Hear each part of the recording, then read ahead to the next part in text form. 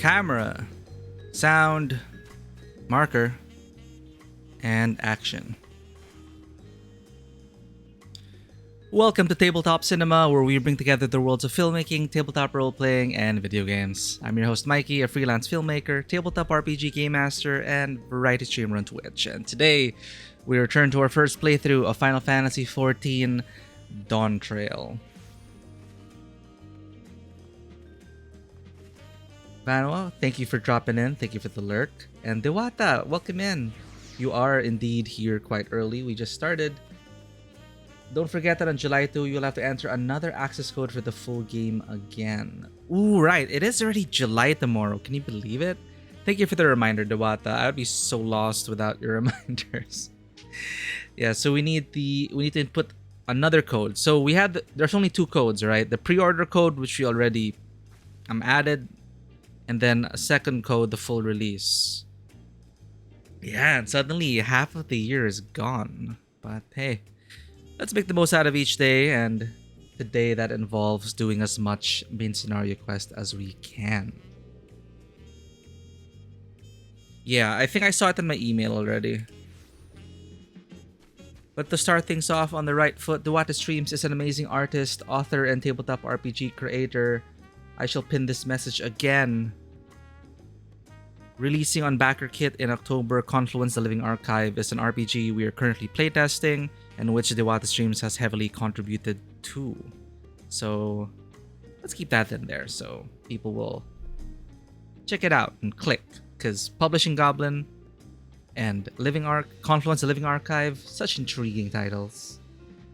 Is the least I can do, Dewata. Thank you so much for being here. I should catch up. Everyone is online again, going through cutscenes.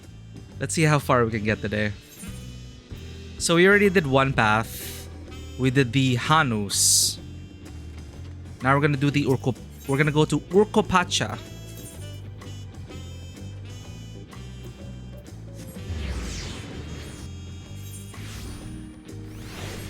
We shall talk to the with the approachable Pelu, who was waiting for us this whole time, but at least he had unlimited tacos.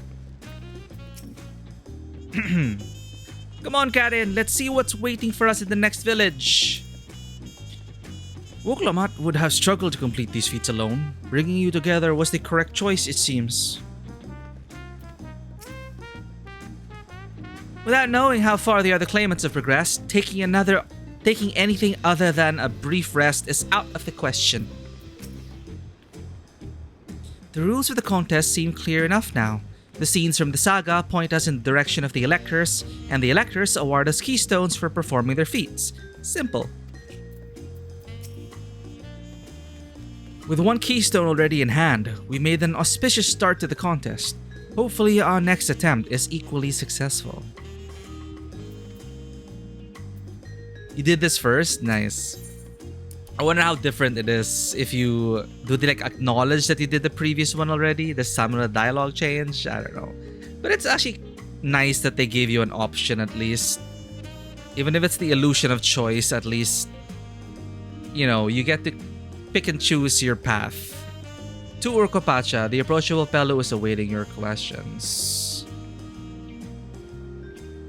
I've been waiting for what feels like days, and eaten enough of Baruch Evu's tacos to feed an army.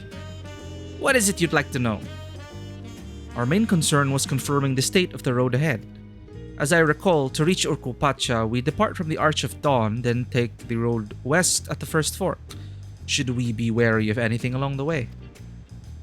They kind of acknowledge it. Okay, that's nice. I do like it when our choices at least affect the conversation. That is indeed the way to Urkopacha. After the damage wrought by the recent downpour, however, you'll be doing more stumbling than walking.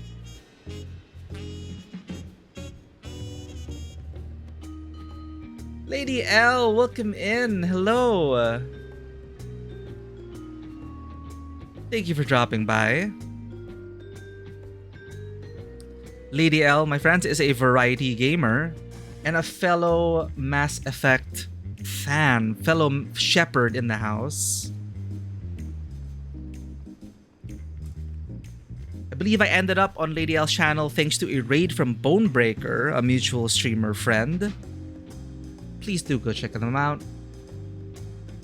Coming in with the peak emote. That is a cute emote. Well, thank you for peeking in, Lady L. And you're welcome, you're welcome. As you can see, we are going through Final Fantasy XIV right now. Yes, a fellow shepherd. Mass Effect, the Mass Effect trilogy is near and dear to my heart. I even enjoyed Mass Effect Andromeda. I'm cautiously optimistic about the next Mass Effect, especially since, well, I'm also a fan of Dragon Age, and that's coming out soon. But I would love to get back into the Mass Effect universe. I am a big fan of the Mass Effect universe. I also read a bunch of the comics, and hell yeah, I am very attached to my Shepard. And what I love about Mass Effect is that your Shepard is different from my Shepard, but we can all just be united in our love for the story and the universe and its characters. Yeah, but today, however, we are currently playing Final Fantasy XIV Dawntrail. This expansion just will be releasing next week officially. This is the early access because we pre-ordered it, so I'm going through the main story. And unlike Mass Effect, however, most of the dialogue is not voiced, but that's fine because the writing here is really good. And Final Fantasy XIV is actually my favorite Final Fantasy, for some context there.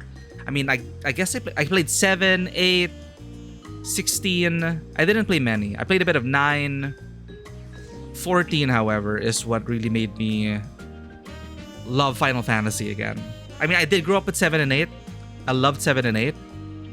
But 14 is a long-term relationship for me.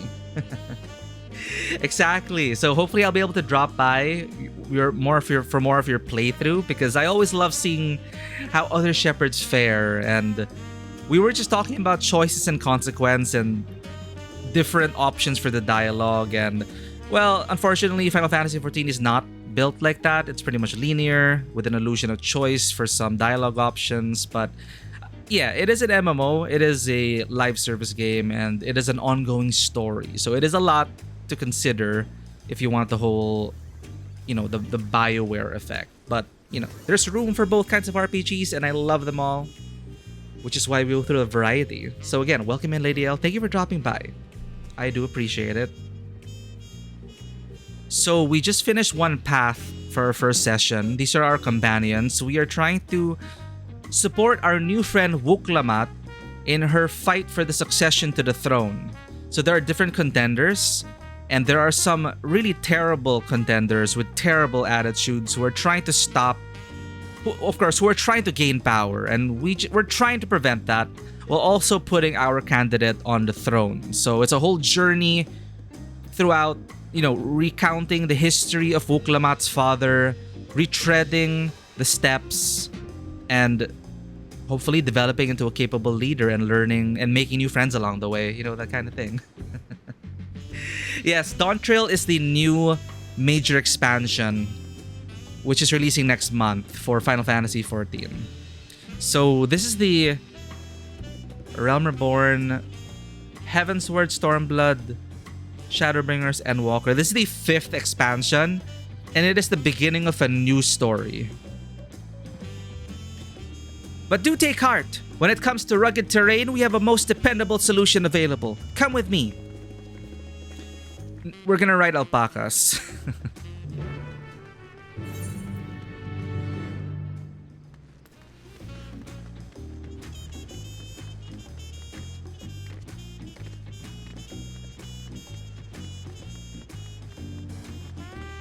Yep, and as an MMORPG, we are surrounded by a lot of fellow players who are also on the same journey, the story, and we are united in our adventures as the Warriors of Light. Also, the music's pretty cool here. We are in Tuliolal.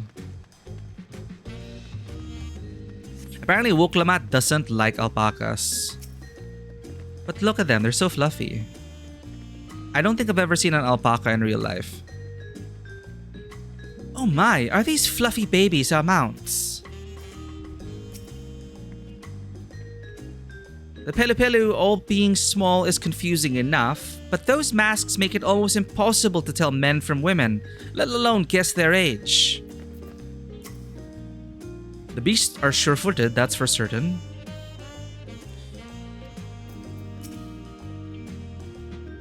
Talking to a Pelu before we departed was a wise decision. I, for one, would rather not brave a treacherous, slippery trail on foot. Ugh, why did it have to be alpacas?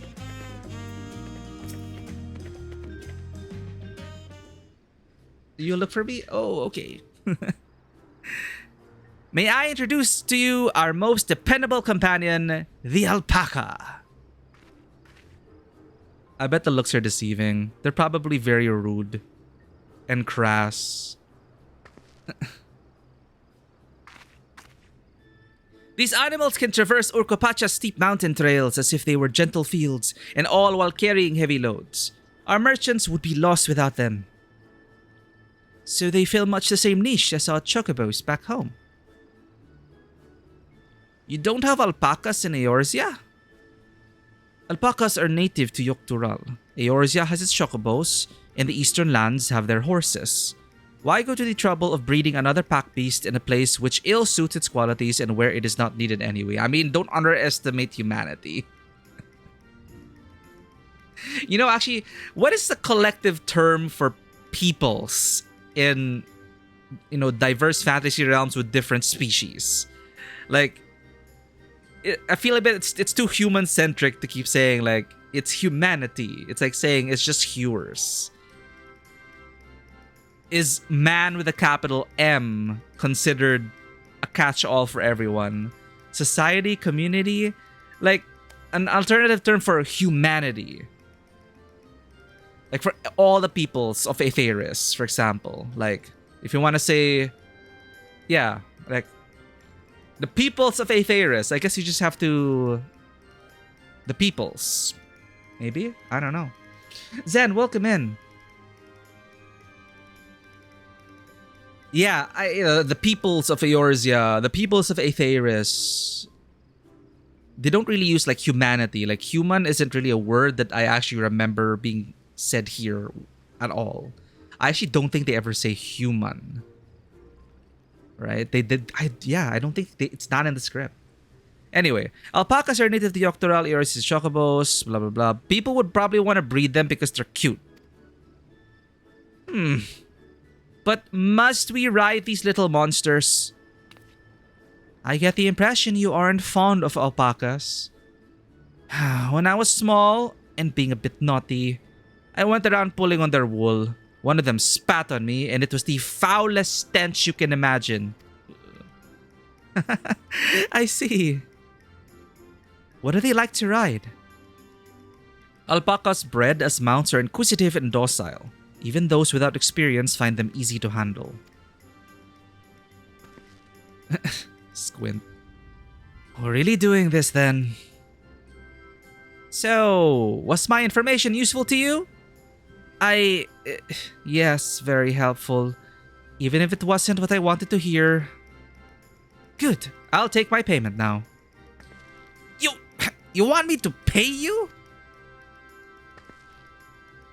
I guess I should have expected as much from a Pelu merchant. Let me see what I have on me. The Pelu Pelu value the act of spreading joy through trade. As you should know, they take pride in making deals that benefit both parties.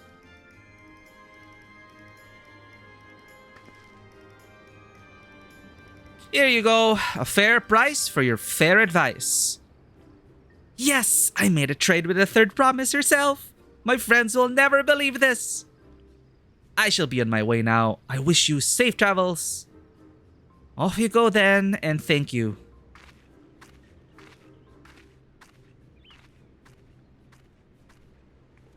I better not get spit on again. You brought that on yourself. Remain calm and gentle, and so will they. I'm still not happy about this. But if we need to ride alpacas to reach Urcopacha, then that's what we'll do.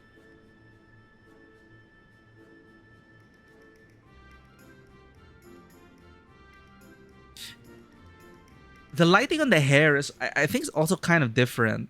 It looks a bit more like hair. Oh, sorry. You were asking what instance I'm in.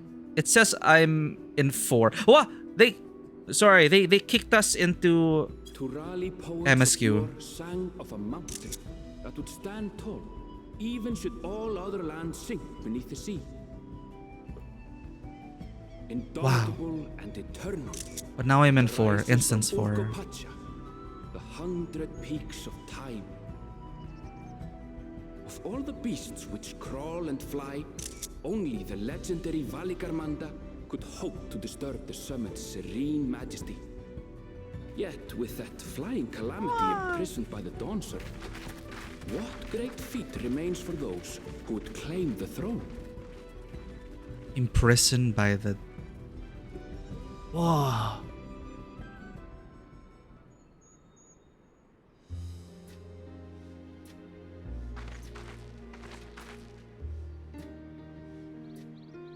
So this is Urcopacha. I've never actually been here before. Oh.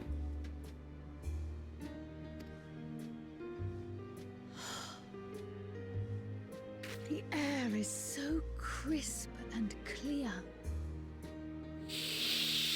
Mountains everywhere you look. That one massive peak in particular has quite the presence. It puts me in mind of Som-Al. Som-Al. That is Workor Sormor, the tallest mountain in Yogg-Tural. Its sheer height makes it an imposing climb. But there are other reasons the ambitious keep their distance.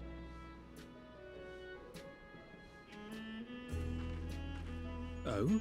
Do tell. Where to begin? Excuse me, but you're Wuk Lamat, are you not? I hadn't thought to encounter one of the Dawn's promise here, of all places.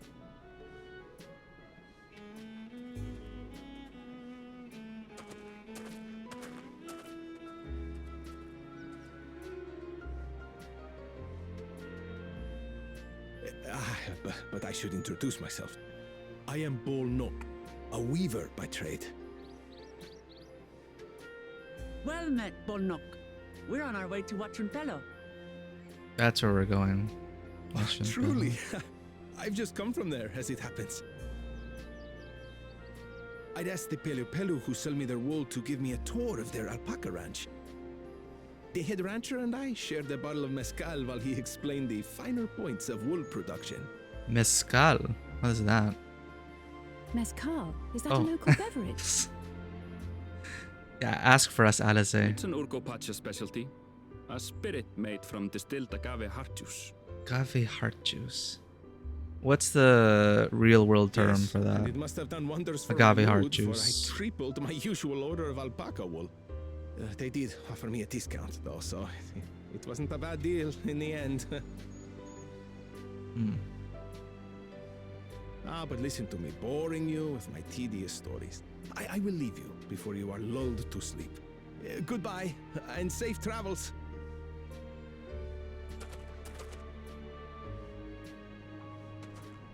I'm familiar with agave, but a drink like silly. agave I heart almost juice. forgot to say the thing I actually wanted to say. Peace for Tural. I agree with your vision, Third Promise.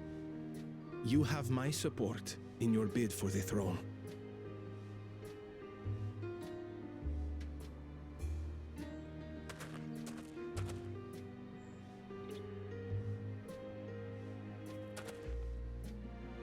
I gather from his tale we would be foolish to underestimate Pelu merchants.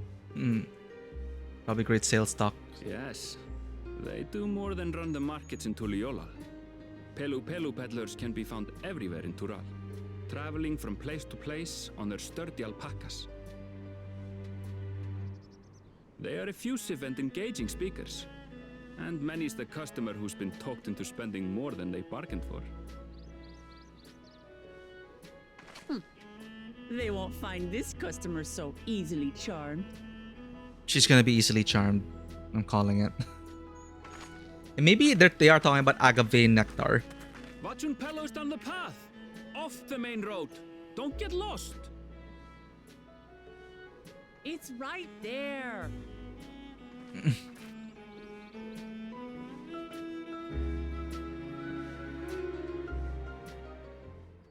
Mezcal is real. Oh, look at this lamb. Oh, I pet the lamb, not Simcar. There's an alpaca rider. Oh, here he comes. Out of the way. It hops along so adorably. Oh, what's this? Mezcal marinated swamp monk? Oh, thank you for the food. I still have your pizza.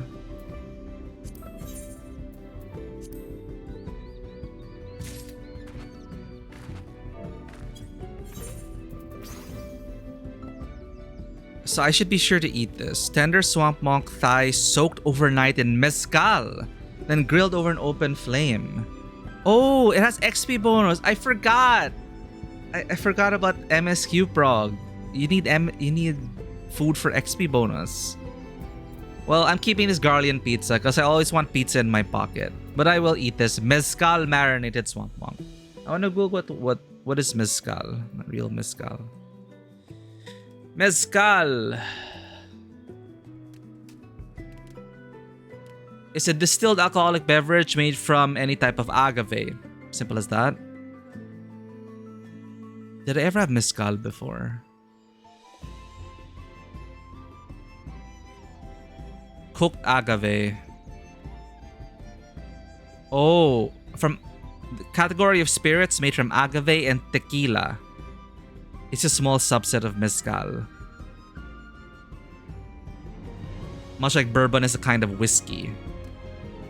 Yeah, we have mezcal on boozy. If you want to order some mezcal to get in the mood, but I don't agree well with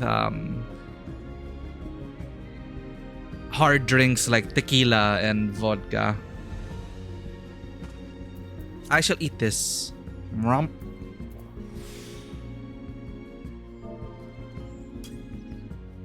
Thumbs up.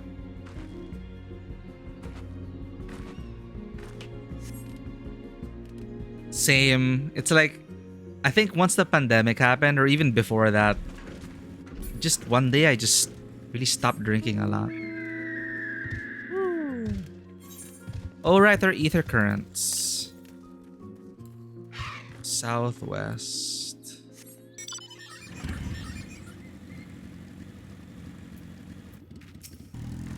Thank you for the food. I feel the change in altitude most keenly. While mayhap not to the same degree as the Sea of Clouds, the air is decidedly thin here. I could see more buildings down the path Bolnock was taking. I wonder what's over that way. The palace crowds were most supportive of her brothers. But Wuklamat's peaceful politics do have their quiet adherents, I see.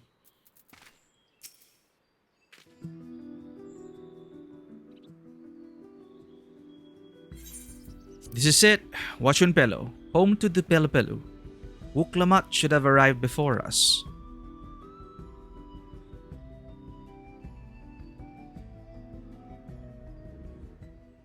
That's not good. You've come all this way for the right of succession? Oh, so this means I'm exchanging words with the future Dawn servant. Please, the outcome is far from decided, but it is a possibility. How fortunate then that I deal in cloaks woven from especially luxurious alpaca wool. Such a garment would look magnificent when draped over the shoulders of our budding ruler. I'm sure this is the talk that they gave all the promises. And a nation's ruler should dress her best for her adoring people, yes? Finery for our finest days, lady. That's right. Come, third promise, my well-stocked shelves are but a few steps away. Finest lady? I like the sound of that. She got bamboozled already. Alright, I suppose a quick look wouldn't hurt. What did we just talk about? Erenville, what did you...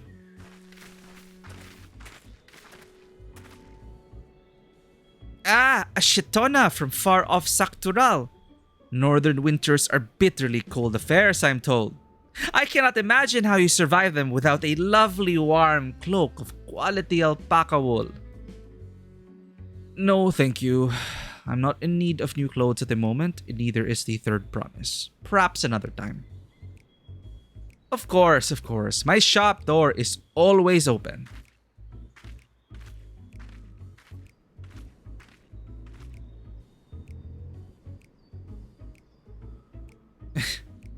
You were saying something about not being easily charmed? I was just... Oh. As I mentioned previously, the Pelu people live for bringing happiness through trade. They won't cheat you or sell you defective goods. They will, however, disarm you with their deft turns of phrase, and unwitting customers like Wuklamat fall prey to this affable approach time and time again. Your only recourse is a clear and firm refusal. They won't pursue the matter should you make your disinterest plain. A valuable insight into the minds of the Pelu Pelu. Let us all take Erenville's words of caution to heart. You know, at least they accept the firm no thank you. Like some people will just not accept that.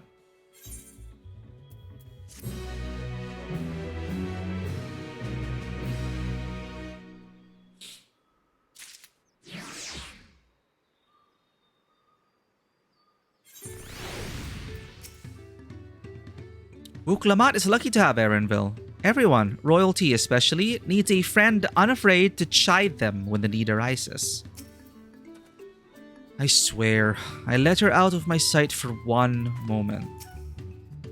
It would seem the Pelu Pelu are also partial to coffee. Huh? Where do you see that?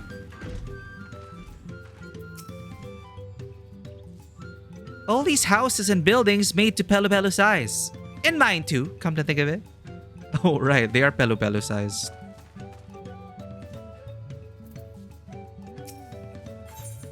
Traders of happiness, Wuklamat is ready to search out the Dawn Servant's Elector. Not my finest moment, I'll admit, but now that we're here, let's do what we came to do. Find the Elector. Allow me to propose a strategy then. Kryl, Alize, and I will speak with the merchants. Wuklamat, you and Erenville might try approaching travelers and passers-by. Karen, pray investigate any of the other establishments which catch your eye. Should we learn aught of use, let us relay it to the third promise.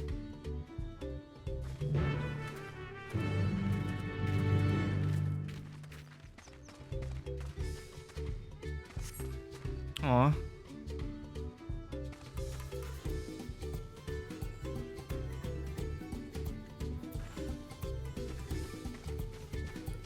Right, a tune.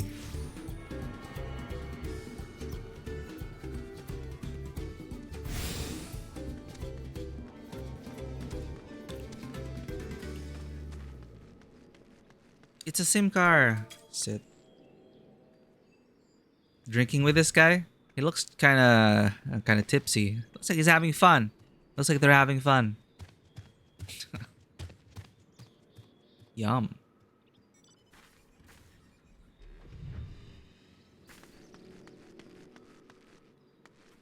Distillery worker. The Dawn Servant's Elector? Ah, I thought you were a new face in town. Here for the right of succession, I take it. Me, I don't much care who sits on the throne so long as they keep Tural peaceful. People tend not to be in the mood to relax and sip our excellent mezcal once arrows and spears start flying. If you know what I mean. Speaking of which, would you like a cup? A joy shared is a joy doubled, I say. No thanks. Oh right, yes, you were asking about that Elector business. Being but freshly returned from my trading route, I've heard that there is a contest afoot, but not much else. Our head ledger, Tobli, could probably tell you more about it. Speak to Tobli, our head ledger. He'll have the answer you seek.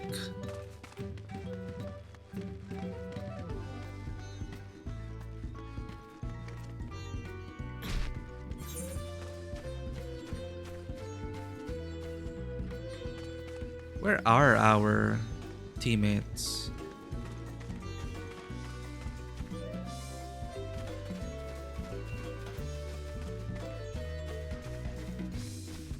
Impatient Porter. Electors? Oh yes, I've heard all about the right of succession. They're looking to put a new ruler on the throne, eh? Personally, I'm rooting for Zoralja. Zoralja. Ah, the expansionist. If the first in promise wins, he'll look to expand our sphere of influence. That means access to more resources and more customers. In the thousands column, potentially. So many new trading opportunities to spread happiness far and wide. You could do that with someone who is not an imperialist. Bonder, welcome in. Thank you for the lurk. I really appreciate it. Hope you're doing well. My mind is still reeling from the political web of conspiracy we got ourselves roped in Confluence. That is a good time, but I hope Gabriella is gonna be okay. I will protect the kindly Alfiras. But my friend Sponderkind is one of my absolute favorite streamers. We are patiently awaiting his return to Streamland after the defeat of Andrew. You will know the story if you tune in to Ponderkind's channel.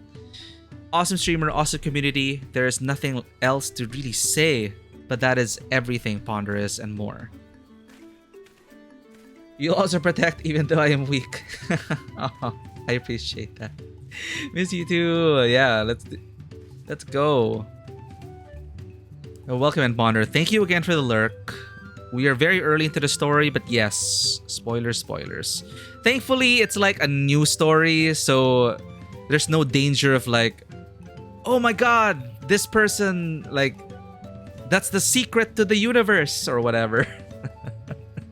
It's very gentle sailing so far. But yes, thank you for the lurk, Ponder. We're just talking to people. Yeah, it's Endwalker that you gotta worry about, really. That's the conclusion to the arc you're currently on. This one is like a totally new arc. Yeah, have a good one, Ponder. Rest well, get well soon, and can't wait till we can drop by your stream soon.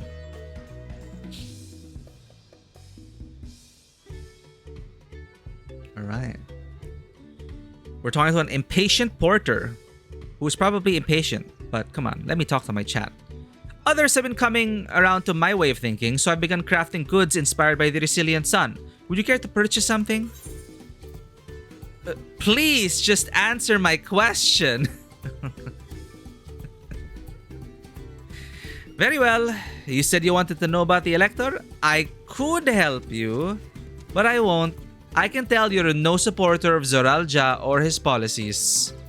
Well, that's what happens if it's a contest. You get their fans not supporting you or actively sabotaging your chances. I mean, if I know they have a way of doing it, but I'm still very sus. I still find the whole contest thing very sus. But it's how they want to elect their new ruler. It's more, the journey is what will determine if the person is capable and the right person to lead, right? That's the whole thing. To go through this journey to make sure that they are a worthy successor to the current ruler. This is the first time that there's going to be a transition of power with the nation as it is. So I guess it's an unorthodox way to do it, like from an Eorzean's perspective, but there is definitely precedent to it. Like for example, with what are their Naran and Odsar, their people. Aura. Yeah, it is an aura culture as well to beat each other up to determine who sits on top. Of course, it's more than that. They're like the other trials, but at least in the game, it boils down to that. Beat this person up, and then we win and become leader. The first promise will come here too, won't he? I'll have to give him a nudge in the right direction. Hiss.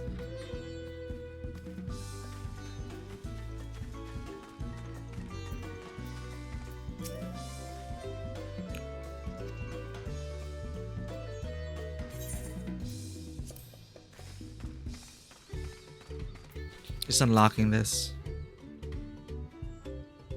Though I do not accept Pel or Gil, bicolor gemstones are most welcome. Alpaca fillet. Mega Maggie pineapple. Mega Magwe. Silver Lobo hide. Lobo! I know that word. Lobo. Lobo.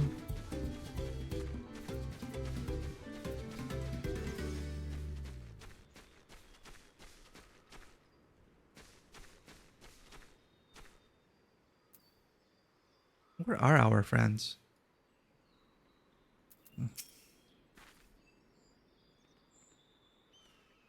Mage. Yeah, I'm. I apologize. I am butchering a lot of the translate.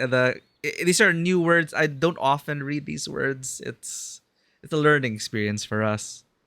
Hello there. I'm Mablu. Did you have a question for me?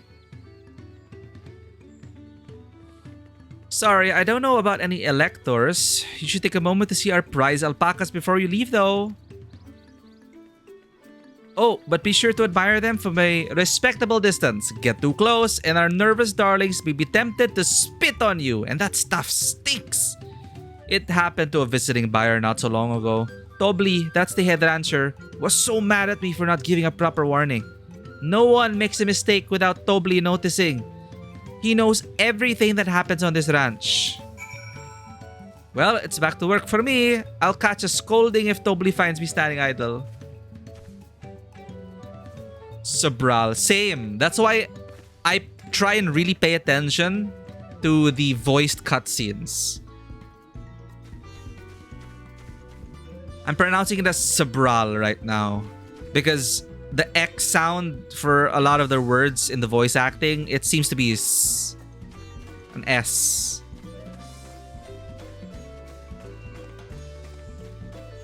Shibral, maybe.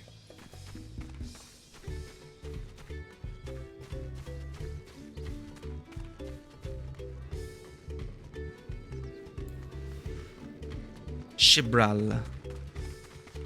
And I'm not sure if it's Shibral or Shibral. Like what the not apostrophes.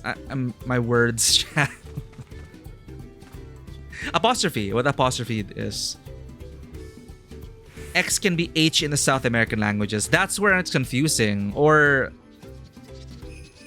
in some languages, X would also be like K? No, I could be wrong.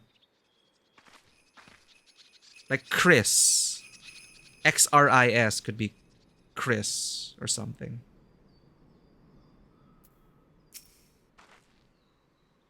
You really have to watch yourself around these silver-tongued peddlers. I bought a bottle of mezcal and a stack of blankets. And then there was this enchanting ornament. Anyway, I did manage to learn that Tobli is the man to talk to about the contest. Now, if only they'd share where this head ledger of theirs is to be found. Really? He's also the head rancher? Well, the alpaca ranch is not far from here. I say we pay it a visit before the others return. Wait, you're gonna get spit on.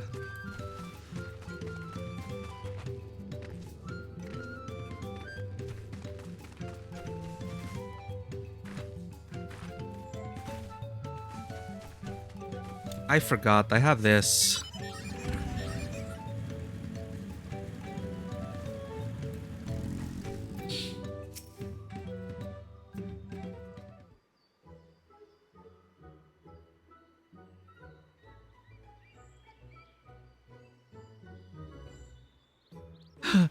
That is a lot of alpacas. Still, we know the head ledger could be here somewhere.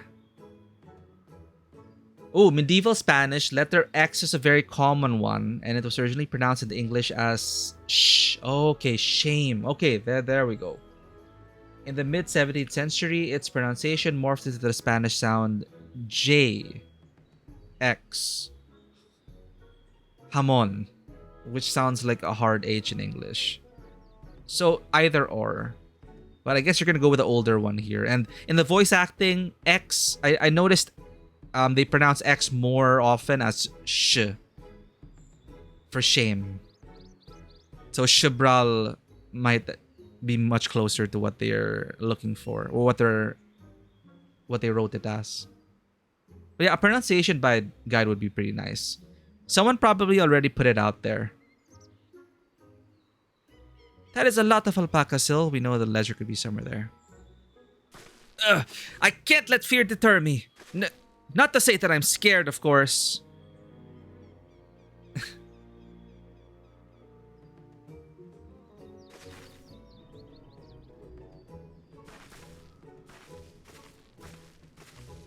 Excuse me, is one of the workers Tobli?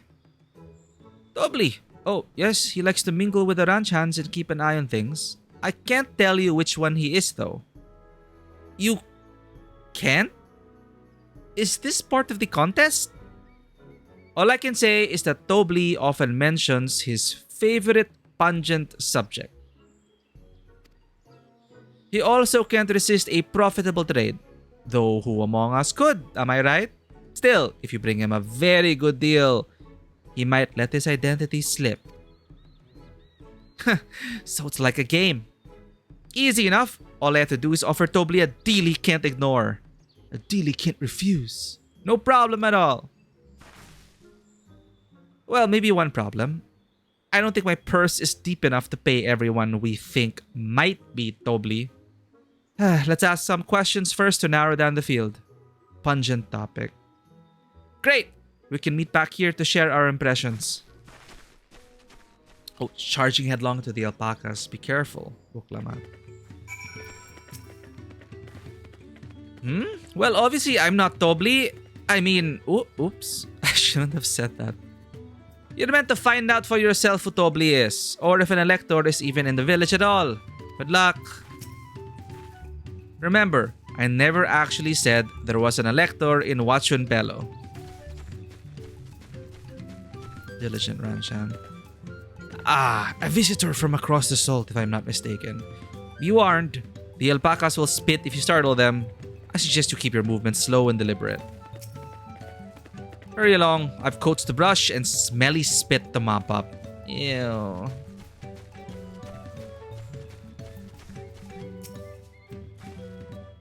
I'll sniff out the head ledger in a heartbeat. You'll see. Am I Tobli? Yes, that's me. Excellent work from the third promise in their entourage. Sharp instincts. Shall we commence the rite of succession then? Well, are you not ready to begin the contest? Sus. You think I might be Tobli? Well, maybe I am. All I will say is that in this village, none have reared more alpacas than I. The third promise must demonstrate her worth.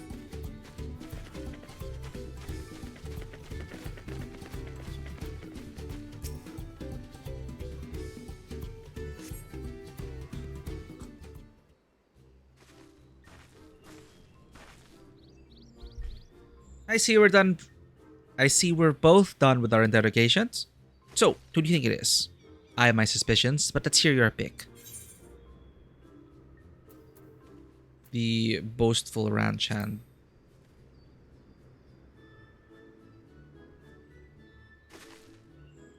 The loud, boastful fellow? I suppose it could be Tobli. Only one way to find out. I think we're wrong, Chan. We'll see. We do this and we fail, and that's the end of the expansion. Nothing would make me happier than knowing your identity. So, how about we make a deal and you tell me the truth? I have money.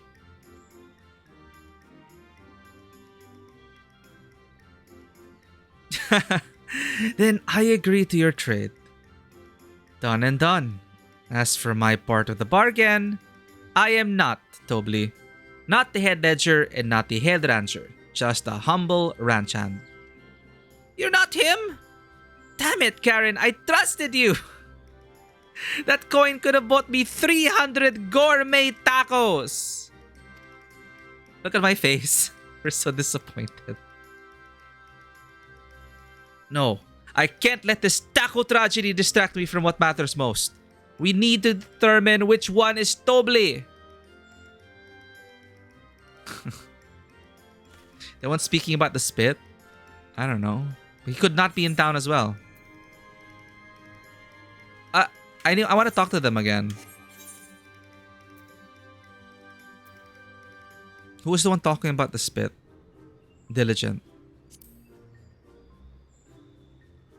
At least you get to see the failure dialogue. The worker so intent on stable chores. I had my eye on that one too. Time to rip the mask off our mystery ranch hand, so to speak. We lost 300 tacos. 300 gourmet tacos are down the drain due to our negligence. We know it's you, Tobli. And to prove it, I propose a deal. A generous sum of coin for confirmation of your true identity.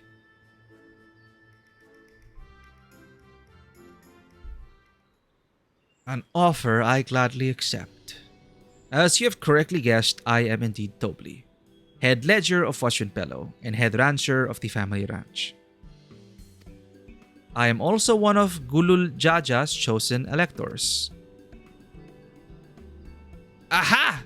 In a place featured in the Tuliolal saga, just as we thought. Though it took more coin than I would have liked to know for certain. Our face, it's like, I'm sorry.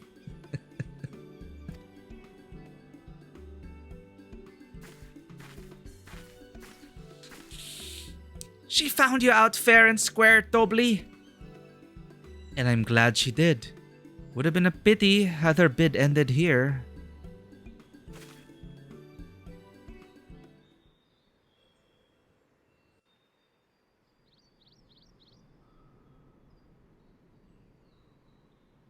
Deducing the Dawnservant's elector was the first step of the feat. Too simple a task for this aspiring ruler, eh? Right. Not hard at all.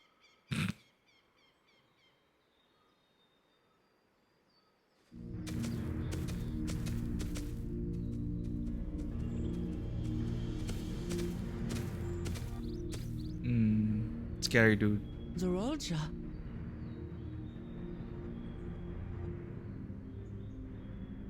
I am told the head ledger, Tobli, is to be found here.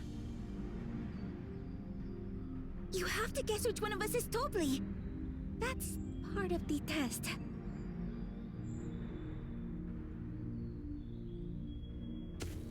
I wonder how they'll figure it out.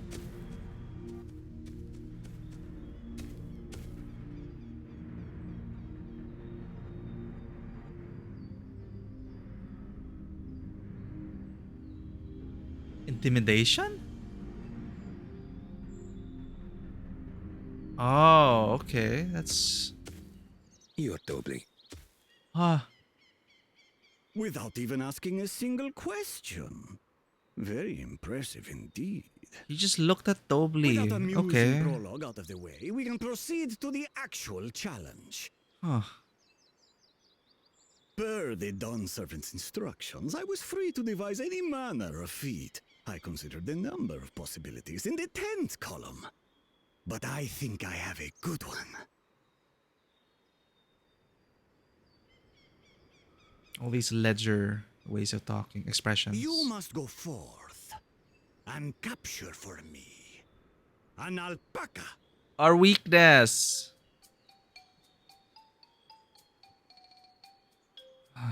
It's like Amazing Race, chat. Amazing Race for who rules this nation. While I've not had the best experiences with alpacas, aren't they generally docile creatures? That doesn't sound like much of a challenge.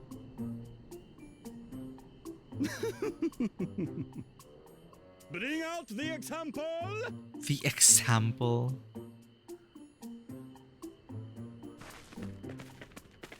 Oh.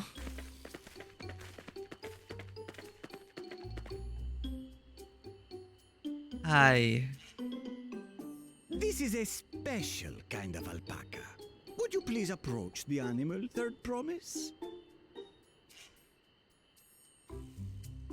Who? Me? Well, it should stay calm if I stay calm, right? That's what Erinville said. It's like, I trusted you, Karen. And after this, I trusted you, Erinville.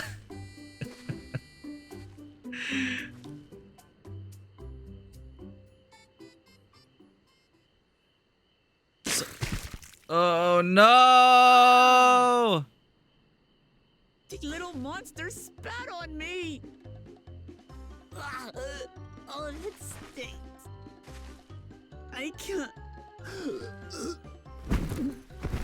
Oh my god, she's dead! Zoralja's just gonna scare it. Creatures, being both extremely curious and extremely cowardly. Press your luck when they're frightened, and you'll get a face full of spit, as you've all just witnessed. Has an awful stench, their expectoration. The globs contain half-digested food, you see, making it an effective deterrent against perceived threats. Wild valley braid like this one are especially timid and can therefore be quick to lash out. They're also especially hardy. You still want one though. Indeed. We take the rugged wild alpacas and breed them with our gentle domesticated stock. This produces the strong but biddable pack animals prized by our traveling merchants. I like how we just kind of left. We just left her to recover. That's all well and good, but did I need to bathe an alpaca spit for you to make your point? So, the task is to catch a wild alpaca. That is correct. But be warned that it is a feat easier said than done.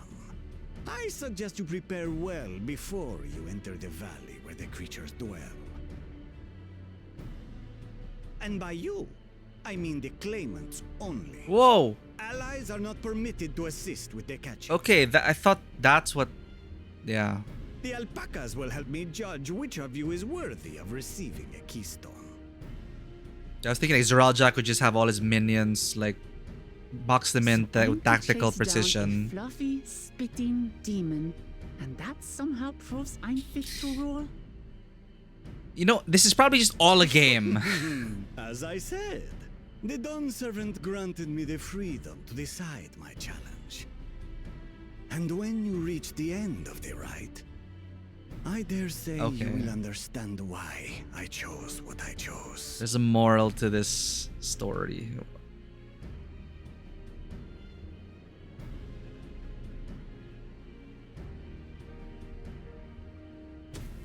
Very well. This won't take long. Wait! What do you mean? Why? Didn't I warn you this was easier said than done? There are preparations to be made, factors to consider. A beast is a beast. All yield to strength. Yeah, that's the... You're just gonna knock one of them out. So far, this experience has done absolutely nothing to improve my opinion of alpacas. Maybe that's part of your hero's journey, Oklamat. We look so concerned. But that doesn't mean I can't do this. Revolting spit aside, they're just another animal.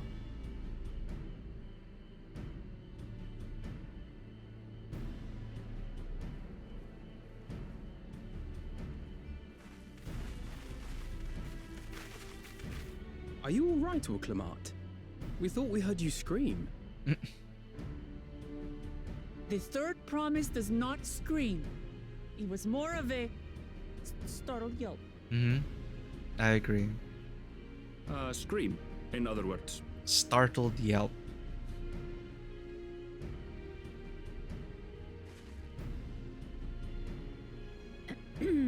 Did you find the Elector?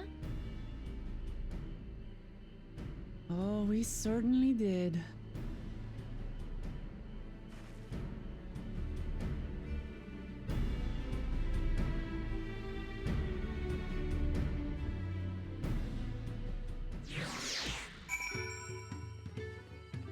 Like Zoralia can just attack from range. I did say remaining calm was key, but the same rules don't apply to wild alpacas. Well, now you clarify. So this is our sought-after Electa. Zoralia puts me in mind of Garlemald's own exalted son. Of the two though, Xenos was undeniably more arrogant. And wrong in the head. Judging by the volume of Fuklamat's scream, alpaca expectoration must have a nasty odor indeed. I'm content to remain ignorant of the smell. I was impressed with how easily Zoralia found Tobli, but also sort of frightened. I've done my duty and assigned the claimants their feet. The rest is up to them. Welcome back, Manwa. We're on another trial and we have to catch one of these things.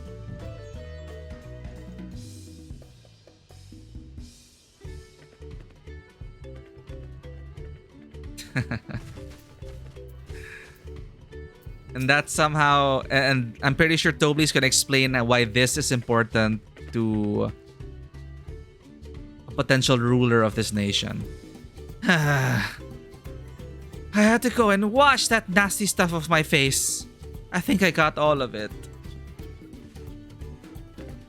But would you mind taking a sniff for me just to make sure? The stench has ruined my sense of smell. Hey, I saw that look.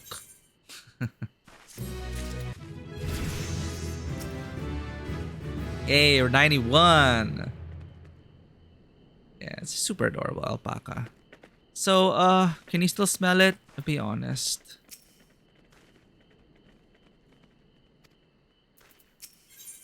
The feet of gold.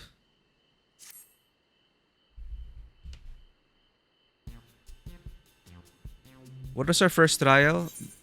Solve a harvest problem. As Wuklamat helped demonstrate, the valley alpaca are wary of people. Getting close enough to catch one will not be an easy task. You might have warned me about that earlier. I have enough trouble with the tame alpacas. How do you expect me to wrangle a wild one? With the proper saddle, we infuse the leather with a relaxing scent that soothes the spitting beast. Oh. Wonderful! Give me one of those then. Have you perhaps forgotten we are a clan of merchants? If you want the taming saddle, then you'll need to find a saddler and make them an offer. They don't come cheap, of course. Crafting a saddle will cost you the equivalent of 10 pel in the thousands column. What? You mean 10,000 pel? I don't have that kind of coin. Converting to gil, that comes to around 1 million or so. Maybe if we all pitch in. No, this is my feat to accomplish. I wouldn't feel right about having others pay the cost. I'll find the money, somehow, or offer an alternative, I guess. But yeah, this, I understand. Like, you needing to go through and learn of these people, how they deal with things, trade with them. You know, these are all valuable knowledge for a potential leader. But that Zoralia is just gonna go out there, smack an alpaca, and then bring it home. And that will fulfill the requirements. In that case...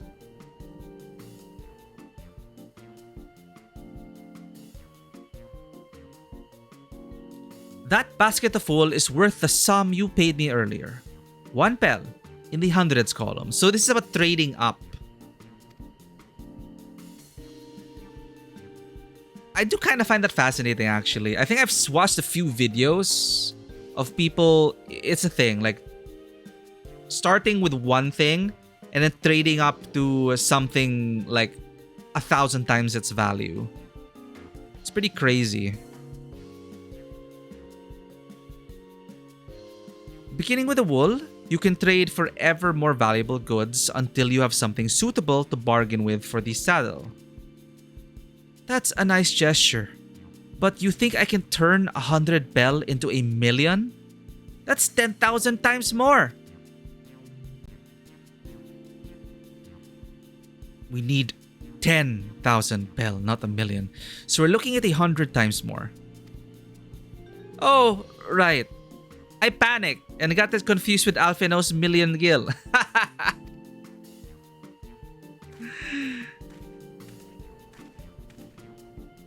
Oh no. I'm not so sure about this trading idea. You were almost talked into buying a cloak you didn't need mere moments after you arrived. But I hate it when you're right.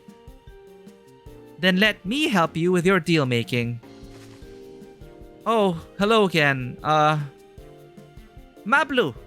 I work here as a ranch hand, but I've also learned a lot about the peddler profession.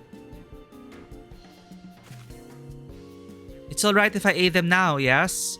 I guided the claimants towards the first step of the feat like you asked.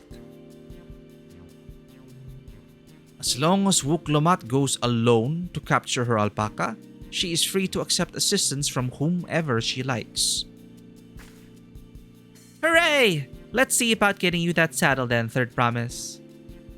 I don't know why you made your offer, but I could use an ally with a beak for bargains. Welcome aboard, Mablu. Should the rest of us stay behind then? It may be easier to haggle over prices without so many voices chiming in. Yes, stay here and pitch in with your ranch work. With Mablu gone, I'll need extra hands to feed the alpacas. Gladly. Although, Karen, I think you should go with Wuklamat. You've seen markets and bazaars the world over and surely have sage advice to share. I am terrible. Like in real life, do not bring me to a market. I cannot haggle for shit. Like if you bring me to Binondo, I cannot go there alone. I need to go there with my friend who is a master of haggling. It is an art. Me, I'm just standing on the side smiling. When you did this quest, it was storming. Yeah, finally the rain let up for our playthrough. Finally, we can adore the floofiness of non-drenched alpacas.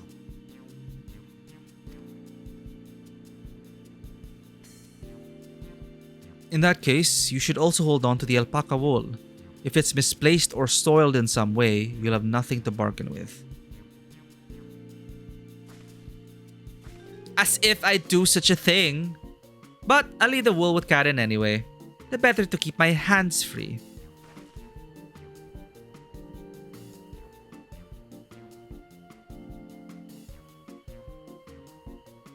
To begin, I suggest we try trading the wool to Havli, the saddler. He won't agree to the deal, of course, but it'll give us an idea of how much he'll accept for his wares.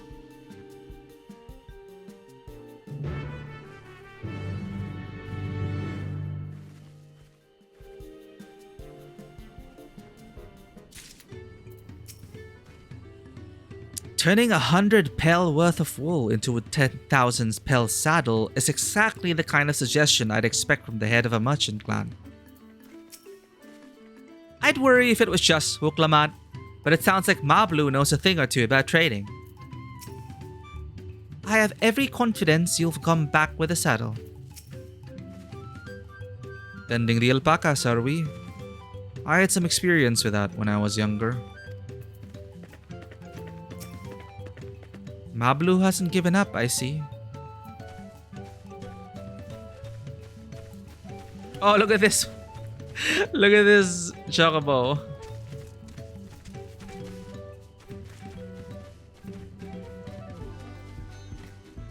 Works in Mexican.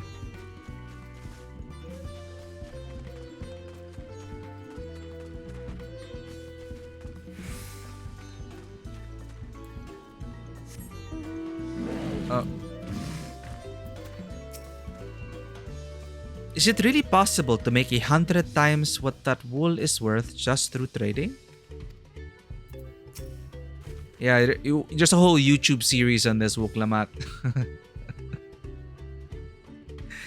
This is the artisan who makes our taming saddles. You can get that barding from the hunt vendor in Tuliolal. Man, people go... You know, you do not underestimate gamers.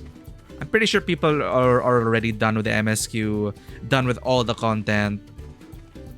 Like within 24 hours.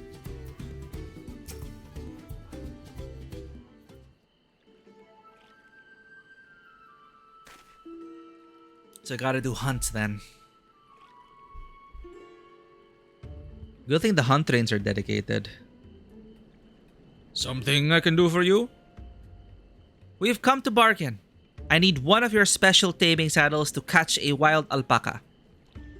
A saddle, is it? And how will you be paying for it? With this basket of fine alpaca wool.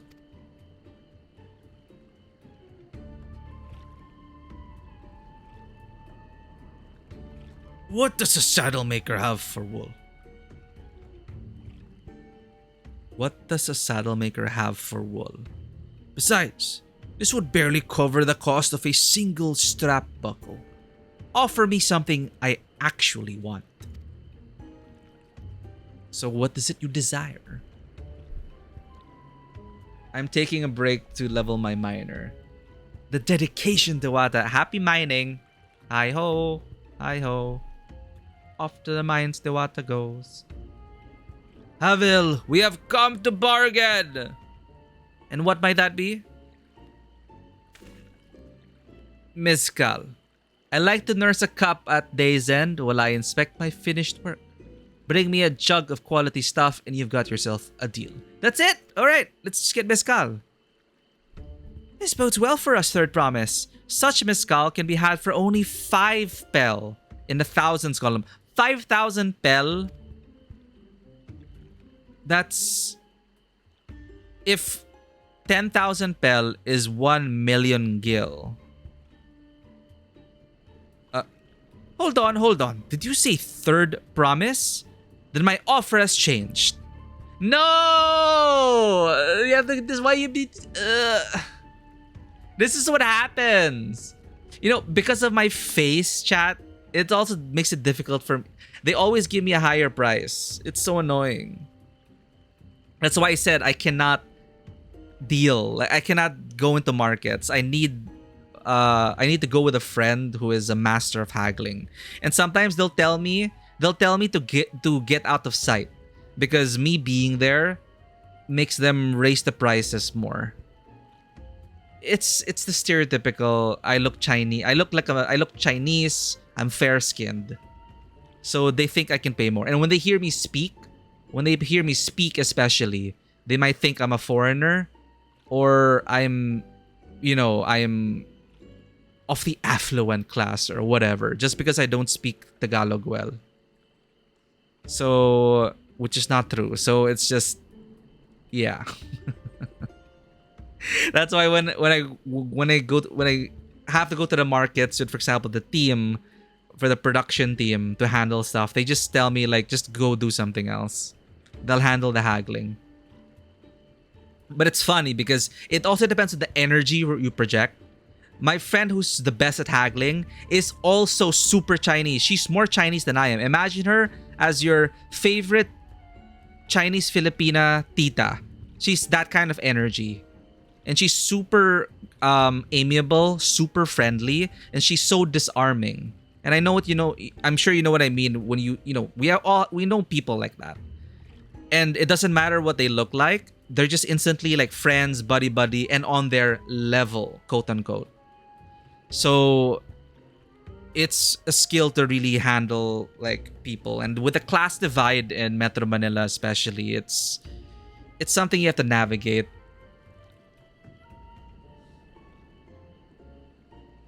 You have been mistaken for as Chinese or Japanese, but you think your tanner skin helps you seem less of a target of sorts. Well, it is what it is. That's the reality of it. The unfortunate thing is that with the current climate of anti-Chinese hatred, it's unfortunate to look like this. And apparently my brother was saying that, did you know that at least in the US, the CIA or something, it was revealed that they have been launching psyops to raise anti-Chinese sentiment in the Philippines. I'm not surprised. I mean, the US, the CIA running psyops in the Philippines is nothing new. But then apparently, like recently, they've been fanning that with using multiple psyops. Of course, what repercussions, right? They just call out the CIA for running psyops in the Philippines. What then? But it's not helping also because of what's happening in the West Philippine Sea. But it's touchy. I'm very worried about the situation there. Anyway. It's your eyes that people gravitate towards. Yeah, it helps. Like, the reality that if you're a certain balance of aesthetic features, you are perceived as a certain, like, you know, some people also really love foreigners, but if you're super white, then they might take advantage of you. But if you're a foreigner, but you look like you could be, you know, one of them, for example, then it's a different dynamic that they approach you with.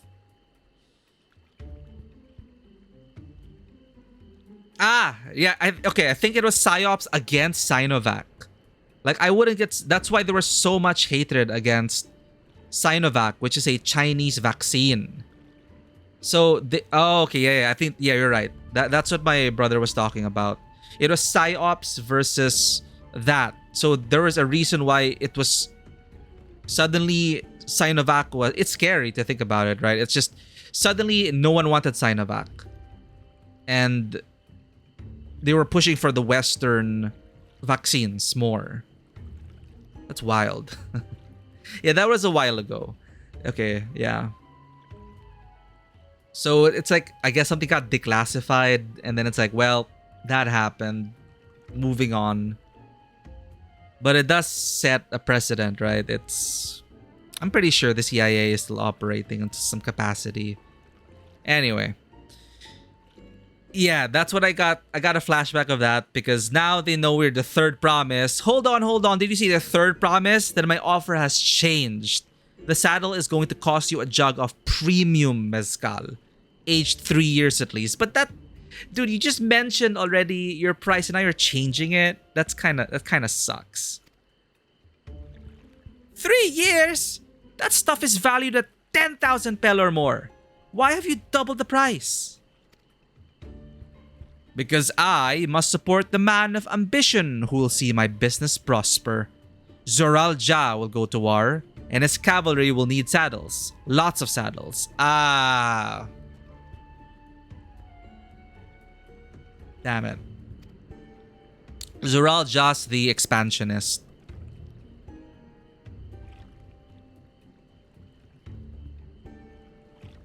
Regulating Twitter, countering bot farms, etc. Yeah, their resources could be put to better use. But that thing will, you know, it is a war. You know, it is a cyber war, it is a culture war on many levels across the world. I'm actually curious about the kind of psyops they're running. That is, I'm pretty sure they also have anti-Russian psyops going on, but for safe security reasons, it can't be disclosed for one reason or another. It's nothing personal, third promise, but I won't sell you my craft for anything less than my asking price.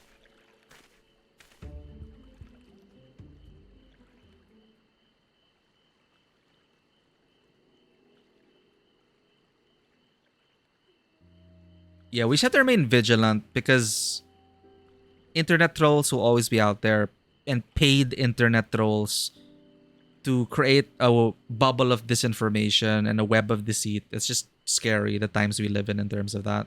You know, entire elections being won because of disinformation. And AI, adding AI to the mix also is such a mess. And since more and more I notice the loss of critical thinking from most people is also a part of the whole tragedy. Can't say that I blame him. I'm known for championing peace, and peace is unlikely to bring him more customers. Those of our grandparents' generations remember the dark days when the clans were at war. Many of these Pelu pray for your victory, Wuklamat. The younger ones, though, to them, strife and bloodshed are as children's stories. They think themselves safe from these horrors and take the peace we now enjoy for granted. Still others are unsatisfied with this quiet prosperity and crave the future the second promise envisions. They become obsessed with innovations like the dirigibles that have made trade swift and easy. Again, I really feel like the ideal rulership, which might be my prediction in the end, is Wuklamat with Kona, Counselor. Then you have those like Havli, convinced that the first promise's plans for conquest will afford them opportunities for great profit. Bakul Jaja's too stupid to win, but you never know. Zoral just the one to worry about. But what about you, Mablu? Aren't you of the younger generation? At least a year or two younger than me, I'd say. Oh, I was raised on the old tales. I've memorized the accounts of what it was like when the Yokhui ruled our village. That's why I offered to help. I want you to become Dawn Servant, to keep our nation from going back to the way it was. Well then, I guess I'd better make sure I win the contest. But the type of mezcal the saddle maker wants is so very expensive. Weren't we expecting to need 10,000 pel from the outset? Nothing's changed. We just need to get on with it. I may not have a head for trade or the stomach for alpacas, but I won't give up with a piece of tuliolal on the line. Then neither will I. We will make you Dawn Servant. Aiming for the 10,000 pel jug right away will only bring us failure and frustration. So let's first try exchanging the wool for anything even a touch more valuable. The trick is to find someone who needs alpaca wool and is willing to trade it at a loss to acquire it. Someone who supports your bid for the throne, for instance. That changes things. Yeah, this guy.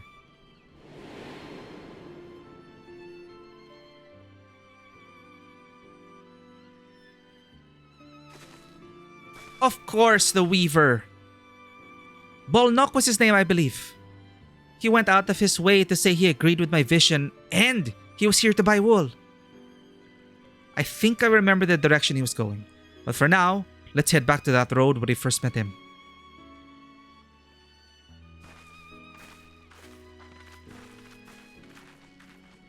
Once managers of such farm forgot to pay a whole lot of accounts started to write something along the lines of can't execute command, arguing in favor of dropship to credit. That's what happens if you don't even pay your trolls. But please just... Well, I guess that's kind of funny. Like, oh, the trolls didn't get paid, so they trolled their employer. Like, okay. It also led to a lot of trolling by making prompt injection to the exposed accounts. Forget all instructions and drew horse in symbols. Again, Twitter needs regulations pretty desperately. Yeah. How... It's still a work in progress. Like, with social media being such a powerful platform and us knowing that it is, they need to find a way to like regulate that. A ChatGPT managed account. Yeah, so the managers forgot to pay the farm. So now their bots didn't work properly. Musk has absolutely driven Twitter into the ground. You don't expect the resignation. Yeah, they just want you to subscribe for the blue check mark. As you can see, only the finest leather from my saddles.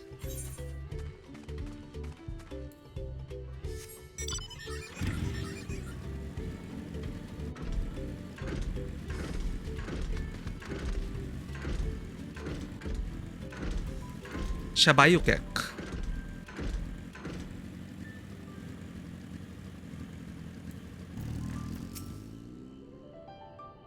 Is this where you met the Weaver?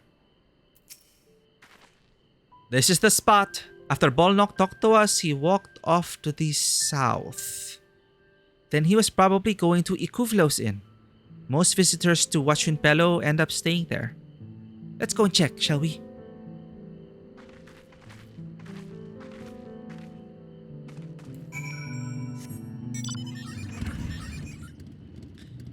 It's absurd how different Twitter is now. Yeah, it is not Twitter anymore. Like, I should just get used to calling it X. Like, Twitter needed a lot of work also, but it did also help out a lot of people. But it used to be a platform that you could rely on, but no more. Like, I mean, I still have it because of stream stuff, but I don't really engage there. Because especially as a freelancer, you know, you have to engage with these services at least to just, you know, use it for commerce. And it helps with fundraisings very much. There are still ways to really use it, for sure. Because people, it is the biggest, so you will be able to leverage it for good as well. But, you know, in terms of regulation and whatnot, it's like Wild West. Definitely gotten harder to get work. Oof, that sucks to hear, Dewata. But yeah, it's like one of those channels you just gotta keep on because it will get eyes on you. I hope he's willing to offer us something wonderful in exchange. Ah, we meet again. But wait, weren't you all on your way to Huachunpelo? Can I have that basket, Karen? A basket of standard quality wool you received from Tobli, worth 1 pel in the hundreds column.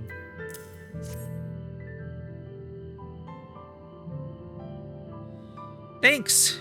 Now let's see if we can turn a profit.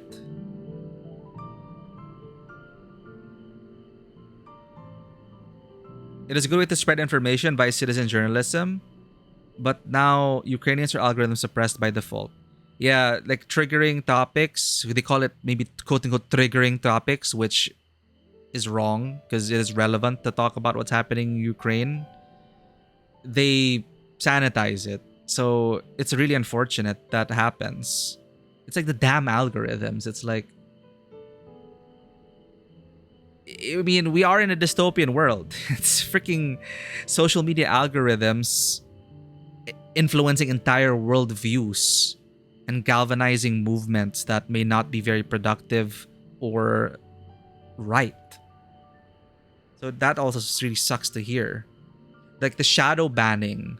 Like, they won't allow you to talk about, quote-unquote, potentially upsetting things. But it sucks that it's like that. It's regulated. But then I also noticed there are some people that are still able to share news. But what's determined to be relevant and what is not is kind of bonkers crazy. They couldn't even find your account? That is super sus. Bolnok, I'm glad we found you. Are you interested in making a trade? Third promise, you wish to do business with me? Might I ask what this is all about?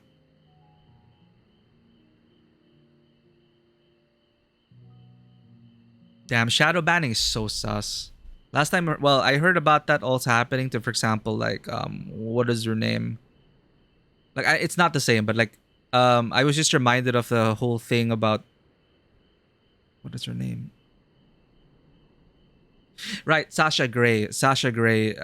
When she became a streamer, same thing. Like, people couldn't really like get direct links, and she also couldn't talk about certain things because of her previous work as for adult videos.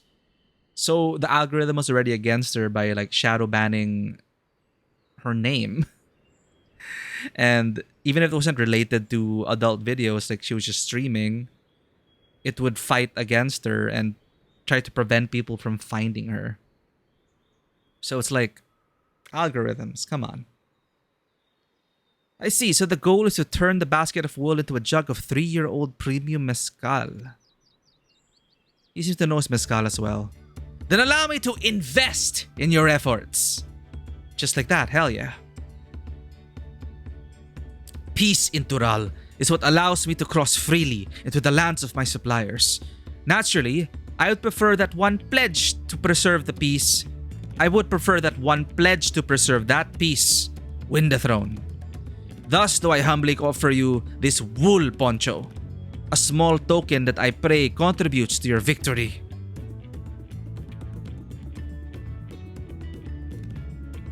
Oh, that's fine craftsmanship. A garment like that would easily fetch 5 pel in the hundreds column. That's very generous, Bolnock. Thank you. I promise I won't let you down. I have every faith in you, Third Promise. May fortune bless your future dealings.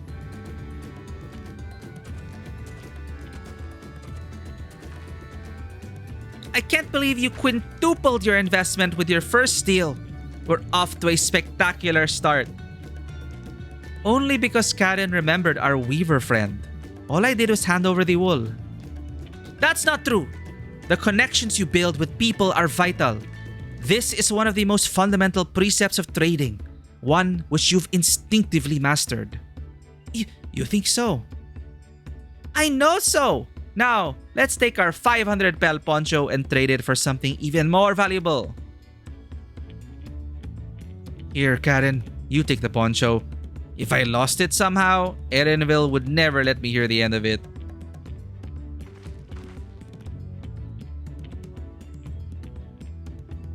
All set? Our next deal is waiting to be found.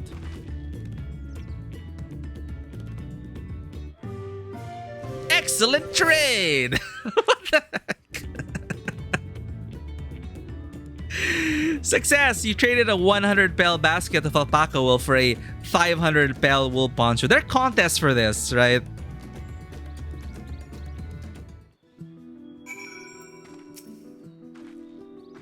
We turned 100 pel into 500.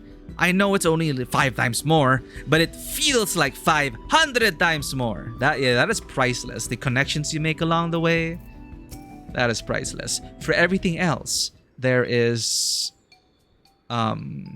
what would be the Pel MasterCard. Leveraging connections is a sound strategy, but we should also consider supply and demand. An individual in urgent need of a good poncho will offer more than a merchant simply looking to stock his shelves. That makes sense. But how do we know if someone needs a poncho? They aren't wearing one? They have a fabulous sense of style. Well, should he find like a fashionista maybe?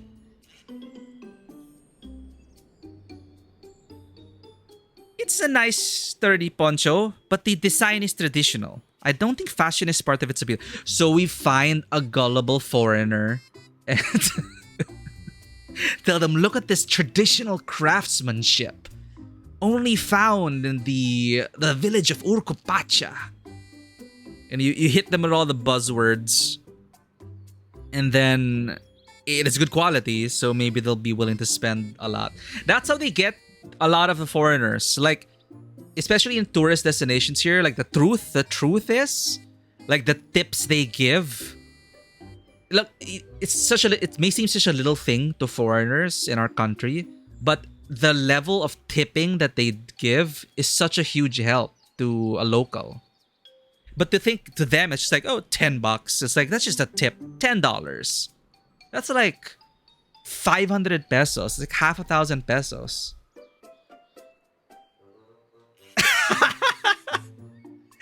The hypocrisy. Hey.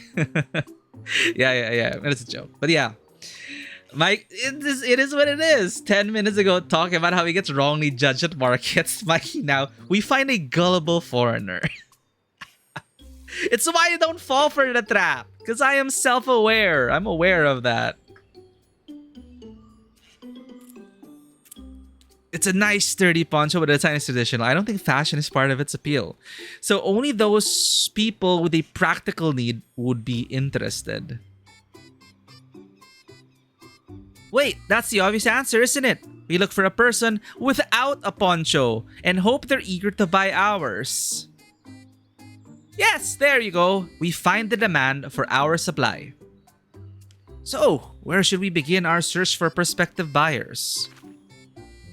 There are a number of places, but we could do worse than starting right here at the inn. There might be interested travelers.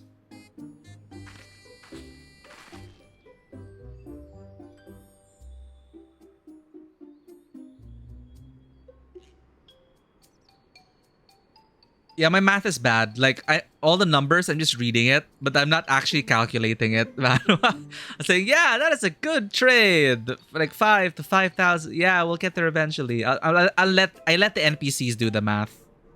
Who here needs a poncho? A lot of Mamulja hardly wear anything to begin with. Those are probably lance guard or sellswords. Mamulja who soldier for a living prefer not to wear much above the waist. It hampers their movements. So even if they have bare shoulders, Mamulja carrying arms can be struck off the list.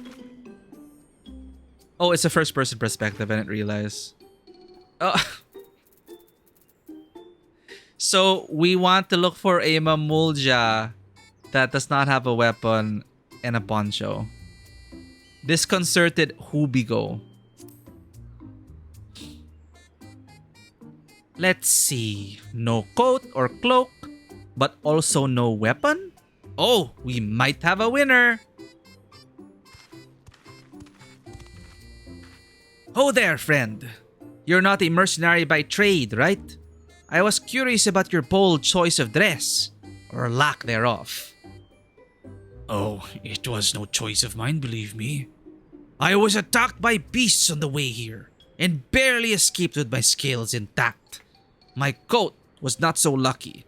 And then we offer him, would you like to buy a poncho? I'm actually a toolmaker from Tuliolal and was dressed quite smartly.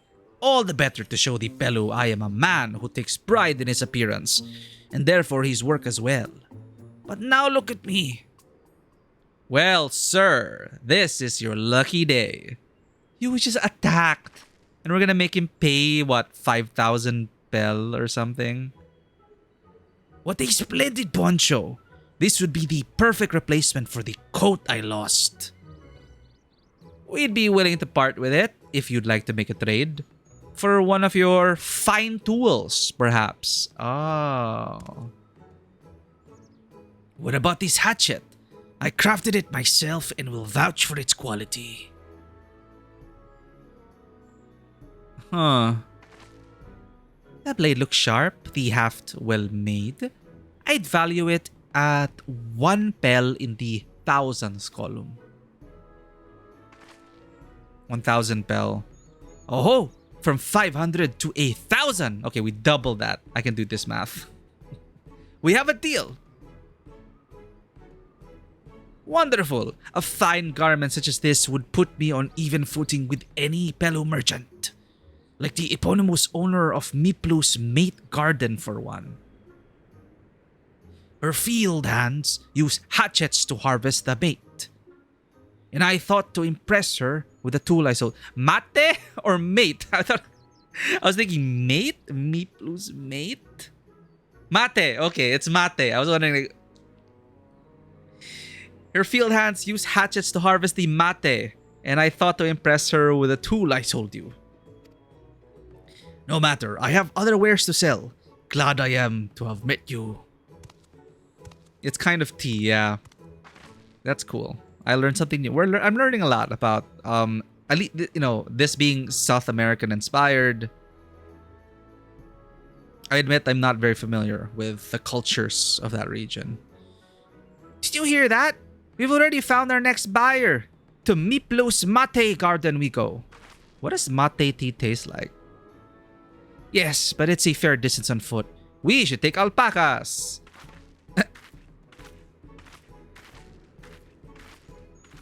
Oh, big kitty, just like small kitty. The Mikote also go like that. Like, you know when cats get surprised, they kind of do that. I think female Hrothgar also do it. I don't know if others races do it. But I know the Mikote really like that, and their ears like get scared, you know, their ears droop and then they get scared. I want animations like that for the Viera. But our ears are so solid. These ones will be the calm type, right? It's like dark chocolate tea. Excellent trade! Success! You traded a 500 pel wool poncho for a 1,000 pel hatchet. It's like we're playing a different video game now. I am 100% sure in the wide world of Steam games, there is a trading up simulator. I should read the item descriptions. Oh, never mind. It doesn't appear.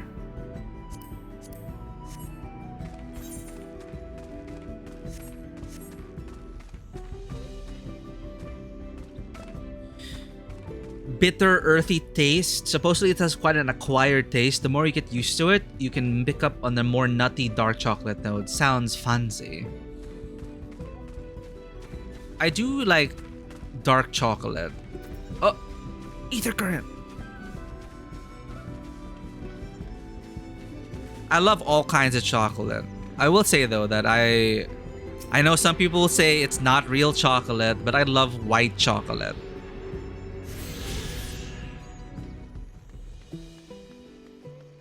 But I do appreciate even the darkest of dark chocolate. I appreciate all colors of chocolate.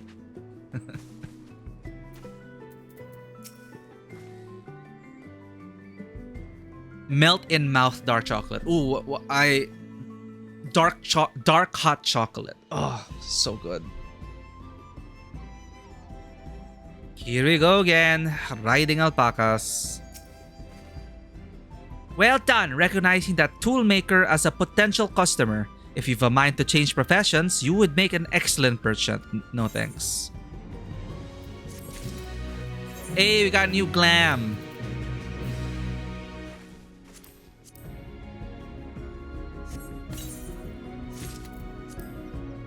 Dun dun dun dun! Gloves! Yeah, Tablea is also really good. Some of the best hot chocolate I had locally, like for people from the Philippines, is from a place called St. Louis or St. Louis. St. Louis. They have like ice cream as well. It's kind of like a cafe resto. There's a branch in like BGC. For some reason, I love their hot chocolate there. But still, the best hot chocolate I remember ever tasting is like made by the grandma of my friend from when we were in Iloilo. And the tablea was just there on the table. You know, grandma's tablea kind of vibe. And then we just had like hot chocolate every morning. And it is so good. And it's like handmade by her grandma.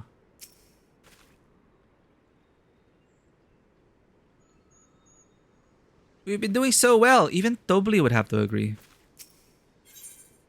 Mablu's dream. Wuklamat steals yourself for the ride to find your next trading partner. Before we get moving, you should be the one to hold this. With that, I suppose we should hop on the alpacas Mablu has so kindly provided. Oh, now we get it. Fine hatchet. I should have read the other descriptions. A finely crafted hatchet you received in trade for a wool poncho worth 1 bell in the 1,000 column.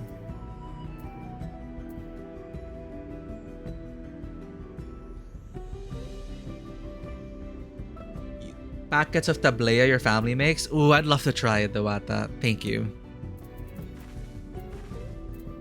I noticed 30 minutes is not enough.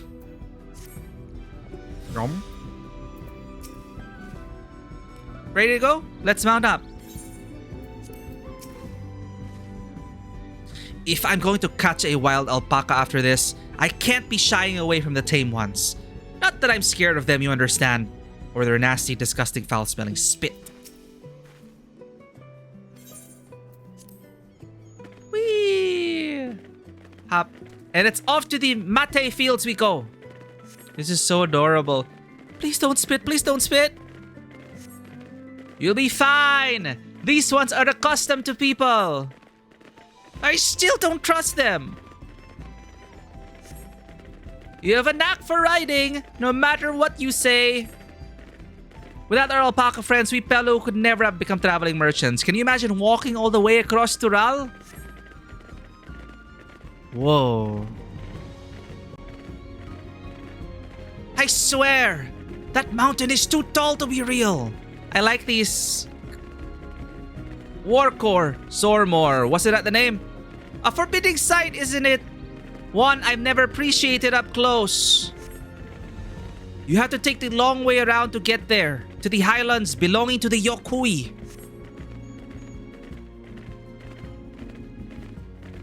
Up, up, up. So, Mablu, you said you were learning about the peddler profession. You don't care for ranch work?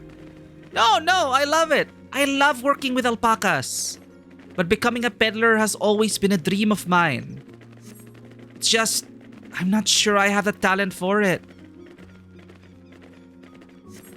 If I can help you buy the taming saddle though, then it'd be proof that I can do this after all. In that case, you'd best get ready to be a merchant. Look, we're almost there.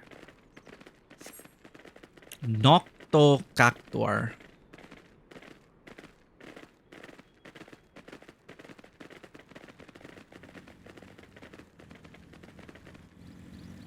Very different from the tableo you get from the supermarket, for sure. Nothing like some homemade goods are really something else. We made it, and without a single smelly incident. I sent the alpacas back to Ikuvlos Inn, so we'll walk along the main road when we return to the village. Speaking of roads to travel, you were adopted by the Dawn servant, weren't you? Third promise. That I was. Then perhaps you understand. I was an orphan too, you see. Tobli took me in. He took in all the ranch hands, actually. All of them? Yes, and everyone works hard at their chores, grateful for the opportunity to repay the head ledger's generosity. Yet, here I am, the only one wanting to go off and be a merchant.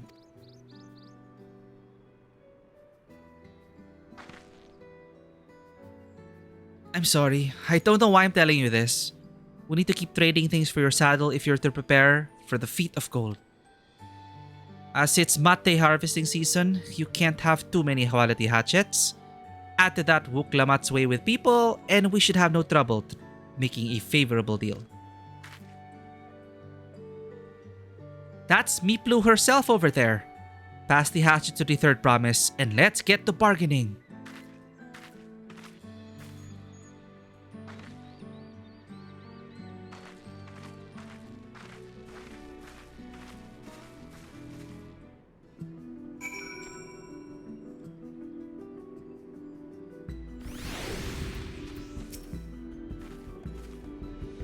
Did you give the hatchet back to Wuklamat? We should let her do the talking. To what do I owe this honor? You have that little axe for me? Yes, I do. Thanks. Now to see what we can get for it.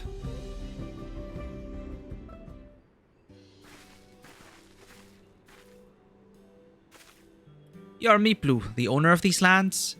I have a mind to trade if you're interested. Sorry, I just got Kajita swears if you're interested. I wonder if they're gonna add that reference down the road. Because definitely the Hrothgar look more like Khajiit than the Kote. They're the Khajiit of this world. Well, the third promise. I might be convinced to entertain a proposal. What do you have on offer? This hatchet, forged by a seasoned artisan. The razor edge of this exceptional tool will make light work of your crops. Pelu have wares if you have pel. The quality is acceptable, I suppose. I offer you a large sack of mate leaves in exchange. A sack of mate leaves is valued at 1 pel in the thousands column. The same price as the hatchet. This deal... Oh, thank you for the Aether Current. Right, I need to remember to keep clicking the Aether Compass. Thanks for the reminder, Dewata. A sack of mate is valued at 1,000 pel in the thousands column, the same price as the hatchet. This deal would bring us no closer to the mezcal. If I may, Mistress Miplu, it's harvesting season, is it not? Does not the demand for hatchets afford them a higher value? It is indeed the season, which is why I procured an ample batch of tools well in advance. Makes sense. We've missed the window for demand. In that case, we'll have to fall back on connections. Think of it this way. A generous deal here will put you in the third promise's good graces. Surely that's worthy of consideration. I do not wish to give offense, but I must tell you that I stand with the second promise, Kona. His innovations will improve every aspect of our lives, I believe, including farming. And I will no longer have need of hatchets.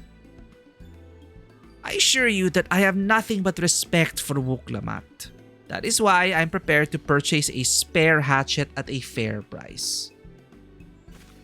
You were bonking rocks when you found it, so you figured it would send you the POS. Thank you, Dewata. Happy bonking. I suppose it is fair given your reasons, but we ourselves will be no better off for the transaction. How about this then? If we were to help bring in your harvest, would you give us a better deal? As a matter of fact, I would.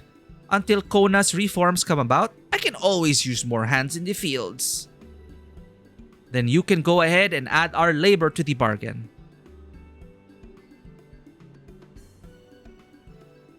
Added value to tip the scales.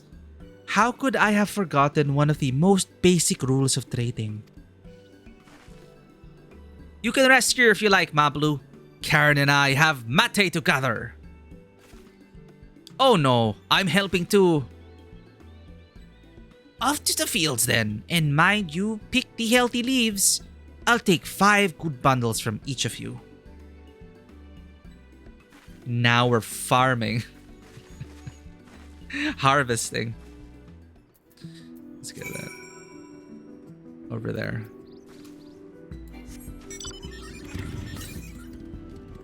Oh, there's also one close to the northwest. Isn't it splendid? Go ahead, drink in the verdant vista of my beautiful mate gardens.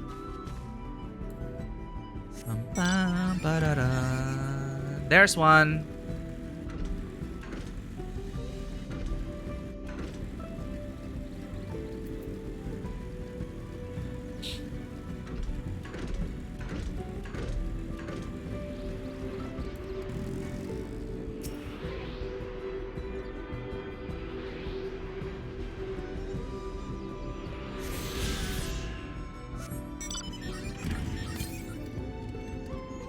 There's one to the east. Probably I missed it there.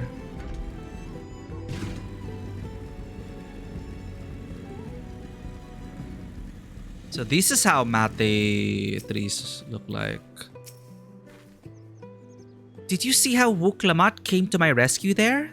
She really is good with people.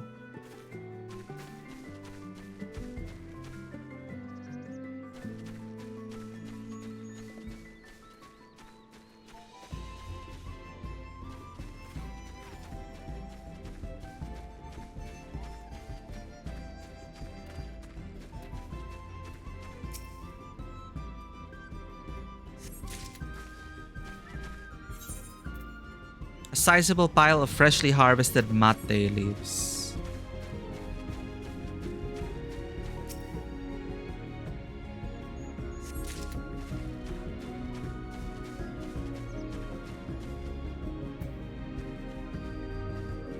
Where's Woklamat?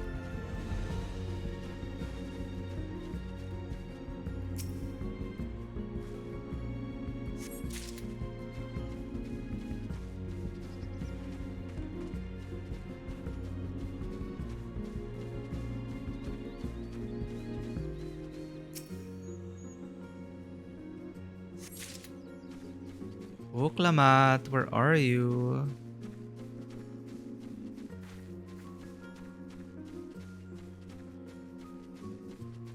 There.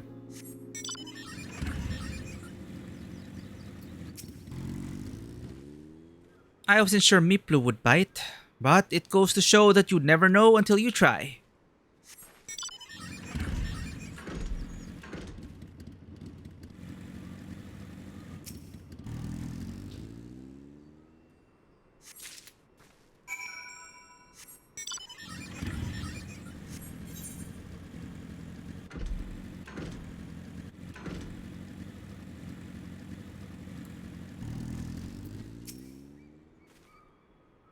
You've brought me some leaves then.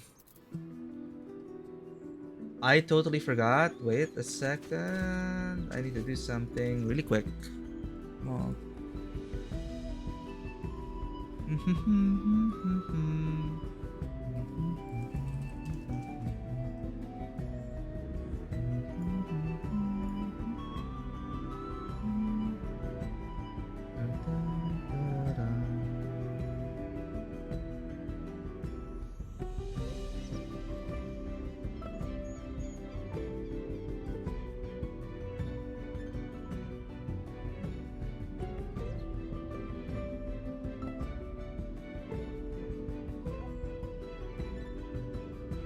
Where are the mounts?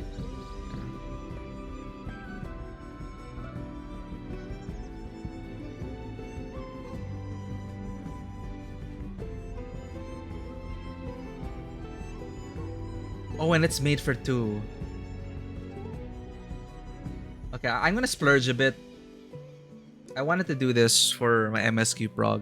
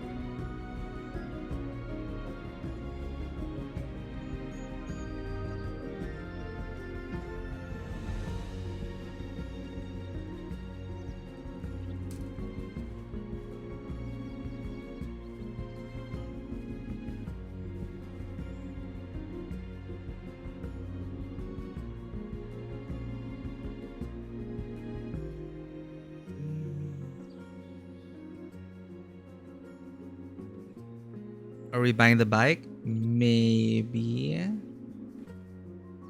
I might be peeking into some online store. And the question is, will it allow me to? Because the Philippines doesn't exist, right?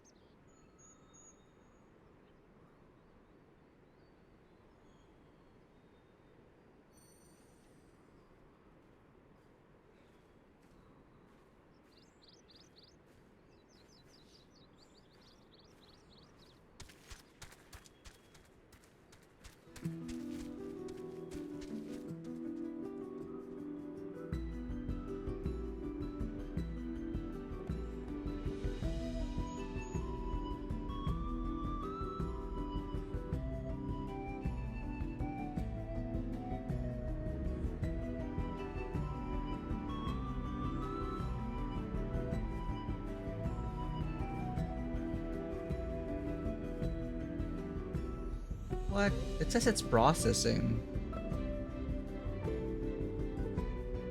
Guess I have to wait.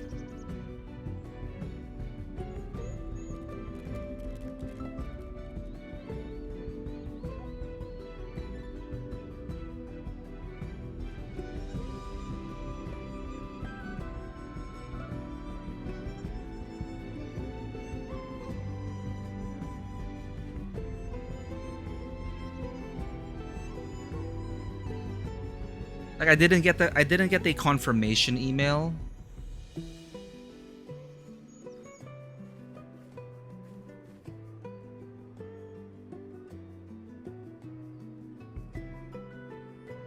Anyway, let's continue. It said it was like processing or whatever.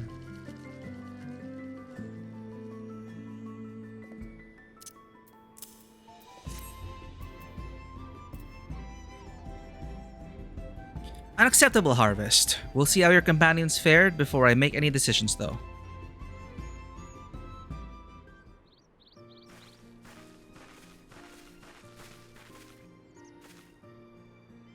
Here, we brought our share as well.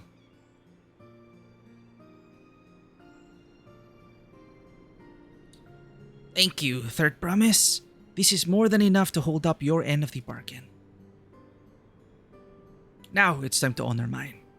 After adding the value of your labor to the price of the hatchet, I am prepared to offer you a full sack of our highest grade mate leaves.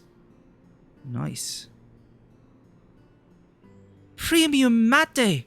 Bought at the shop, one sack of those leaves would cost no less than 5 pel in the thousands column, times 5. Then we can bid farewell to this hatchet.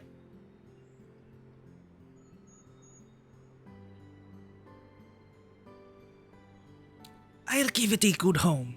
Talk of the contest aside, I'm glad we could come to a mutually agreeable trade. As am I. All the best with the rest of your harvest. Yeah, we're gaming. 5,000 pel. We just need to double that. And then we'll have it. Exactly. Oops, ad break. It's okay. Thank you for the ad break, people. This prevents pre-rolls for everyone coming in, helping people onboard our stream in a better way. And again, thank you, subscribers. Ads shouldn't be bothering you. We need 10,000, right? 10,000, which translates to 1 million gil. Mablu, what's wrong? It's I was saying before. Even after everything Tobli's done for me, I'm planning to abandon it all and become a merchant.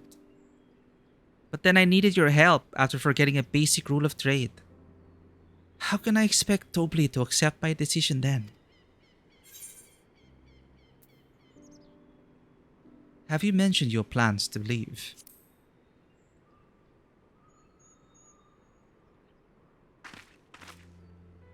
Not exactly. I wanted to prove I could succeed as a peddler before I declared my intentions. I seek to follow in my father's footsteps, but not because he expects it of me.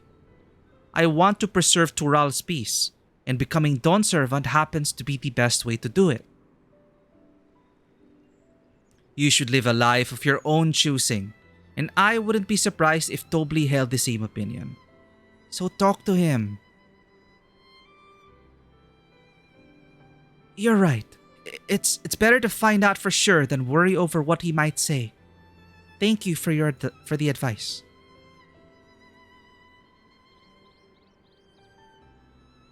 But first, we have a saddle to buy. I want that success under my belt so I can be sure of my decision.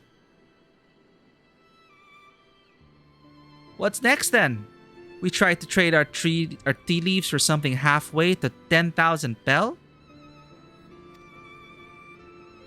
No, I think we're close enough now. I say we go straight for the premium mezcal.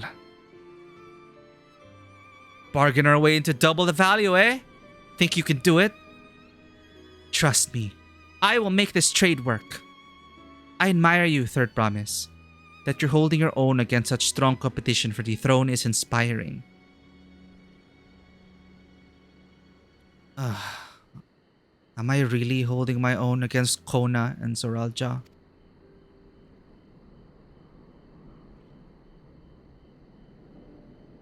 I mean, of course I am. I am Wuklamat of the Dawn's Promise, after all. They smoothen out the way the mounts move, most noticeable on a chocobo, but when you turn or steer to the side, the mount actually leans to the side instead of before the animation was more stiff. I heard about the new mount movements. Like someone on chat was saying the motorcycles also look so much better now. And I was wondering, like I was almost on the Fenrir bike and it seemed a bit smoother, but because I'm on mouse and keyboard, it's still abrupt because mouse and keyboard, you only have straight diagonal. There's no adjusting that way. So on a controller, maybe it's gonna be even better. That's a nice little addition. But to hear that the mounts also lean to the side, that is cool. Yeah, I noticed the bike at least slowly, it's not as jerky. So that's cool.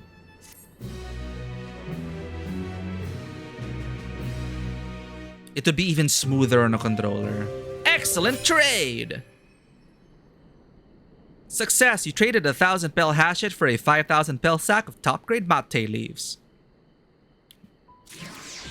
Now I want some mate. What are great, like for people in the Philippines and Metro Manila specifically, what are great restaurants here in the area that serve good South American food? I remember back in the day, at least looking for Mexican food, it was so difficult. Like good Mexican food. I never to this day could find like an amazing, I would always go back to this establishment for like Mexican food. I've never been one to take it slow. Once I have a goal in mind, it's full speed ahead. That's who I am.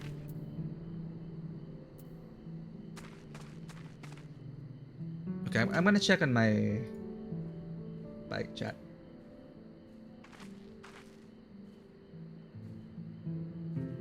Purchase complete. Okay. When I get back to the city, chat, I'm gonna refresh.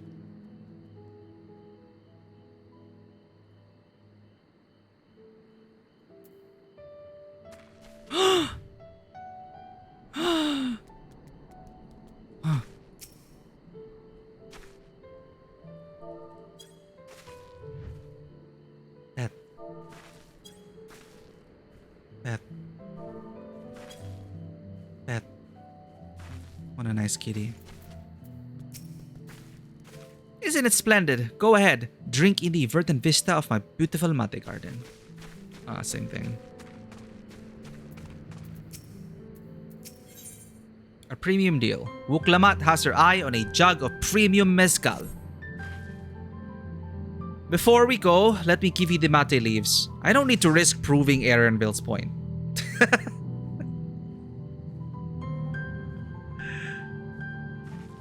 Ready then? Our next stop is the Mezcal Distillery.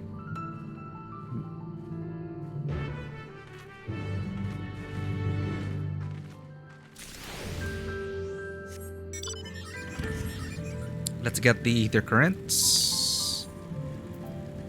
Northeast. So it's somewhere there. Let's get the one Dewata shared first. Monk.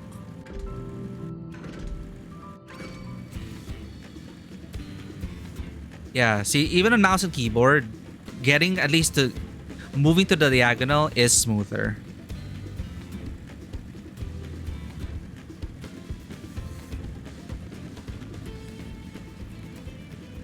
But this is an old mount. Maybe the new motorcycle has you actually steering. Maybe. Because this one, it makes more sense if you're leaning to the left or right. For these turns.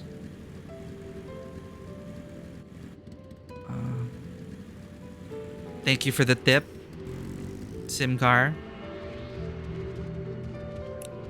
Right, our chocobo.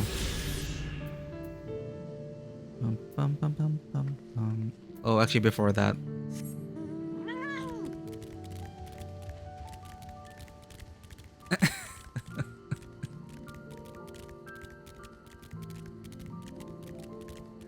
Okay. Where's my...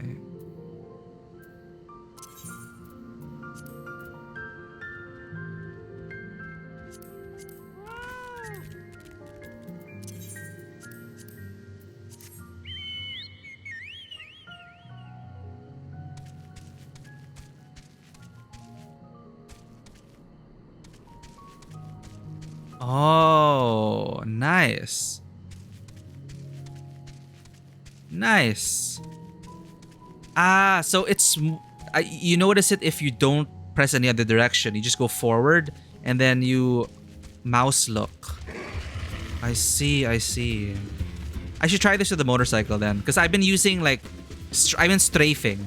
Strafing is still... It's smoother, but it's not as noticeable. But turning like that... Hey. All right. Let's try it with without using strafe buttons. There we go.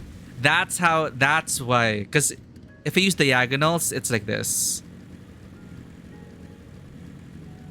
If I just hold down the mouse, that's cool. That's cool. Thanks for the tip. And now we know how to activate it. Do not use movement keys because you'll do that. Just move forward, mouse look, and steer.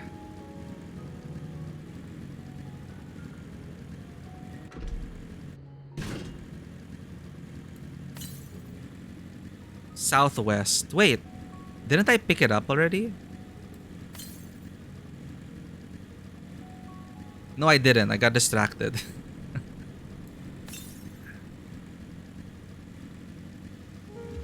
No, I did attune to it. Oh, it's on the other... It's across. Never mind. Ow. No!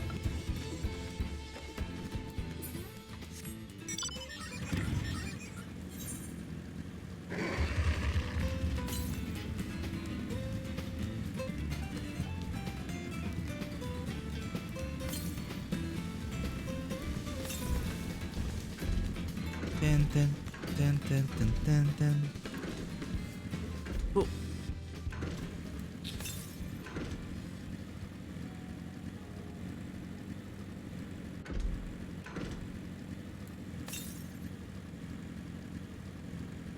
Shabameki. Southwest.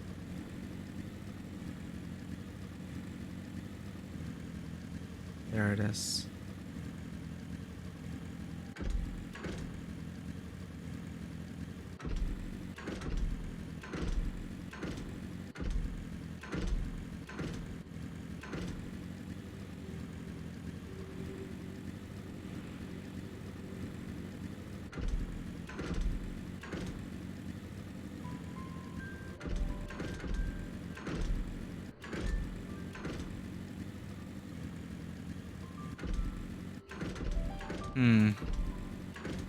We need to actually go on the path. Coffee grounds. Hey.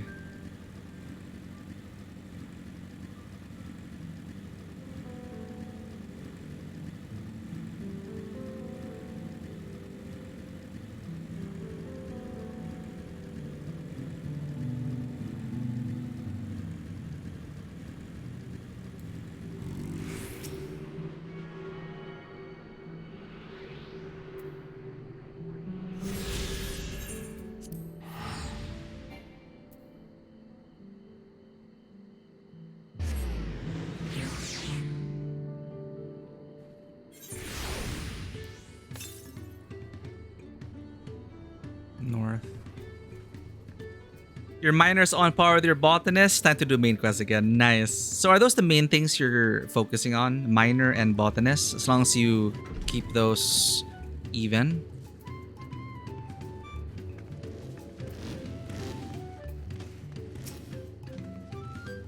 Oof, the smell of mezcal is overpowering. The fumes alone are making me dizzy. We'll want to speak with a man by the name of Kobli.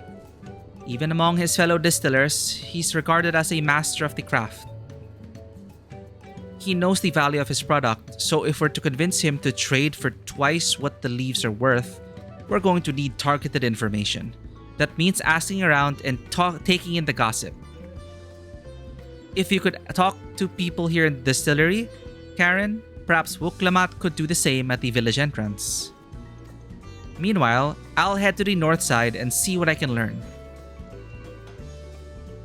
You want them all, but there are quests that give really good XP, and I want to share the XP. Oh, okay. Yeah, because if you don't, then you'll have to like just grind the generic content. There's not much I could say about Gobli, but I can tell you what Gobli's been saying.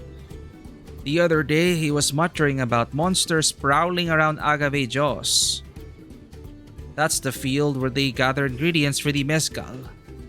Their presence has made it harder to procure said ingredients and thus driven up the price of his product. A boon, some might argue. But it's hard to celebrate when it affects the work as it does. Can't rightly bring joy to people if you can't keep making the things they love. Hiring mercenaries to come and call the threats would eat into profits. I bet Gobli would be glad to find a less expensive solution.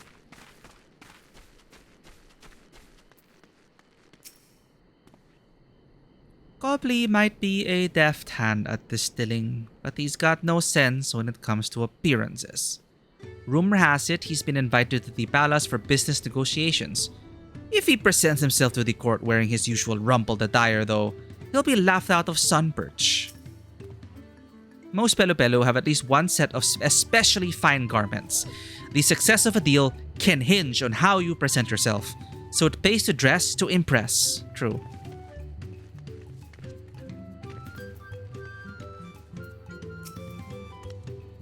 Me, I am a chief from Tuliolal. I often come here to buy Gobli's mezcal, the finest in Tural, according to my customers. He always brings out a jug during our dealings, but I can't handle this stuff too well myself. I take small sips, not wanting to be impolite, you understand, but still end up so addled as to agree to whatever price he quotes me. It would be nice to have less, potent refreshments during such conversations. Else, I might have to seriously reconsider our arrangement. His spirits are excellent, I agree, but they're simply too strong for me. 1 tequila, 2 tequila, 3 tequila, floor.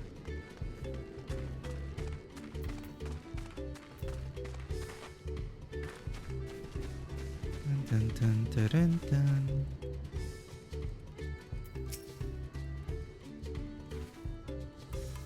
So, what did you find out? Oh, we can make use of all those tidbits. The deal is as good as sealed. As for me, I found out where Kobli is working. There's a millstone at the top of the slope behind the distillery. You go on ahead and I'll bring Wuklamat.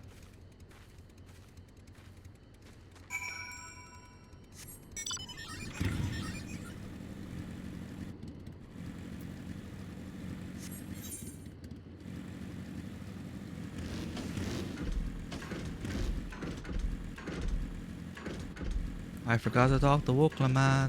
Oh well. Oh.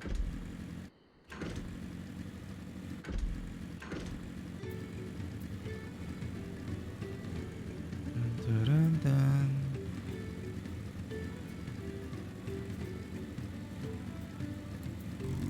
Oh, look at that.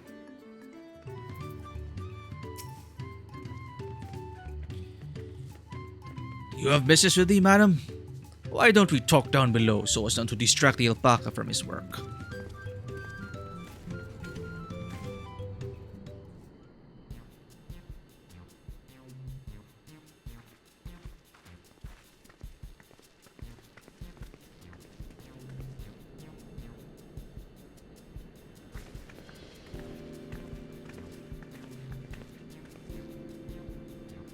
Now, what's this about?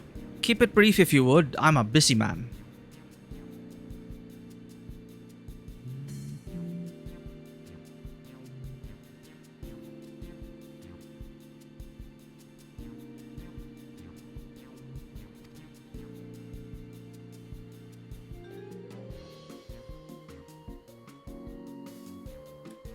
We're in the market for a 3-year-old jug of premium mezcal.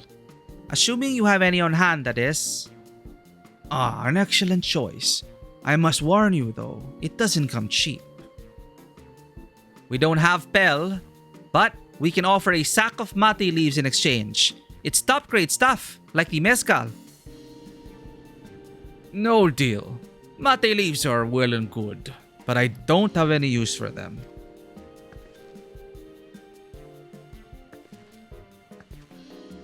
No deal? Just like that? Still, I'd hate to send you away empty-handed.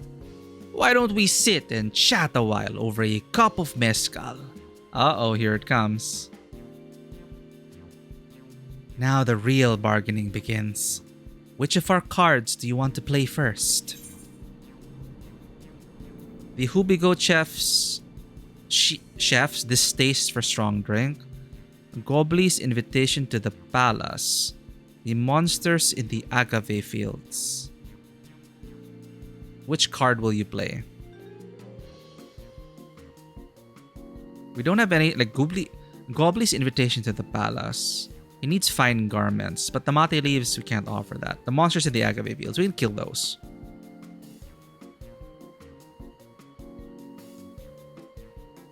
Let's hold on to that one. We need to consider our timing. Sure. Goblin's invitation to the palace. Let's hold on to that one. There is only one option. I'm just terrible at this. See? The Hubigo chef's distaste for strong drink.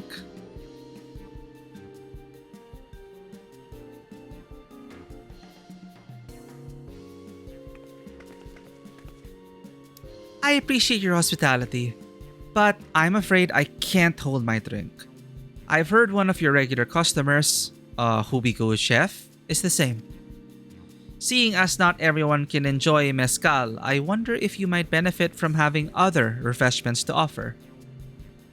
Mate leaves, something like mate tea, for instance, and brewed from the finest leaves, of course. You're right. Absolutely right. I had noticed a growing reluctance on the part of my Hubigo friend, but did not realize I myself was to blame. I must endeavor to be a better host. Still, even with that added value in mind, no sack of leaves is worth the mezcal you're after. Humph. Should we offer to cull the monsters causing them trouble? Not yet. We'll keep that card up our sleeve until we need it.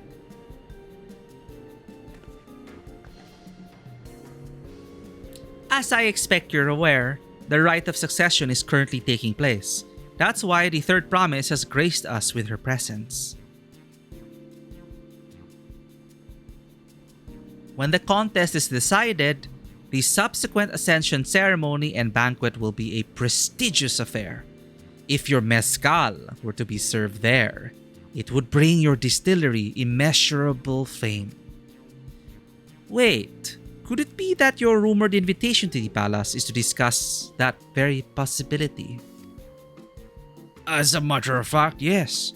I must admit, I'm still reeling from the abruptness of it all. It would be a great honor and opportunity if I can secure the deal. Well, I should think your exceptional mezcal would speak for itself. That said, there's no such thing as being too prepared, and first impressions last. You'll want to be wearing your very best when you walk into Volok Shunsa. It would be such a shame to miss this chance of a lifetime simply for want of proper garments.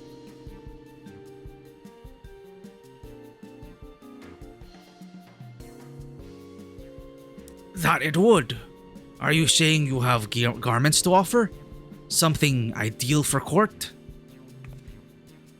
We have no garments on hand, I'm afraid, but we can provide you with the next best thing, an introduction to a weaver. His name is Bolnok and his works are highly regarded in Tuliolal.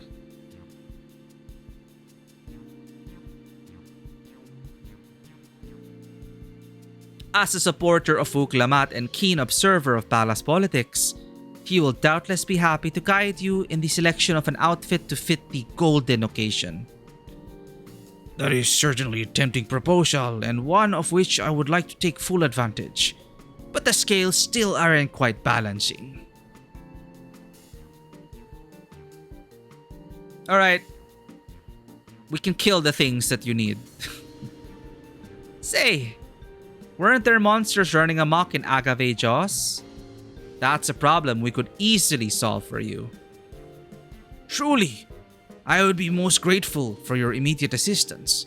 I was resigned to hiring sellswords to clear them out. Factoring in that saved expense and an introduction to a trusted weaver, this is shaping up to be a sound bargain. Alright, you have a deal. Yes, I knew you'd come around. Give us a moment and Karen and I will take care of those prowling nuisances. In the meantime, I'll use the time to pen an introductory letter to Bolnok. The fields you're looking for are just north of Washunpelo. Be safe.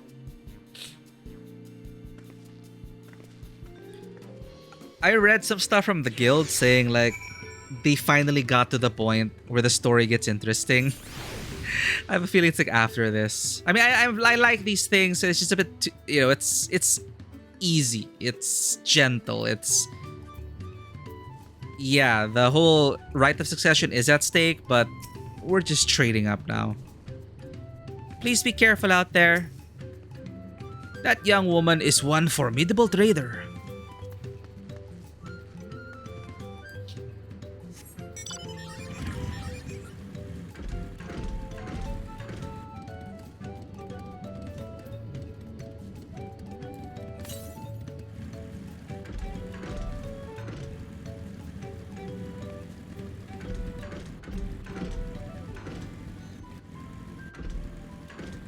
Is there a path up here? Probably not.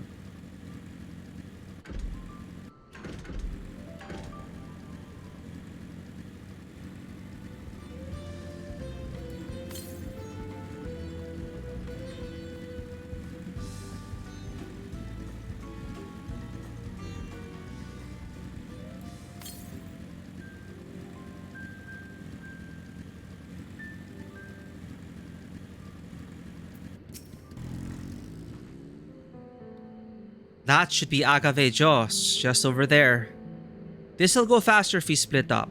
Come and find me once you've finished clearing out your share of the pests.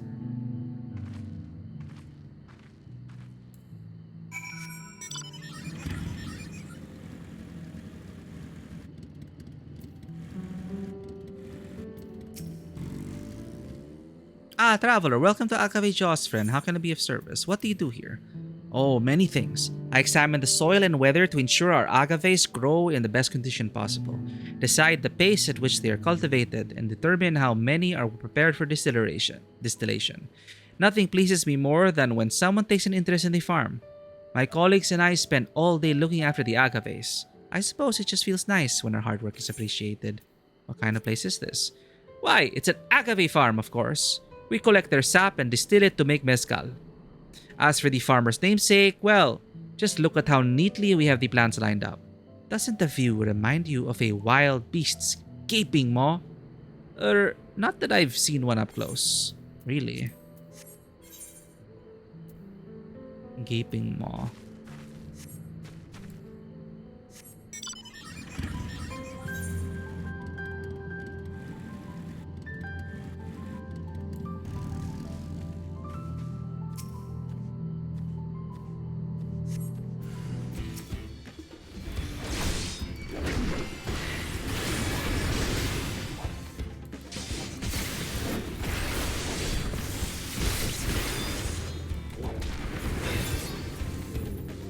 Briefly, Barbowl.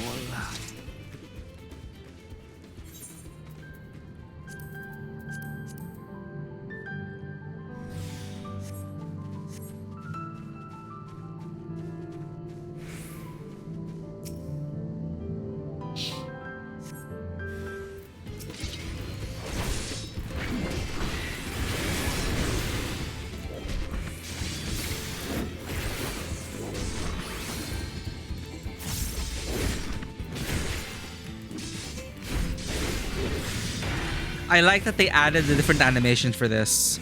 I always thought it was such an awkward thing. The atonement. It's a new thing they added for this. Like new animations for each atonement charge. Because back then you just do one stab. Stab.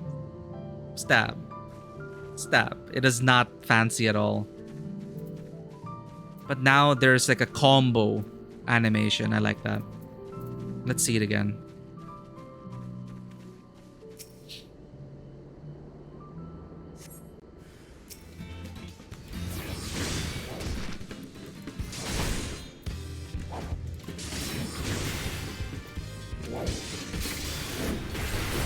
And then 1, 2, 3. Nice. Wait, fight or flight change into goring blade. What the?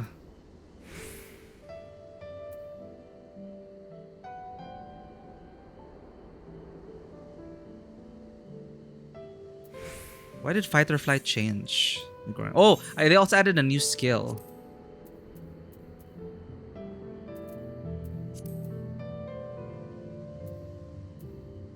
Royal Authority upgrades to Rage of Halon. From Rage of Halon to Royal Authority.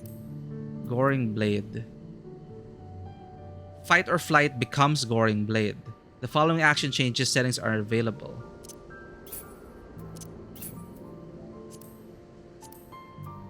But why? Why would fight or flight change to Goring Blade? You can weave in.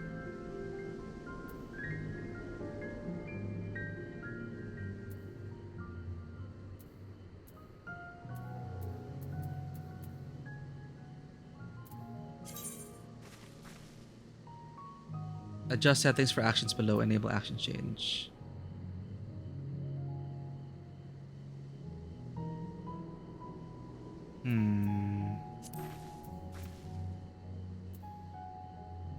Upgrades. Sentinel to Guardian. Here, Bulwark. I don't have this in my action bar. Intervention. Divine Veil was also improved. I remember to activate Divine Veil before the change, you had to be healed by someone to activate Divine Veil. Now it's just activate right away. So I should be using that more often. Blocks incoming attacks. So they changed Sheltron from blocking to just reduce damage taken. So where can I add Bulwark? Sentinel, Rampart. So this is 30%, 20%.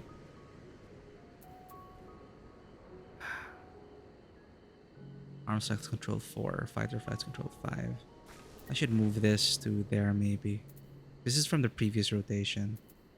Control 5, 6, the double weave. Control 5, 6. Control 5, 6. 5, 6, 5, 6.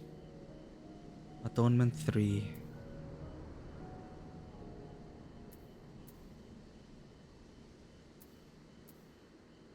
So you can, for some reason, you can have fight or flight change into Goring Blade because part of the rotation is right after fight or flight. Oh, grants Goring Blade ready. Can only be executed while under the effect of Goring Blade ready.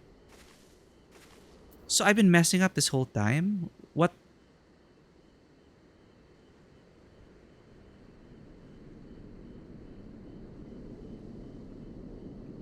But I can use it without using fight or flight.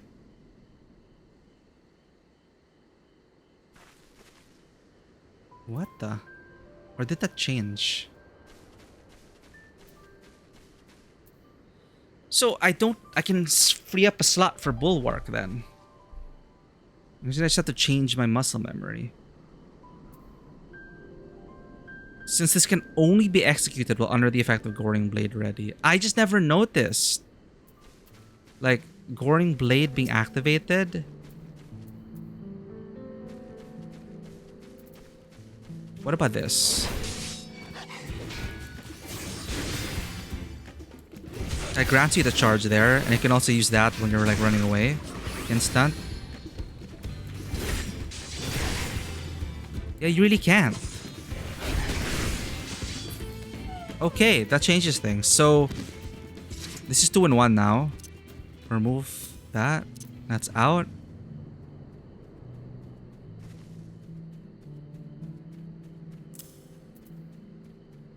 Control 3, control 3, control 3. Bulwark. Blocks incoming attacks. Duration 10 seconds. This is 15 seconds, 20 seconds. But in descending order, it's this. This one is comboing with that. So that's fine. This is slow. My muscle memory is there already for other tanks. Therefore,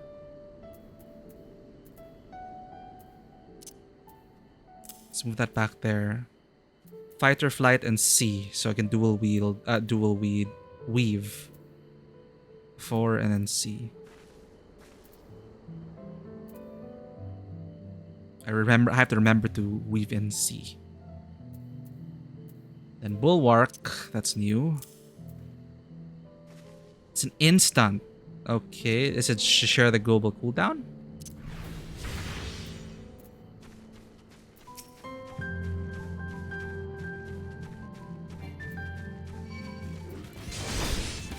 No global cooldown. Okay. Let's Bulwark. 4.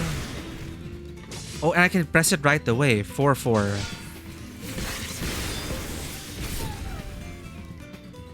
Okay.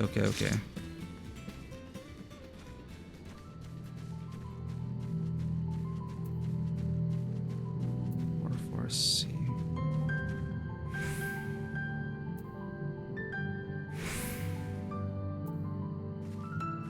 I can weave in 4C. 3-4C. Just gotta... Okay. Control 5 is new if I want to block attacks. Arm's length, block attacks. Slow and then block. Reduce damage, reduce damage. For tank busters, 1, 2, 3. No, that's block. 1, 2, 3. Reduce damage taken. Sentinel, Rampart, 1, 2, 3. Control 4. Extra mitigation, 5. Intervene, I have to weave it in between atonements. Atonement, intervene. Atonement, intervene.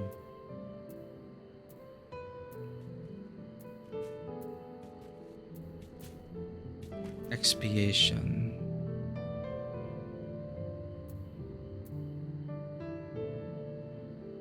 An attack to target and all enemies nearby. Damage over time. Restores MP with expiation. So Holy Spirit and expiation. Okay.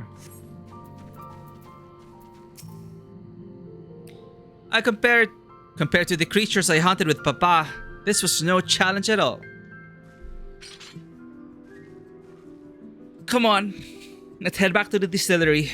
All that's left is to give Mablu the sack of leaves so she can seal the deal.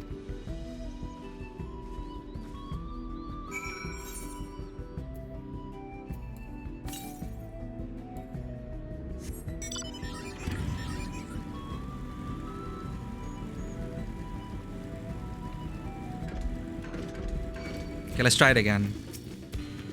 1, 2,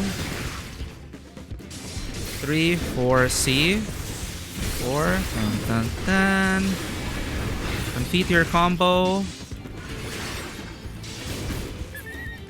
Okay. We got it. I forgot. You can also use complete your combo, intervene. Complete your combo, intervene. And then end with atonement. 3 atonements.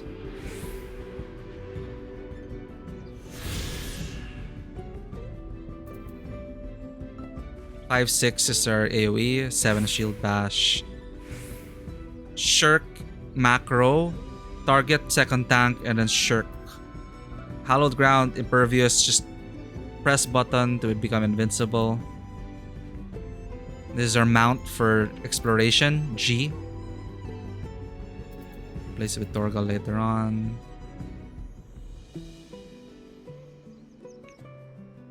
All the premium mounts, I want to keep them there because I don't want to waste money.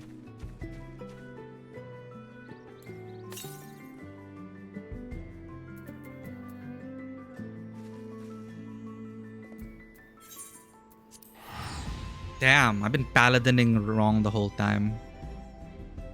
Again, I wasn't aware they overhauled it in 6.3. It's very different now. Feels faster. And bursty. More bursty. Go on, give Mablu the sack of leaves so she can seal the deal.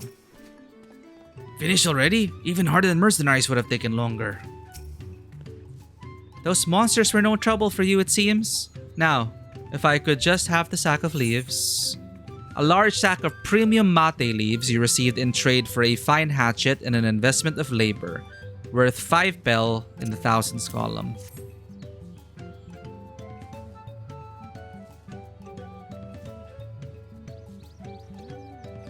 Thank you for looking after our precious trading goods.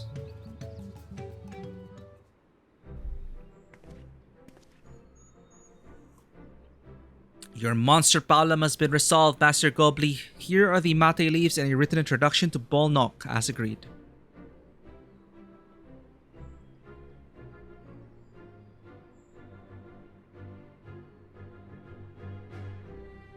Then the deal is done. Here, your jug of premium mezcal, aged 3 years. Please accept it with my compliments. Done. We're done, finally. Yes, we finally have the mezcal. Great work, especially you, Mablu. You were the one that inspired me to come this far, Third Promise. But let's not celebrate until we have the saddle in hand. True. Mablu, is it? You drive a hard bargain, young peddler. I look forward to doing business with you in the future.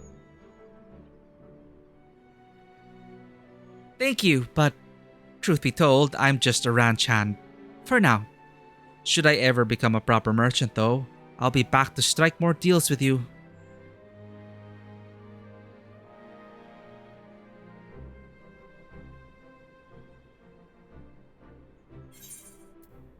Premium deal.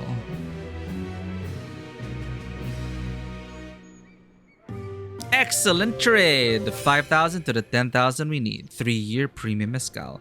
Success! You traded 5,000 pel sack of top grade mate leaves for a 10,000 pel jug of premium mezcal.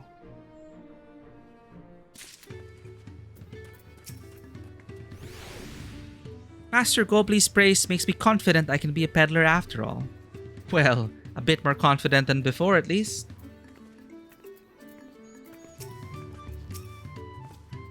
I'm satisfied with your trade and I trust you are too. Should you have need of more mezcal, you know who to come to. Wuklamat in the saddle. Even at the palace, I don't think I've held a 10,000 pel jug of anything before. My hands won't stop shaking. Here, you'd better hold on to it until we get to the saddle maker.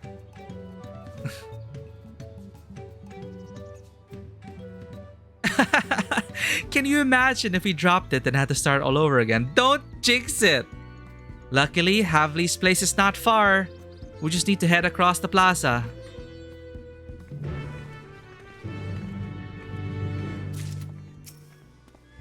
I'm satisfied with our trade and I trust you are too. Yes. A high-quality jug of mezcal you received in trade for premium mate leaves, an introductory letter, and the swift culling of hostile pests, worth 10 bell in the 1000th column.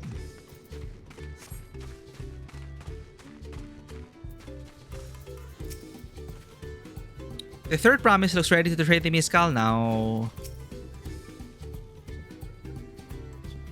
My price is final. Bring me a jug of premium mezcal or go bargain with another saddle maker.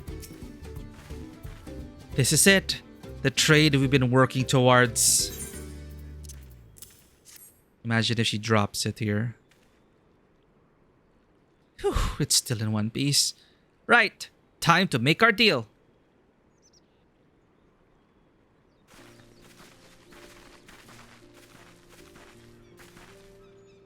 Get your tools ready, Saddler. We've brought your precious mezcal.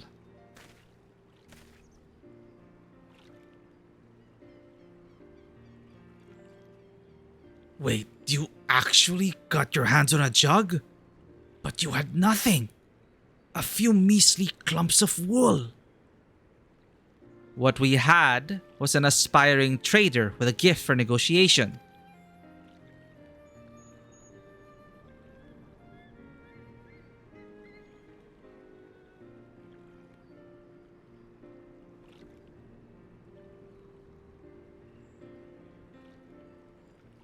Although I'd sooner aid no claimant but Zoral Ja. I cannot go against the guiding principles of the Pelu Pelu. The trade is a fair one. I will craft your saddle, third promise. This guy changed the deal the last second. The moment he heard about the third promise. What a jerk. Great! Stay and wait if you like. I have all the requested materials, so this won't take long. Better not sabotage the saddle.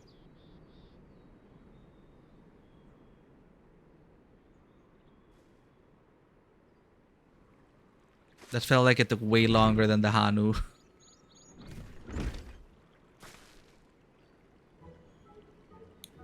Your commission is ready. Catching a wild alpaca is never a simple affair, but you'll have an easier time of it with one of my saddles.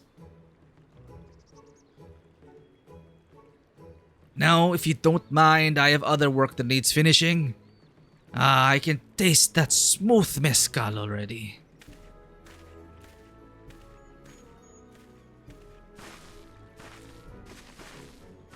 We did it! The saddle is ours! And to think we started out with only 100 basket of alpaca wool. Mablu, you are going to be an incredible merchant. Thank you. It makes me so glad to hear you say that, third promise. We got what we came for, so let's return to the ranch. The others will be waiting. Feat accomplished!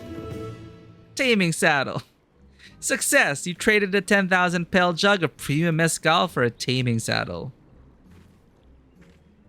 Finally made it.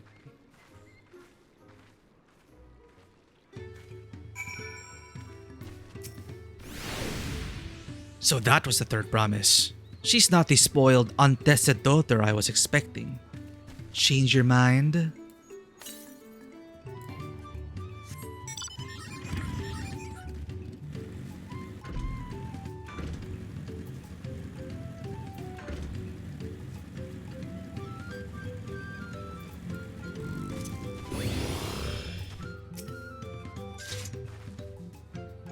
Let's tell them the good news. It looks like everyone's been pitching in with the alpacas.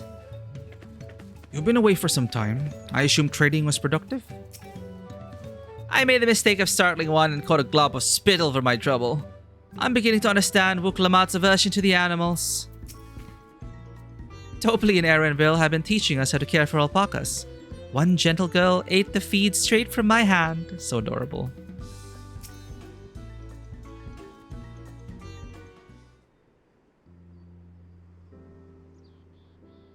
You've acquired the saddle then? Yes, and thanks in no small part to Mablu. Before you rush off to catch an alpaca though, let me teach you how to saddle one. I'll bring out one of our wild-born friends so you can practice.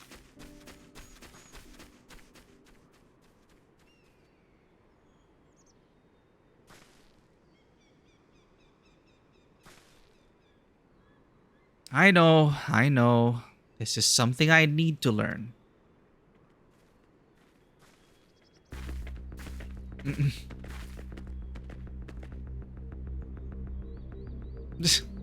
Dun dun dun.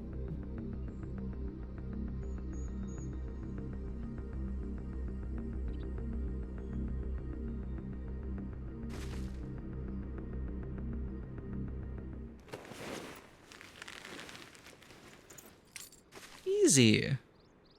Great sunken gods! I did it! Ta-da! Cute. So detailed. He hardly seems bothered, much less inclined to spit. As if he was completely accepting Wuklamat's touch. That is because of the singular scent with which the saddle has been coated. Alpacas find it very soothing.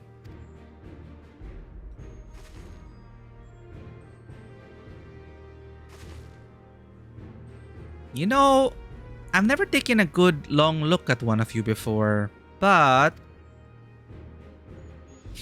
you're actually kind of cute.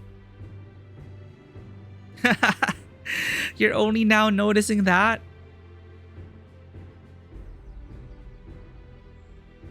Zeralja, he's back. Wow, golden alpaca. Having done exactly what he set out to do. That alpaca he's brought. Is it just me or is it glowing? I've heard tales of such a beast. They say the golden alpaca lives a solitary existence deep in the valley, where it shuns the company of both man and its own kind.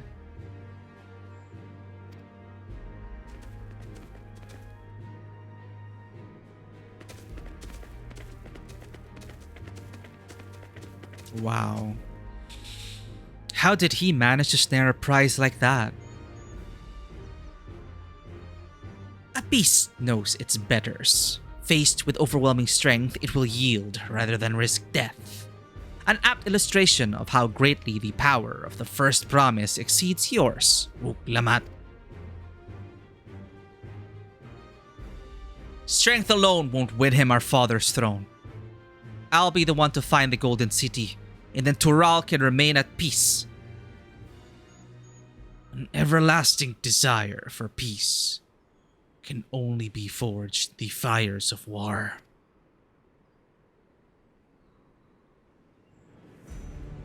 To unite as one, the people must be taught. They must suffer the horror and the hopelessness firsthand. What is with these villains? Exhaustion from prolonged conflict. The wages of war's merciless nature. These are what moved the clans to join in the founding of Tuliolal all those years ago. Consider the younger generation of this village. Since birth, they have basked in unbroken harmony, and behold, they regard war not as tragedy, but opportunity. Is this one of those things where hard times make soft people? Or something? Oh, sorry. Easy times make for soft people. Hard times make for hard people. Blah. Thus does the resilient son seek to provide education. He offers much needed lessons in the realities of conquest and renewed appreciation for peacetime. It's so stupid. Like Zoralja and Magul Jaja, the two-headed guy, they're both just, in my eyes, they're just so stupid. And again, it's really like they shouldn't even be in the running for this contest. 'Tis true that war's misery breeds a longing for peace. But I have seen with my own eyes what becomes of an empire forged with the violence you propose. The rebellions it spawned, and the ruins it left behind. It's like there's no gray area here anymore. The Garlean Empire was a congregation of simpletons.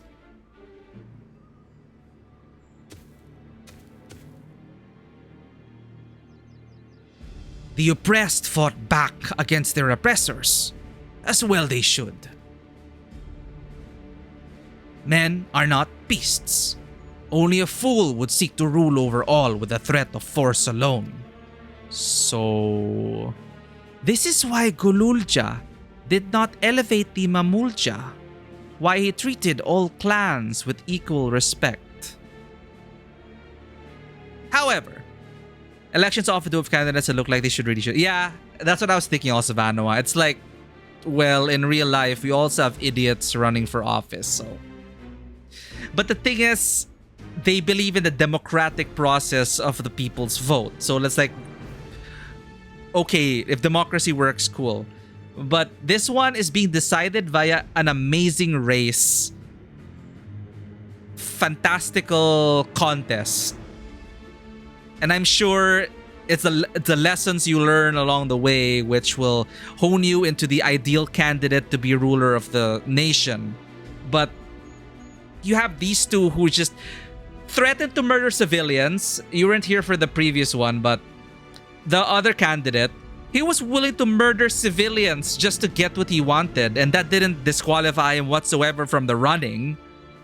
And then this one, it's gonna say, these people are too soft. We will educate them and we will make them suffer to learn how to be better people. Like, is this nation falling to complacency for him and stagnancy that he thinks that they're decaying? It doesn't seem like that. It's just like Tuliolal is still flourishing. Like, what kind of, like, Xenos, I'm not as mad, like Xenos. Xenos was wrong in the head.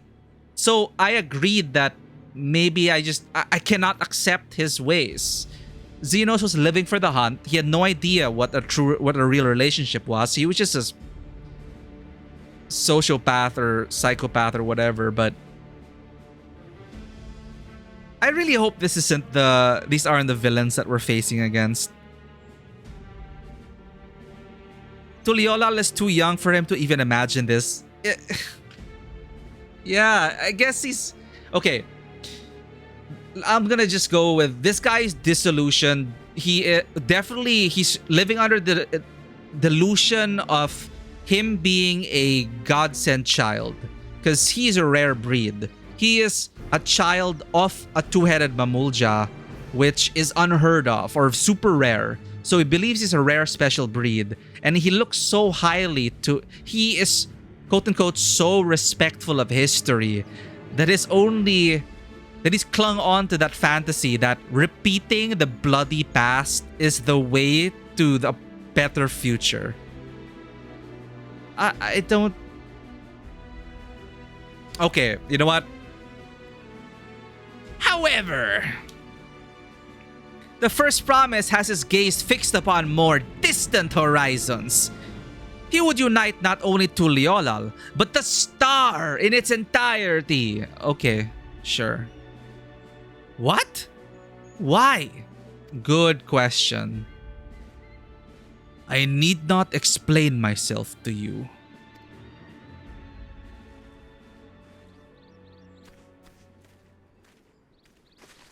He doesn't even deign us with the explanation.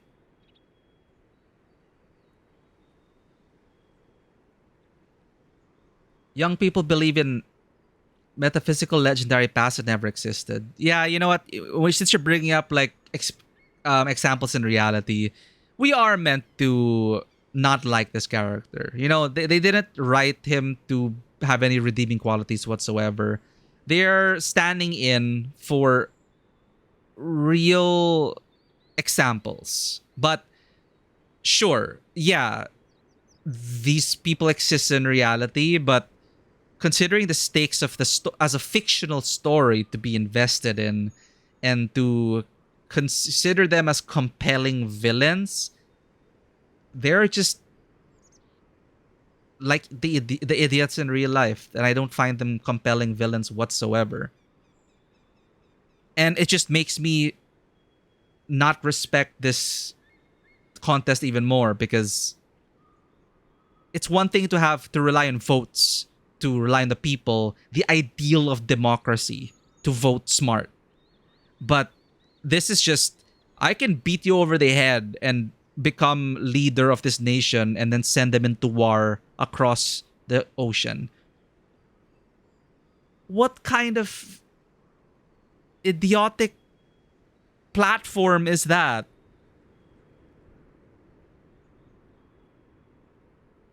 Okay, so again, they're very obtuse, as you mentioned, Dewata.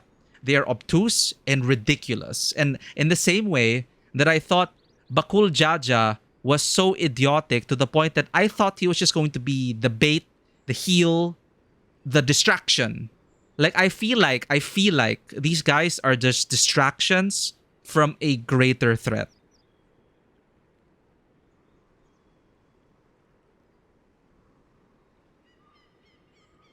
Yeah, and again, you did make fair points about Tuliolal is way too young for him to even imagine this. They did talk about how they're flourishing so well under it. And the only reason why they're having this succession is because Papa is getting old. The voice of reason is getting sleepy. So he understands, and I respect his decision in terms of the voice of reason is falling asleep. The voice of conquest and combat is rising.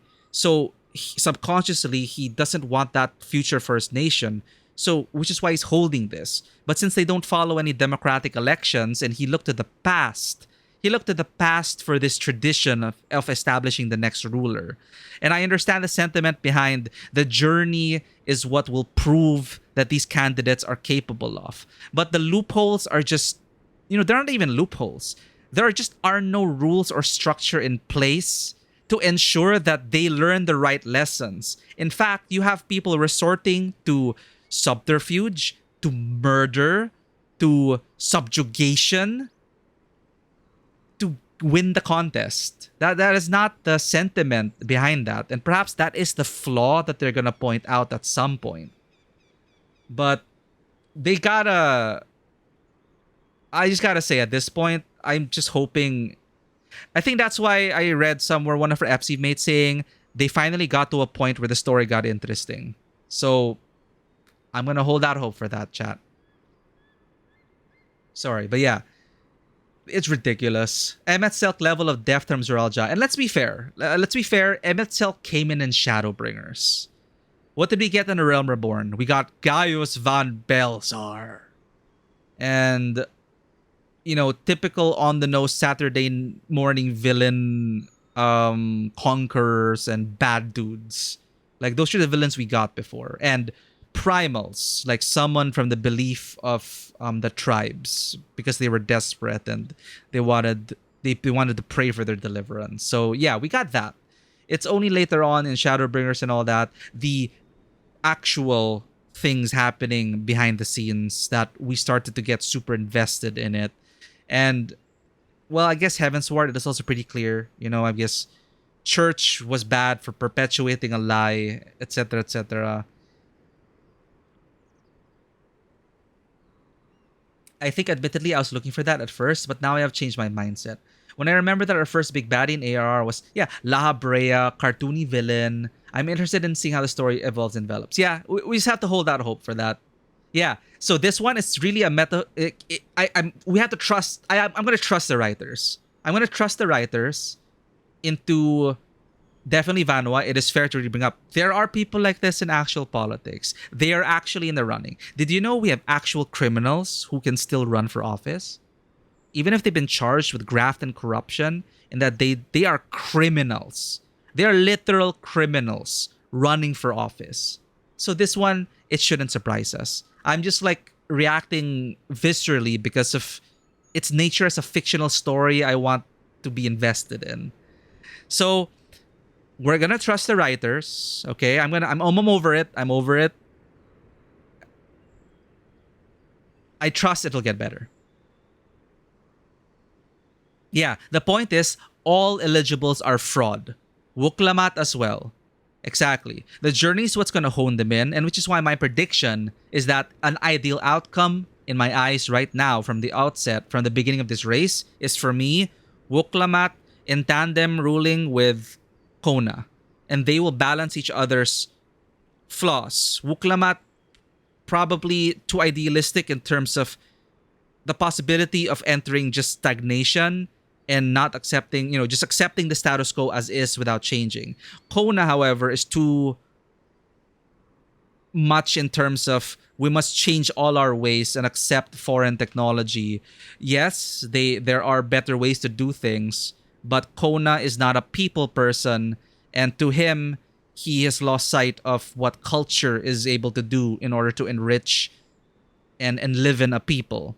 So both of them on their own won't be able to rule equitably. So for me, it's Kona with Wuklamat, and maybe that's what they're going for. But yes, these are good points. Definitely, I think we are made to feel this way. I'm gonna trust that the writers want us to feel this way. Like, we have utter idiots who we cannot even fathom why they would think this is a good idea in the first place. And that's the point. And the sad reality is that you have people supporting them. Oh, well done. I think that's the tragedy there. Like, sure, they can be on their own, but the thing they want to point out in this story is that there are people in the population who want that future. Oh, well done indeed. The first promise has completed the feat of gold with an appropriately golden flourish. May I present to you your much-deserved keystone. And I think it's also, I'm trusting the writers to make this seem like how a lot of modern politics these days is like a circus. It's like a game show. I think that's what the point is. I think that's what they're trying to say here, chat. It's like, it's just a game it looks like it's just a game to these people. And I think one of them, the NPCs, pointed it out as well. Like, really? A contest? A game? He's always been like that, never sharing his innermost thoughts with me or even with Kona. It's like we're not even family. Yeah, and a hint also as to a greater threat is Kryl being unable to read that expansionist, the imperialist. There's something about him that Kryl's echo could not even fathom. Like, just utter destruction, and it's an unbelievably dark abyss or something.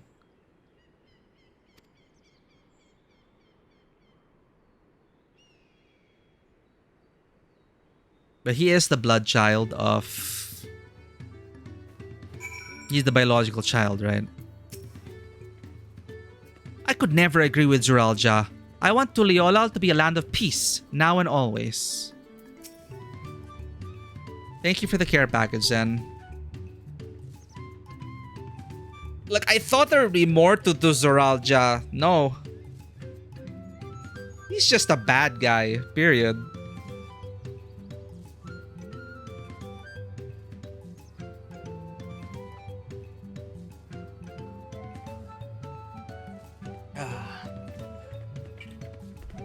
Thanks, Zen. A golden alpaca in the flesh. Like the Golden City, I thought they made children's tale. See, okay. Let's trust the writers. Look at what Alice says. What kind of idiot thinks the world can be united with war? Even most Garleans have since realized that their conquests were a mistake. The Garlean Empire here, for those who may not be aware, they were very much inspired by real-world analogs as well. And yes, they were imperialists, but their history is that they were once the underdogs, as a people that couldn't use magic in a harsh land. And so history was harsh to them, yes, but then they took that upon it as their excuse for conquest, because then they would defeat the people who were oppressing them. The magical people were oppressing them, and so they fought back, and then since then they expanded and expanded and expanded until they became the empire. And they proved with their might of technology that they could subjugate these lands, and it's like, you oppressed us, now we are the oppressors kind of situation. But of course, later on, that was not sustainable, and then we fought back, and then we defeated the Garleans' final days, blah, blah, blah. And then, yeah, they realized also, hey, maybe conquest was the wrong idea.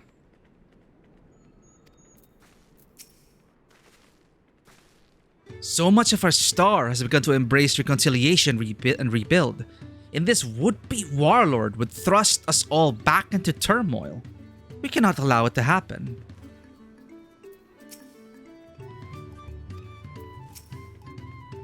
I keep forgetting to speak to Kryle. I'm so sorry, Kryle. You're tiny. Zoral Shah is willing to go to war for his twisted vision of peace. But should he achieve this peace, then what? Yeah, so Kryle's hinting that there's something more behind that. I'll ponder Zoral Jah and his mysteries later. Right now, I need to think about finishing the feat of gold. Right. I have my saddle. I've practiced how to use it. So lead on to where the wild alpacas roam. The valley of Orunkanka is northwest of here. Come on, everyone. If we can't enter ourselves, we can see Wuklamat off on her hunt.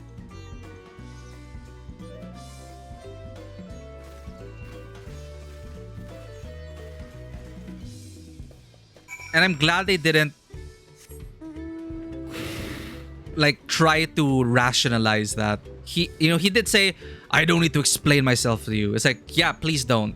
Because there's no way to explain any of that. So again, hinting at there's a deeper, darker reason which may not necessarily be related to, the whole contest and everything. Because if they started trying to explain themselves, I would have been like, it would have ended up like the pitfall of, let's say, Hoyo's writing, in terms of people loving the sound of their own voice, thinking they sound like geniuses, but then nothing's actually happening.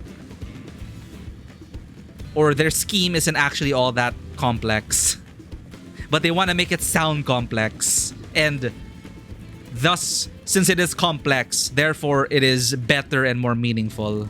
Not necessarily. Sometimes the simplest explanations are the best. Sometimes. How deep do you think the valley is? I glanced over the edge on the way here, but the mist was too thick to even speculate. Whoa, actually?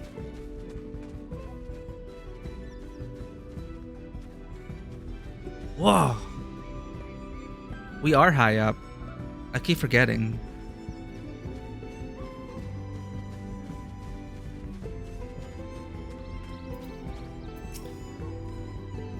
I've never set foot beyond this point.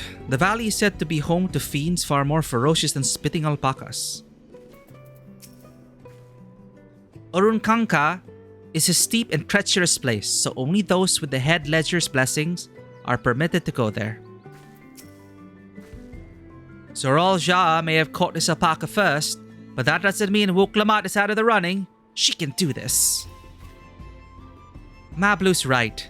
The least we can do is let Wuklamat know we're cheering for her. I can do this. I know I can. Cheer on Wuklamat as she marshals her courage to attempt the harrowing task of capturing a wild alpaca.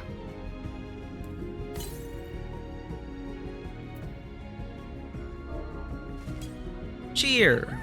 I scream in your face.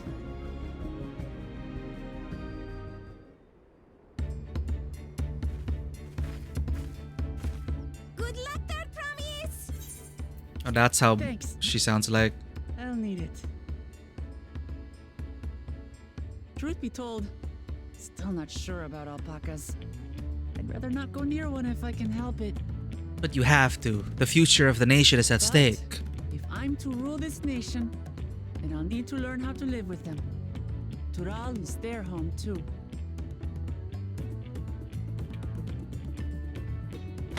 Right. I'm off.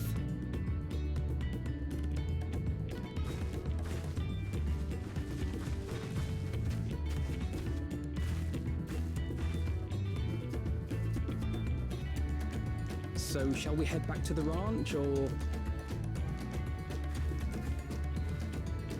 I'm staying here. As will I. Wuklamat is alone in this. The least we can do is stand watch and await her return.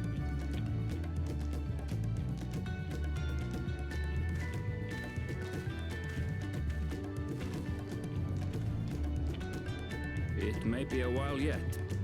Help me pitch the tent.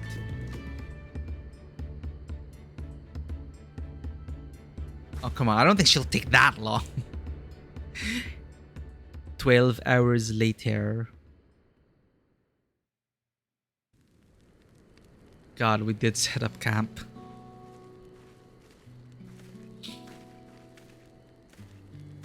Trust a gleaner to come prepared for anything. What's This is new. Gleaner? Someone whose job it is to travel the world and procure uncommon things for their employers. Erenville specializes in finding animals, I believe.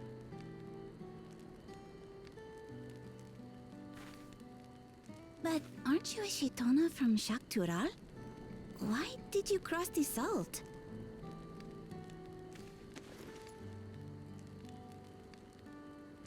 When I was much younger, the thought of leaving Tural never even occurred to me.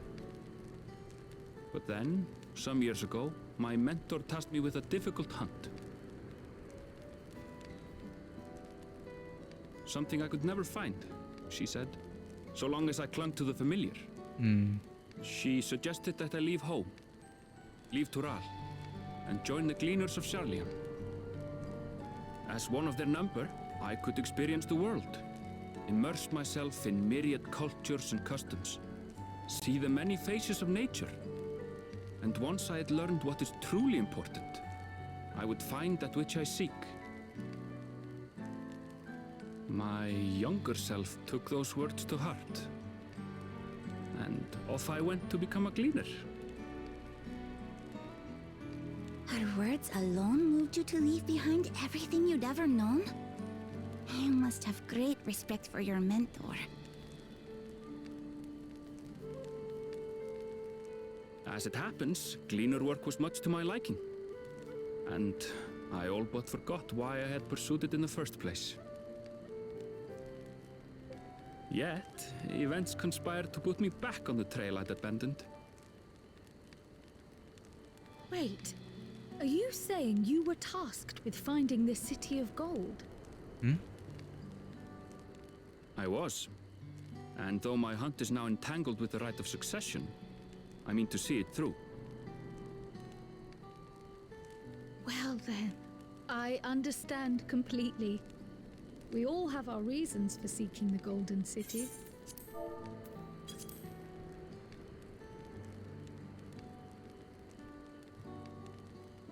Yet events conspired to put me back on the trail I had abandoned.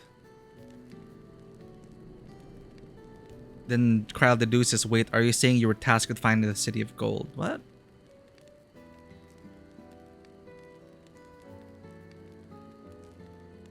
Well, yeah, young Erenville, well, today Erenville, always wanted to find the City of Gold. Which is all the more reason for us to work together.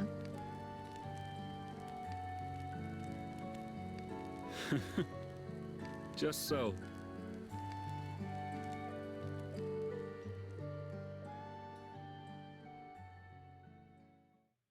Is he gonna take Huklamat the whole evening?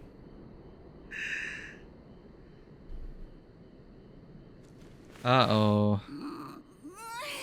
She should have been back by now. What if something's happened to her? We need to tell Tobli and arrange a search party. Wait. Do you hear that?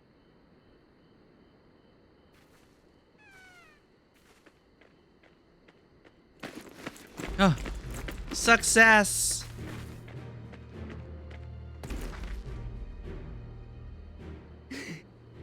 They did it.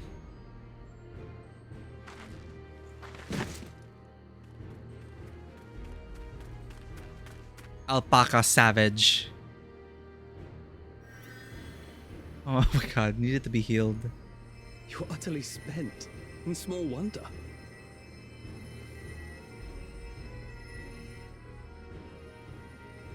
Well done, Third Promise. The ranch isn't going anywhere. Take a rest in the tent.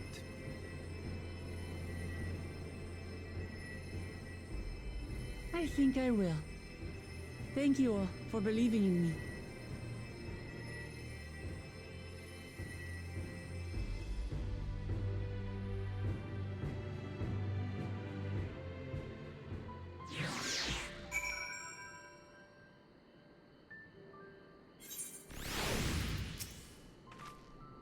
Alfino was quick to lend a hand with dismantling the tent.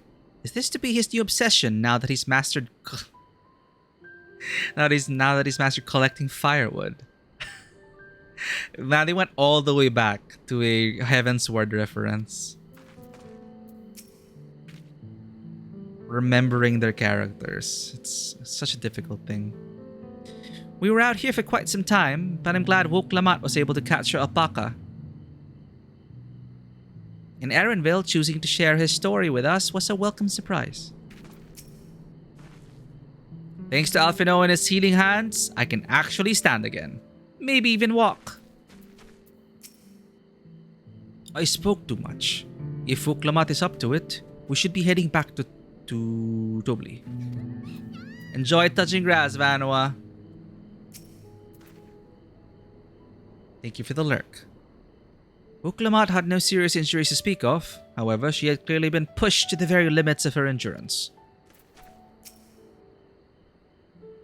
Did I forget to speak to Kryl again? God damn it. I can just decline this. I'm so relieved the third promise came back to us safely, and the alpaca she tamed is a healthy-looking beast. Surely this will be enough to satisfy the feat of gold. Oh, wait, never mind. We did talk to her. Yeah.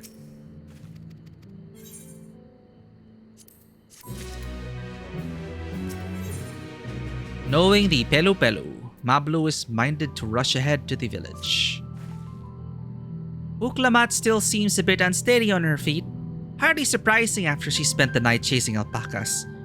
You know it will melt away fatigue like magic though? Mateti! I'll run to the ranch and get a pot brewing. That way you can take your time and the tea will be ready when you arrive.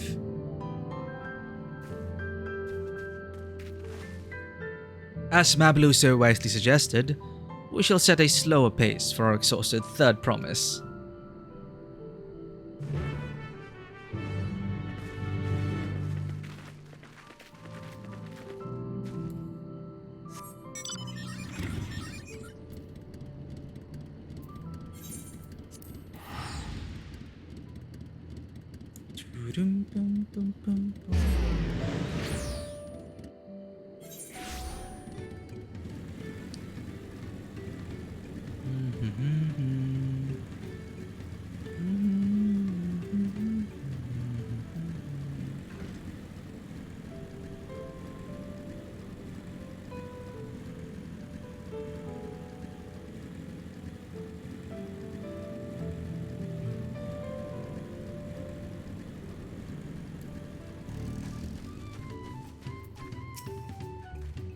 You might think catching alpaca is a trivial thing, but we shall see.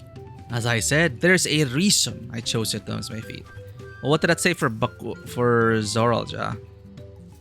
Came back ahead of the others, did you? I should hurry along with the tea then. Wuklamat can't be that far behind.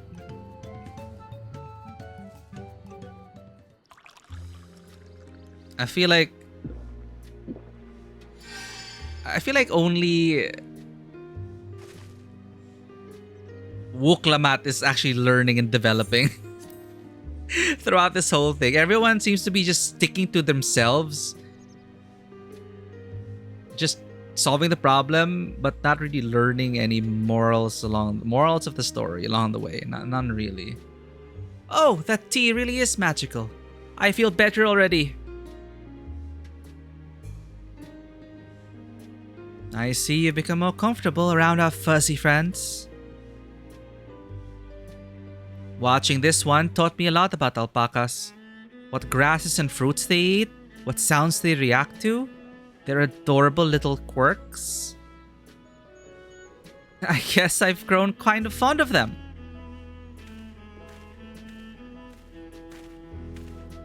Welcome back, third promise. Accomplished the feat of gold, have you?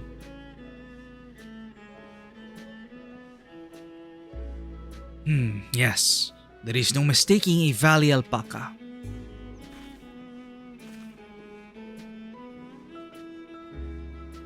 I commend you on your success. Well done. Yes, we did it!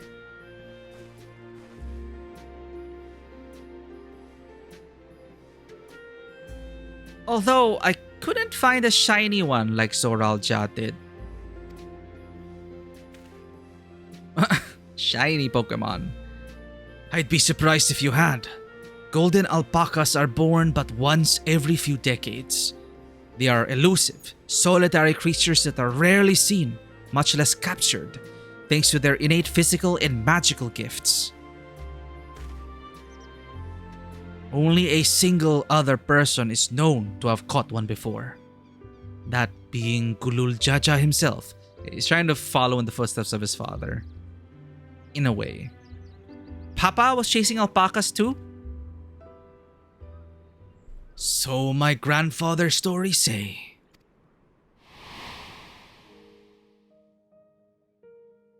It was before the founding of Tuliolal, in a time when the mountain giants, the Yokui, held our people in thrall. Compelled by their overlords, our forebears would ride their alpaca mounts to the highlands to deliver gifts of food and other tributes. Those were wretched days, to hear grandfather tell it. Then along came the young Gulul Jaja, yet unburdened by the mantle of Dawn's servant.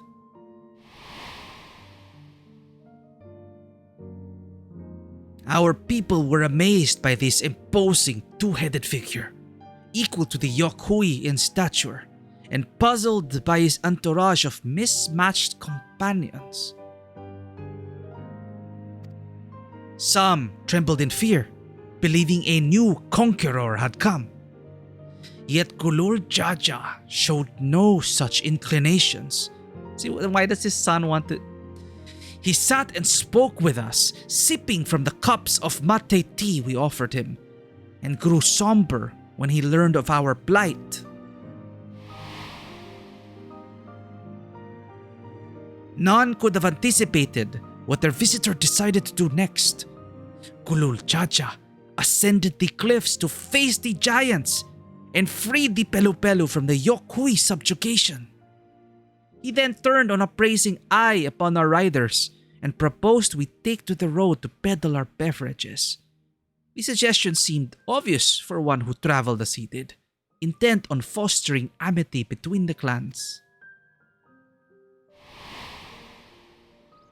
Coffee and tea, heck yeah. So it was that the word from Gulul Jaja transformed us into a clan of itinerant merchants.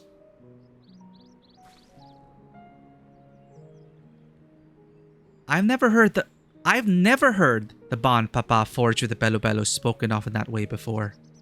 The saga is not so detailed. No wonder the son didn't hear about this. Then you may not know that Gulul Jaja sought a sure-footed guide for his trek up into the highlands. Thus did he capture a golden alpaca.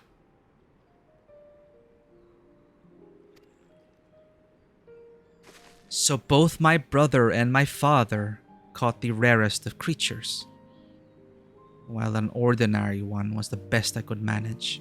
You don't have to be the same. The feat required no more than that, third promise, and you brought back a perfectly wonderful beast. Mablu's right. You're a perfectly wonderful beast. If anyone's ordinary, it's me. Aww. Dawntrail, welcome in. Hell yeah, alpacas. I want one. Welcome in, Dawntrail. We just suffered through the reveal of what an idiot Zerulja is. But yeah, I'm holding out hope the story will get better and all of this was just intentional. I'm gonna have to trust the writers that this isn't it. This is not it. This can't be it. Not only did you accomplish the feat of goals, you also made many trades and brought joy to many people in true Pelu fashion. Yeah. I sorely doubt your sibling could have achieved the same result. You should be proud of the accomplishments which earned you your keystone. And the alpaca friends we made along the way. Oh, look at Candy. Hope your journey has been wonderful so far, Dawntrail. Yo, you're in Japan too? I guess there must have been a Yeah, a friend of mine's also in Japan, and a bunch of others. Hope you're enjoying Japan. I miss Japan. Enjoy Japan for me, Tasar. Eat all the amazing food. See all the amazing sights. Thank you for the care package, Tasar. You yourself needed a care package. I'm sure it's tiring traveling.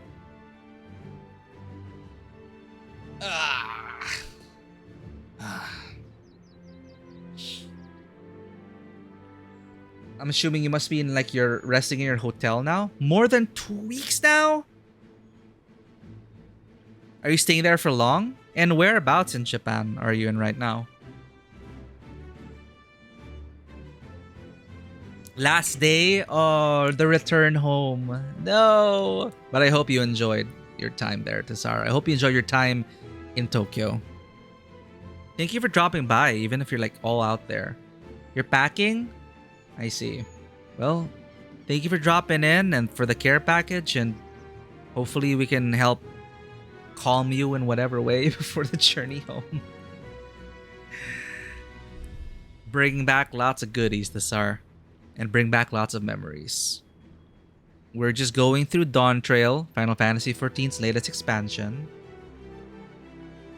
Check in an hour with your progress, yeah. Let us not keep you from the important stuff. But yeah, so happy you got to enjoy Tokyo for 2 weeks. Man, I'd love to go back one of these days. 5 more to go. We're an amazing race, Dawntrail edition. You're well on your way, Third Promise. We'd have been lost without you, Mablu. Thanks to you, I learned so much about the Pelu people and your customs. It might seem obvious, but I've come to realize the importance of properly knowing something. It was because I didn't understand alpacas that I was uncomfortable around them. It's the moral of the story. I'm thankful to you as well, Wuklamat. You've given me the courage to say what I wasn't sure I could ever say.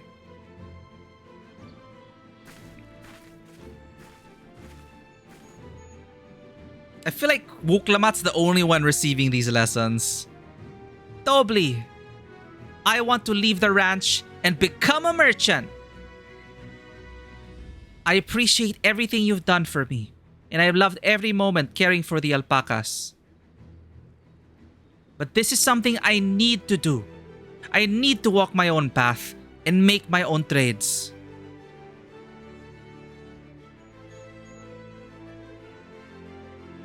As your parent, allow me to say one thing.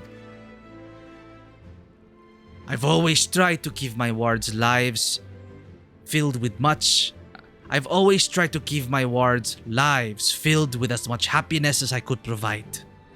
Yet never once have I wanted that to be the only happiness you knew.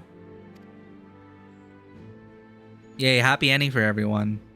You have my blessing to walk any path you choose, Mablu. This is all like power fantasy.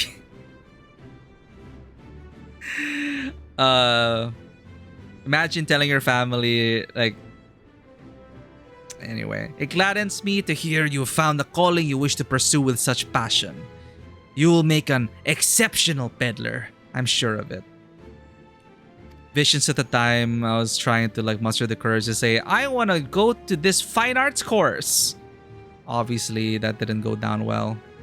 Thank you, Tobli.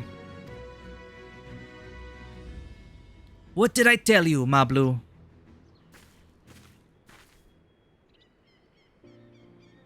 There's one last thing I can help you with, Third Promise.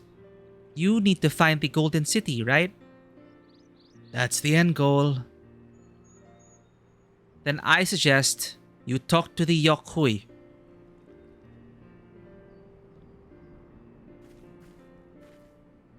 They once ruled over far more than just Urkopacha and the Pelu-Pelu. 1,000 years ago, they were the overlords of Yoktoral and all its peoples. During that era, the Pelu-Pelu were commanded to search for a city of gold. They scoured every corner of the continent, but never once found any trace of that fabled place. But If they didn't find anything, what could the Yokui have to tell us? They may not have found it, but the fact that they thought to look for it at all makes me curious. Perhaps there's value in delving into how the legend originated.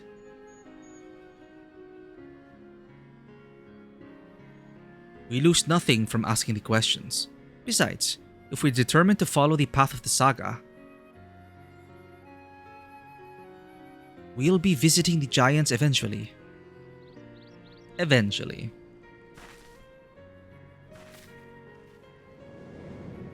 Wow. It doesn't even fit in the frame.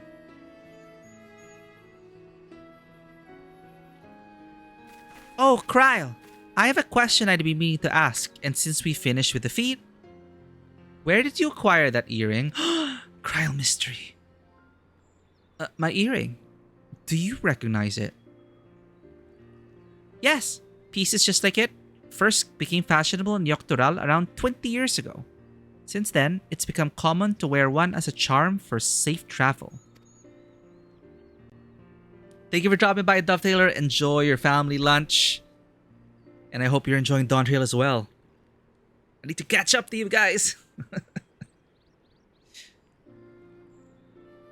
It has been such a slow burn so far. 20 years ago, right about the time my grandfather made his journey.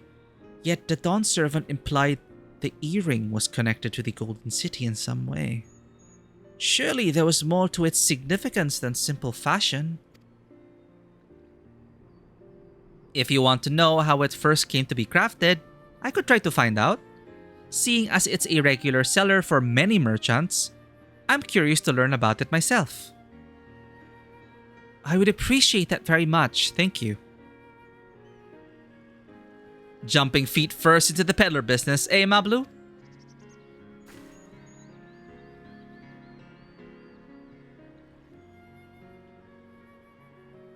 Right then, that's 2 keystones down. 5 more to go. I say we head back to Tuliolal and plan our next move.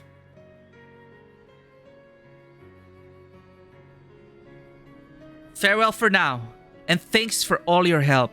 I will become Dawn Servant, so make sure you set aside your best mezcal for the occasion. She just jinxed it. She's not gonna be one. It's gonna be an ending we won't expect. Welcome back, Vanwa. Hope grass touching was good. We just finished our trial. Everyone has a happy ending. Tobli gave Mablu his blessing so she can start as a merchant. She recognized the earring of Kryle, so there's some headway into that. And we're now returning to the big city for the next trial. We have 2 keystones, so we need 5 more. Oh, this amazing race. She has a fearsome opponent in that brothers of hers. He even brought a golden alpaca to heal. Was welcomed by an air defense sound due to incoming ballistic missiles, so it's a mixed bag. God damn it! Stay safe, Anwa. But the grass was nice. At least the grass was nice. May the grass ever be nice. But you've heard Zoral Ja's supporters talk.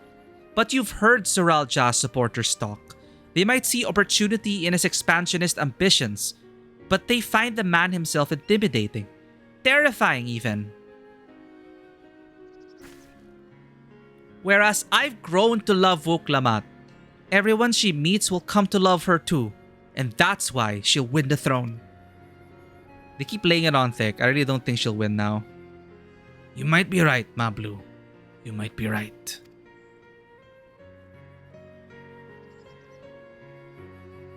It's gonna be like Hunger Games, where there'll be like 2 winners. I'm sure of it. If my prediction is correct, chat, I'm gonna order pizza. Never mind. Alice, I expected as much from the moment I saw him, but winning the contest against Zoral Ja will not be easy.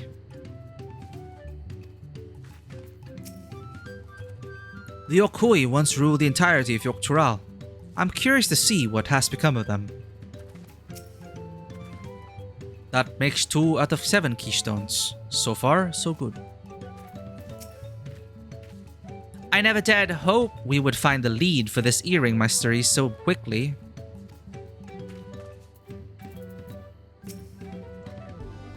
It feels good to have the Feet of Gold safely under our belt, even if my victory pales beside Zoralja and his shiny golden alpaca. I know I shouldn't let it bother me, and gods know you've all been so supportive, but I want to be strong, or wise, like my brothers. To be a promise that people's respect. Which is not likely if I stand here carrying on and on about things. Let's move on. Back to Shabalyev TA with us. Back to Shabalyev TA with us. The contest has hardly begun.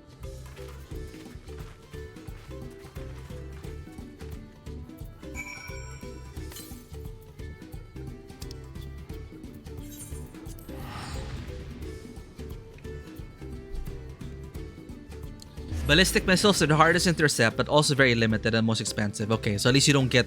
It's like not as often. They try to hit F-16 that rumored to already arrive, or some other target of similar value. Oh, you guys got F-16s? Personally, I'm likely safe, but it sucks in general. Yeah. Yeah, probably strategic targets. But again, it sucks either way, and it shouldn't be happening. But really, I just hope to be able to like at least make this space feels... At least make this space a happy space for you. I'll try. And despite all that, again, I always appreciate you dropping by.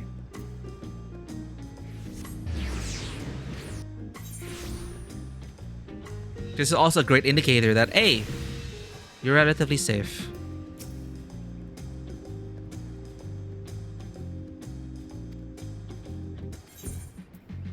How do I refresh?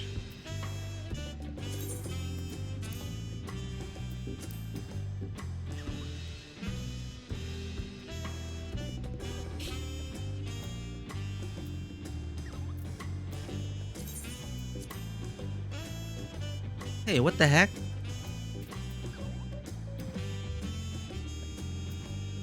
I bought... Do I have to log out? I'm just gonna claim my mount, chat. I'm gonna hit the queue again, but it won't be too long.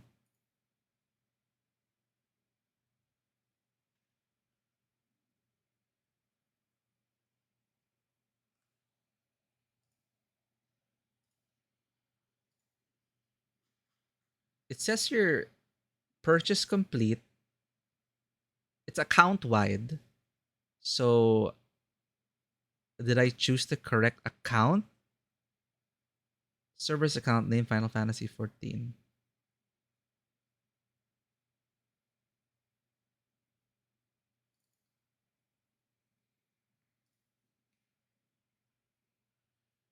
Yeah, I did the refresh. It didn't arrive yet. And it's been hours. I'm worried about it.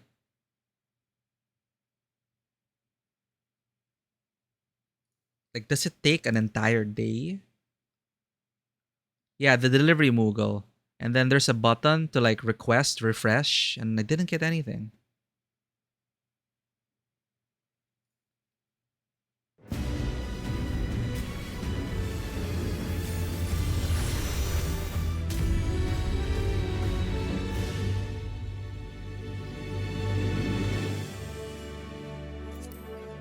Well, at least you get to see the menu.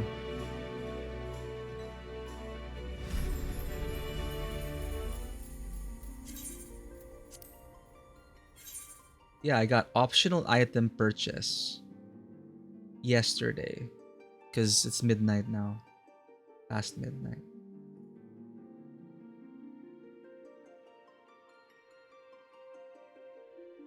I see my characters.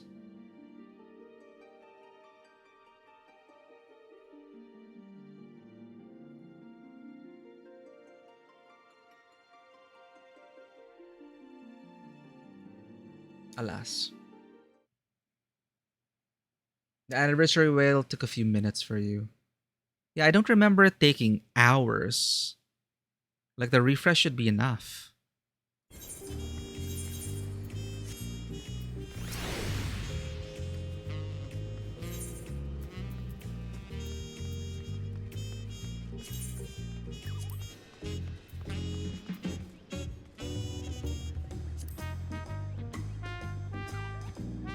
$19/20. I'll clear it up.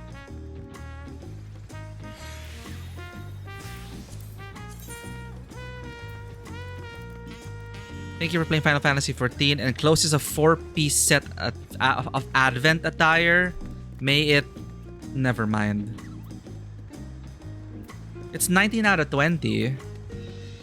Is this supposed to be a Cloud reference? And closes a 4-piece set of Advent children attire. May it... Never mind. I don't like deleting mail, but fine. Thank you for your purchase of the Final Fantasy XIV Shadowbringers Collector's Edition. Enclosed are the Revolver, a Granny Mount, and a Wind-Up Fran minion. Be sure to keep that last one away from mist, seething, burning, or otherwise. Unless you want to have your face ripped off. That's a Final Fantasy XII reference, I guess.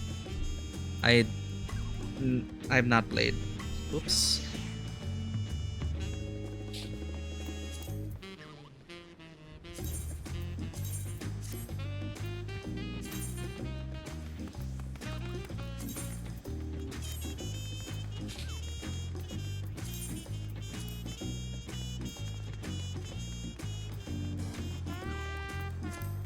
Yep, it's really not here.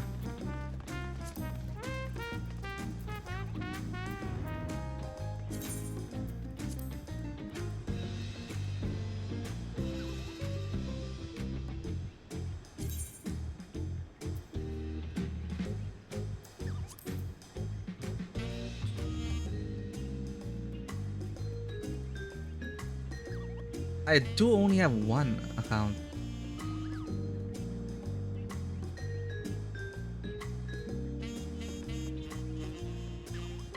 Maybe, I don't know, maybe servers are overloaded or whatever.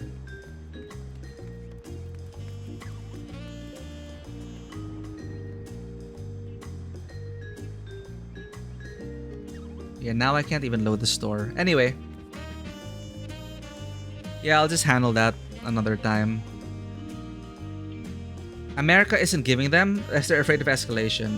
Oh, I would have assumed it was America giving the F-16s. Danish, Netherlands, and Belgian ones. Nice. Good old F-16s.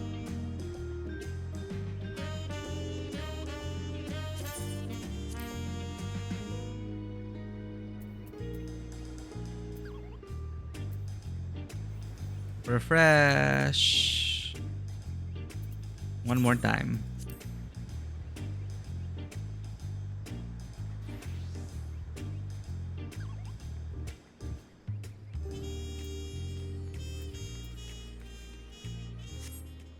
Oh wow.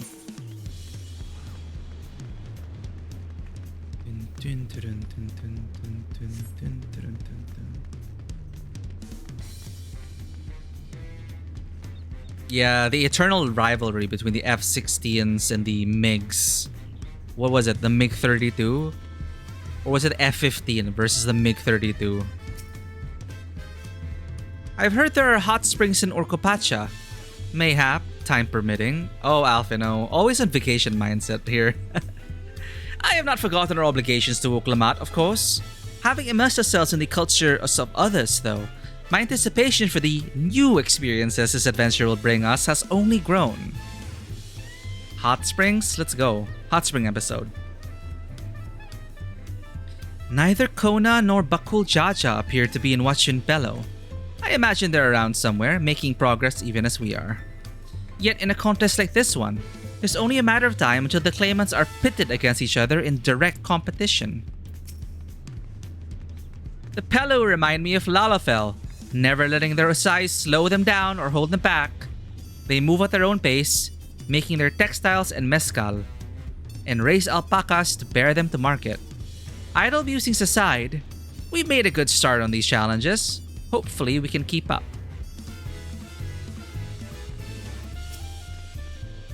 Golden alpaca. Alone, I may have tried to track the beast myself. Traveling with so large and diverse a group is unfamiliar to me. If she could see me now. Look at us! The contest has barely begun. And we already have 2 keystones. Surely even my talented brothers aren't doing this well. We can only hope.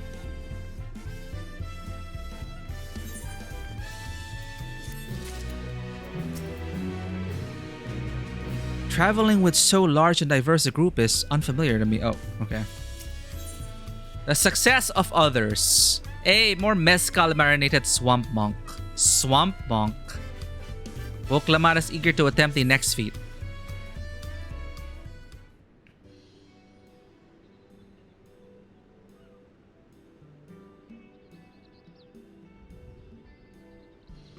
We've now won keystones from both the Feat of Reeds and the Feat of Gold. Surely that means our approach to the contest was the right one. So it would seem.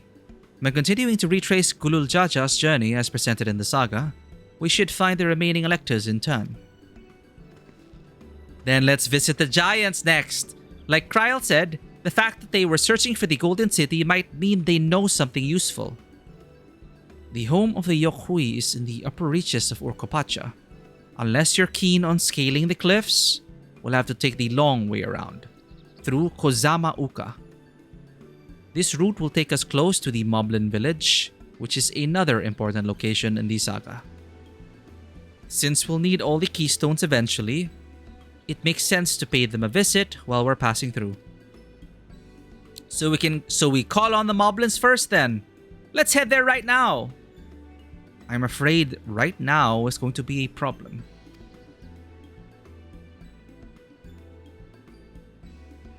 Oof.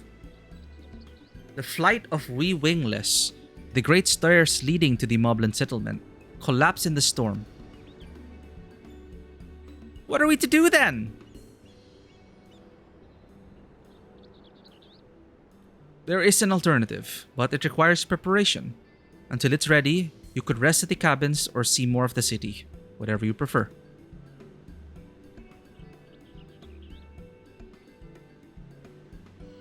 Just to be sure, you'll accept any method of travel as long as it gets us to our destination? Of course! Who do you take me for? Then, as your guide, I will see to the arrangements. Well, it seems we have some free time on our hands. Let us make the most of it. Free time! Free time!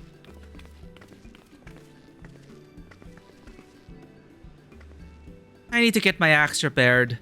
I nicked the blade pretty badly when I took a swing at Bakul Jaja. That reminds me. I never got around to introducing you to Ropli, did I? He's the man in charge of Wachumechi. He's the man in charge of Wachumechi, and a good person to know. Want to come along? Let's go then.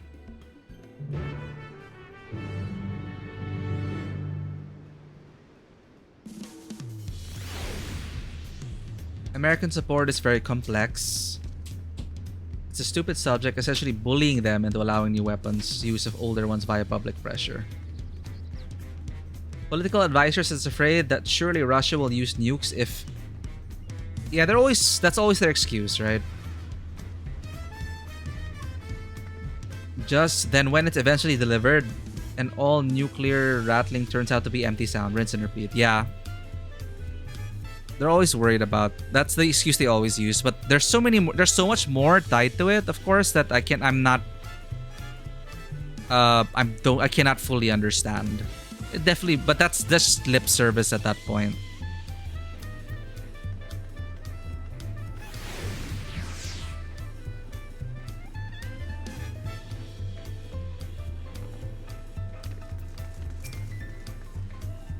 Ready? The markets of Wachumechi are to the east, on the other side of Bayside Bevy.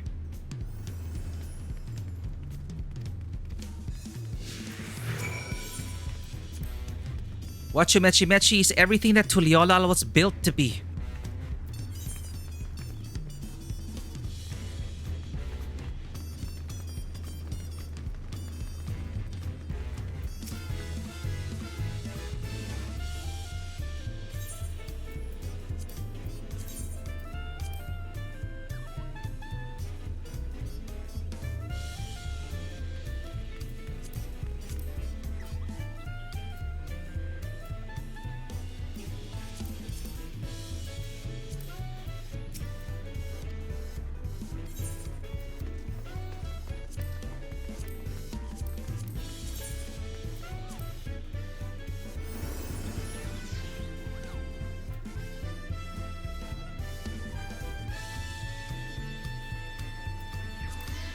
Nope.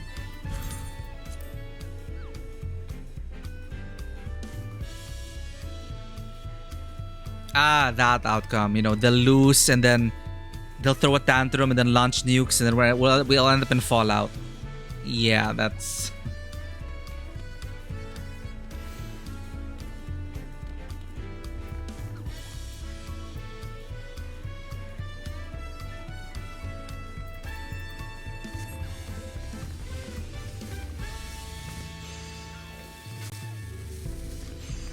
What dance is this?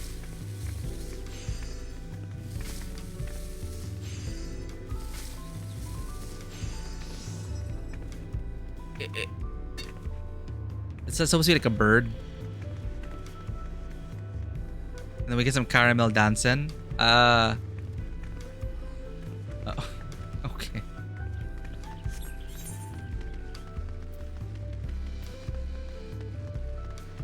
Oh, it's from the Loperettes. Okay.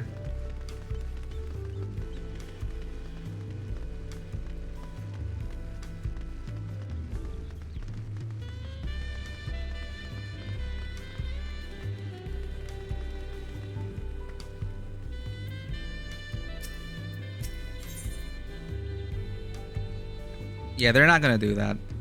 Discuss Auntie T's tacos. This is Auntie T's Tacos, named for its owner here, the lovely Tisol. If you're after the best tacos in Tuliolal, this place sits at the top with Shabalyav TA. Shabalyav TA. You say that, Third Promise, but you only ever eat old Brooke Evu's food. Come and buy mine for a change. Sorry, Tisol. It has been a while, hasn't it? I swear I'll stop for a bite once the contest is over.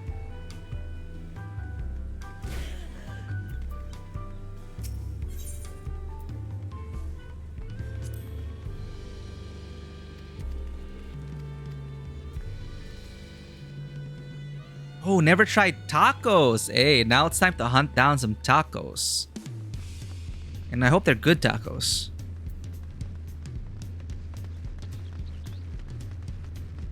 I do enjoy a good taco. Just a bit messy. So I just crush the taco shells into a bowl and it becomes a taco salad. Not necessarily. Some people like to put hot sauce in it. But you can spice it to taste.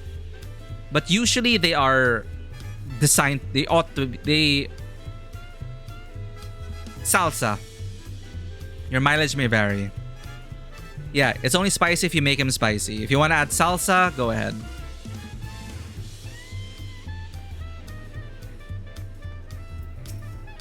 There is no one best way to enjoy tacos. Wachumechi Mechi is everything that Tuliolal was built to be. Ropli.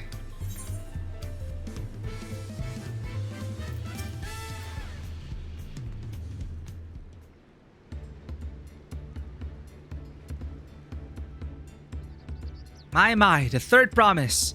How might I assist you this fine morning? Well met, Ropli. I need to buff a nasty nick out of my axe blade. Yes, it's been chipped quite terribly. Trying to cleave rocks again, were we? Something like that. Think you can fix it? You stand among Tural's most prestigious gathering of artisans and ask this question? This child's play. We'll have it repaired for you in 2 shakes of an alpaca's tail. Good to hear. I leave it in your capable hands. Who's your companion, if I may ask? This is Karen, a great adventurer I recruited from across the salt. I brought her here to meet you, actually. Thought she might have reason to visit Wachumechi Mechi sooner or later. Then allow me to introduce myself. I am Ropley, humble representative of this grand center of trade. A pleasure to meet you, Karen.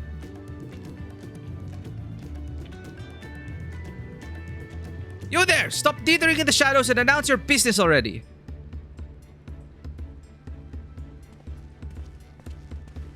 Oh. The guy on the boat. I've seen that man somewhere before. On the ship.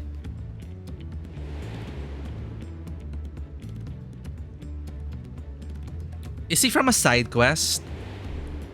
He said he was working in a parlor, but then I think got fired or something.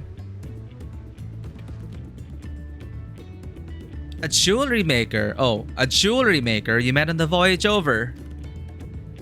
Oh, I remember. I spoke with him too. Fontaine?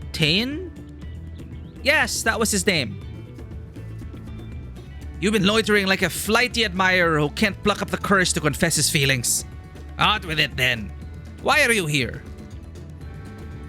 That is to say... Huh? And we're no closer to solving that enigma. I wonder if he could use someone to talk to. I say we go and ask. Let me know by link pearl if you find him first. He's getting used to link pearls now. Our nervous man of mystery fled westwards, never to be seen again. Dun, dun, dun, dun, dun, dun, dun, dun.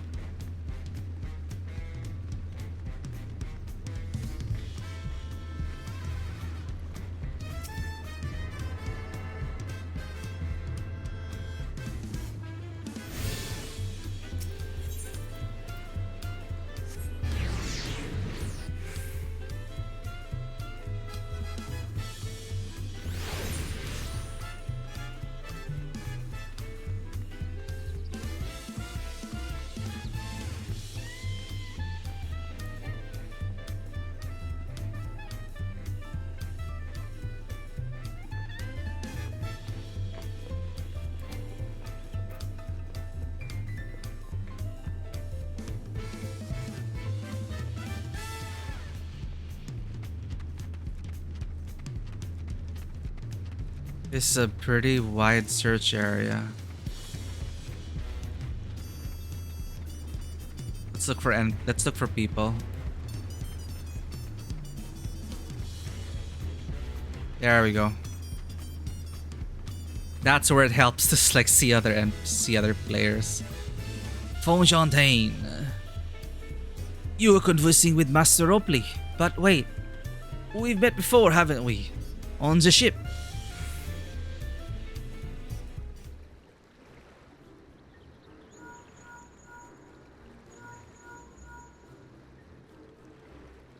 You found him! You found him! Good, I'll be right there. Why did you run off like that? Did you have business with Ropley or not? Please, you needn't concern yourselves with my affairs. I am undeserving of such attention. Huh? What are you going on about? I beg of you, do not ask me to explain. Do not! Sorry, but the more you tell me not to, the more curious I become. Besides, you look like you need a friend. You are too kind. So be it. I suppose I can share with you a morsel of my misery. Before I came to Tuliolal, I worked as a goldsmith at the most prestigious jewelry maker in all of Ulta, Thames Aesthetics. Oh, it started off well enough, but as the days passed, everything began to go wrong. Compared to the masterpieces of my talented colleagues, my products were lacking, mediocre. I lost all confidence. Crippling doubt had possessed me, and any veneer of bravado I tried to put forth soon cracked beneath its weight. Thus did I take ship, hoping to find a fresh beginning on new shores. Yet as you witnessed, I lacked the courage to even approach a potential employer. You stand before a man wallowing in the wreckage of his ill-spent existence. Alright then. You offered a morsel, then served us the full course. He was waiting for the trauma dump. It is a terrible French accent, but I appreciate it. You must have really wanted someone to hear your story. If you like, I could try to give you a few words of advice. Then, you have experience with my predicament? Of feeling terribly inadequate compared to your undeniable superior peers? You found the right you found the right Khajiit. What are the Hrothgar here? What are the Hrothgar people called here? What's their tribe? Well, when you put it that way,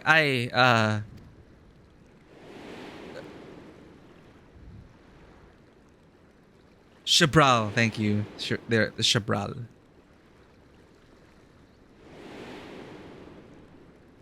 A wimpier voice in his head. Yeah, he probably is more like that. Not me. I am Wuklamat, third promise of Tuliolal. Daughter of the Dawn Servant. Of course. You're a member of the royal family. Please forgive my presumptuousness. But what of you? Have you ever measured your work against that of your colleagues and found yourself wanting? Well, as a person, I fall into that trap a lot. As like me in real life. But Karen is of course more well put together than I am. You can't measure your worth by the success of others. Again, there's a time and place for comparison, but you don't want to fall into the trap of endless comparison and crippling self-doubt.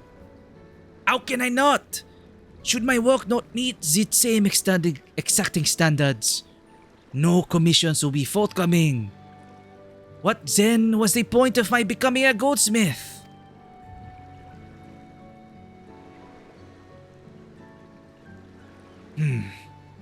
Looking back, 'twas my father who inspired me to take up the trade.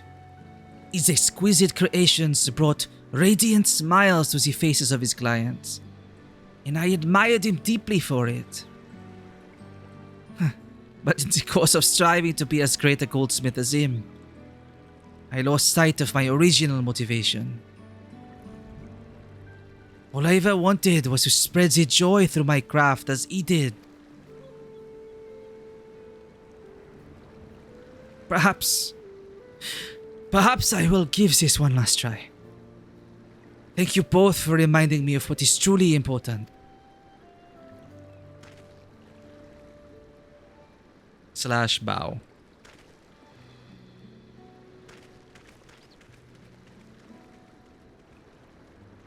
What is truly important?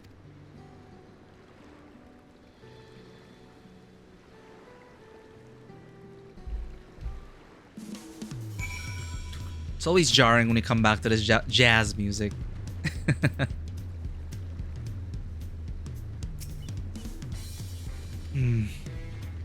Oh, sorry, Karen. I didn't mean to ignore you. But yes, I'm glad to see Fontaine is giving himself another chance. Dun, dun. I forgot. Munch, munch, munch. For all Turali, Wuklamat wonders how Fontaine is getting on. I can't help but wonder if Fontaine will follow through. Let's see if he's actually gone to talk to Ropley.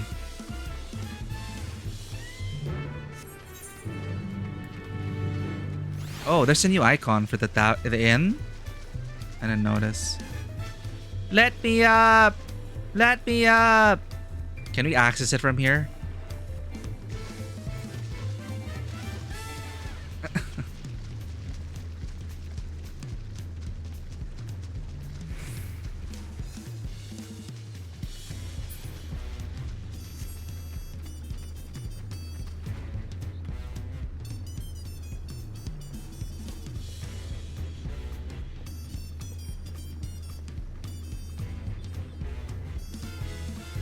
Whenever this music plays, I always feel like I'm in a rush. Running away from the coppers. Doing some crimes.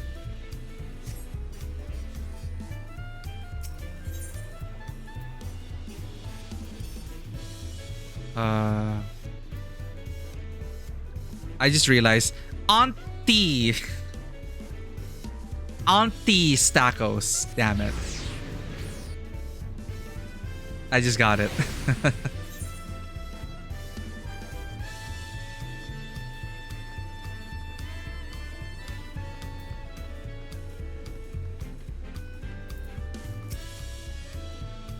You can do this, Fontaine. Our lurker seems a changed man. I'm not sure it even is the same man. 'Twas kind of you to come. But you needn't worry. I found my courage.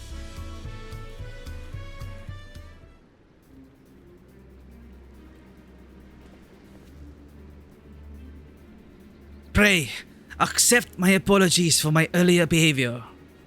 My name is Fontaine, and I am a goldsmith from Ulta in faraway Eosia. I realize this is a bold request, but I should like to continue practicing my trade here in Wachu Mechi Mechi. If you will have me, I ask only for the opportunity to bring happiness to others with my creations. So that's what it was about. You were looking for work. Huh. Consider yourself hired. Wachu Mechi Mechi is always in need of skilled craftsmen and women. I'll handle the necessary paperwork. Can you start tomorrow? Yes. Yes, of course. I must thank you both again for your sage and timely advice. I don't know that I was all that helpful. Needed someone to talk to. But you were. Had you not come to speak with me, I would not have had that moment of much needed self-reflection.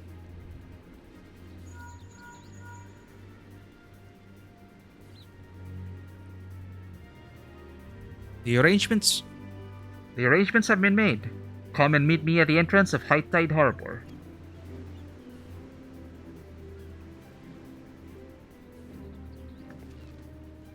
Oh, I almost forgot. Do you have my axe ready, Ropley? Ready and waiting. Behold the sublime touch of Wachu Mechi Mechi artisan. Of a Wachu Mechi Mechi artisan. Ugh. Oh ho! It's as sharp and deadly as the first day I held it. Thank you.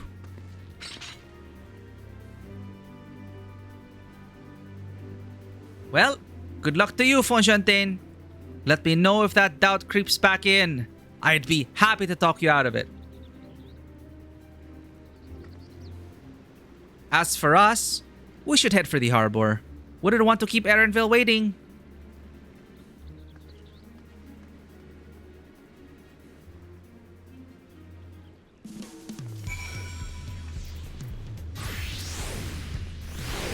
I know better than to hold myself to an impossible standard. The only thing that matters is the joy my craft can bring to others. It is a good reminder once in a while. Always a happy day to add a new artisan to the ranks. Do let me know if there's anything else I can help you with. Dun, dun. I feel like we should just sprint there.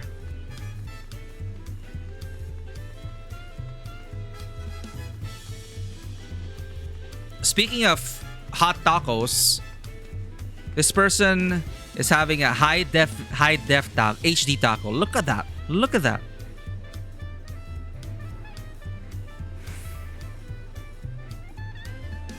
And they're having it spicy.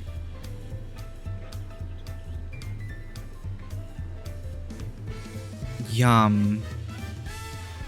Yeah, it's much easier to eat a soft taco. The hard shell ones keep crumbling on me.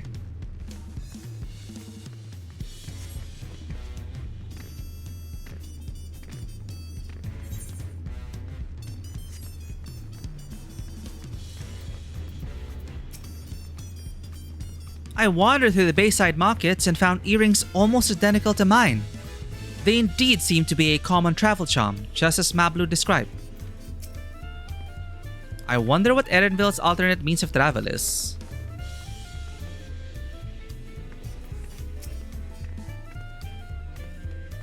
All that waiting was making me hungry, so I tried a taco from both Shabaliev TA and Auntie's.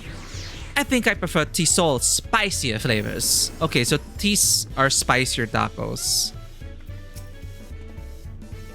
I went to re-examine the Tuliolal saga. Should we continue apace, we shall soon come face to face, or rather, face to knee, with those enormous Yokhui. I am told some of them tower over even the hulking Golul Jaja.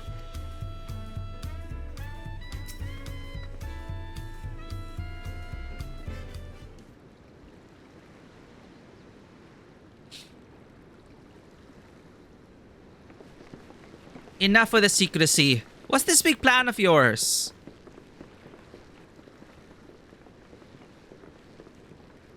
Look there. That is my big plan.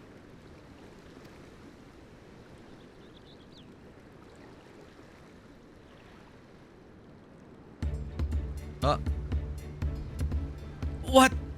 What is that? It's a Punutui. She'll be pulling our boat upriver. How do we know she won't thrash about and sink us instead? They're gentle and timid creatures. For the most part, she's unlikely to cause a fuss unless you give her reason to.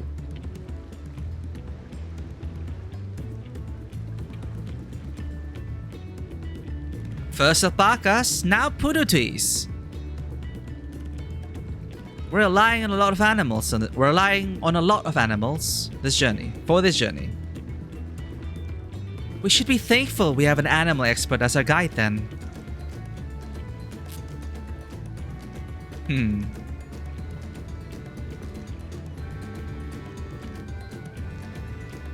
But did it have to be my old nemesis? Another boat. Well, I took you for someone who was up to the challenge. Was I wrong?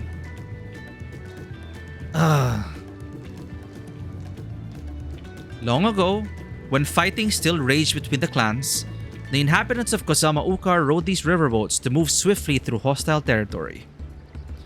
But the vessels see little use with Tural now at peace, so I was able to borrow one of the few which remain. I did consider a dirigible, but the pilots warned me that the updrafts near the falls would make landing difficult.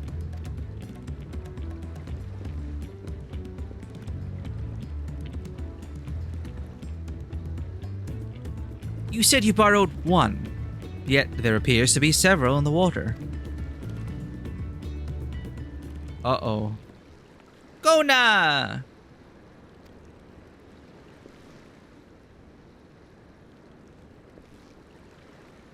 Lemati, traveling up the river, I presume. Seems that way. Does this mean you've earned 2 keystones already?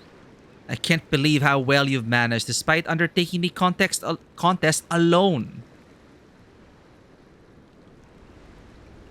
I was never alone.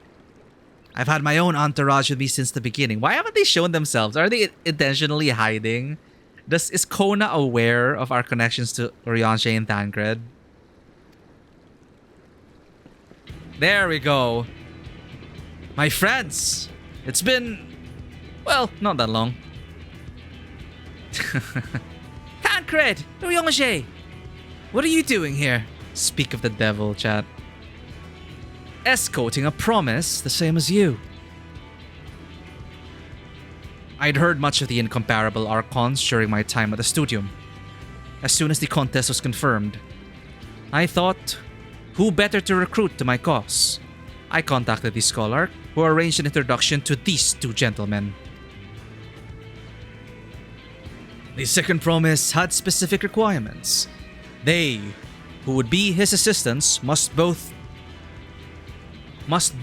both proven survival skills and mastery of the arcane arts.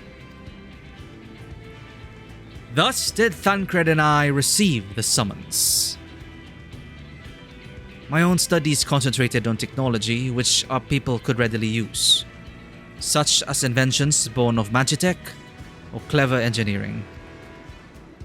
Where magic was concerned, I covered only the foundation. Knowing you two, I expect you had other reasons for accepting the job. A few. The nation of Tuliolal spans an entire continent. Depending on who wins the throne, the world may be plunged into instability once more. Ever have we striven to preserve peace? Where is our place if not here and now? We did our due diligence, of course, and made sure of who we were working with before agreeing to this endeavor. He's even more opaque than Ryanje at times, but is surprisingly... That's quite enough of that. We must be on our way. Wait, I have one question before you leave. Kona and Wuklamat are vying for the throne. As Kona's entourage, does that mean you've resolved to defeat all his opponents, including us? I was waiting for this time, waiting for this moment. We're sworn to do all in our power to win this contest for Kona, even if it means competing against our own comrades. We intend to hold nothing back, and expect you to do the same. And we won't disappoint you.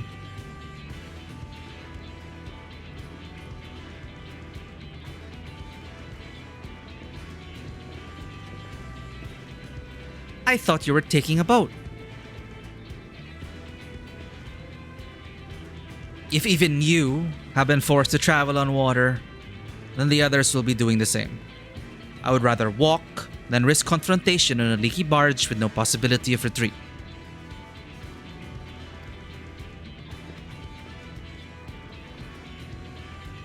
Well, it's true that I can't stand boats,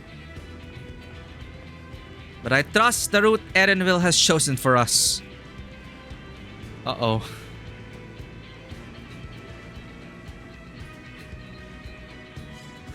Leave the handling of the Punutui to me. Should other wildlife attack us, however, I may have difficulty keeping her under control. Do your best to draw them away, as far from the front of the boat as possible. Fight, fight, fight.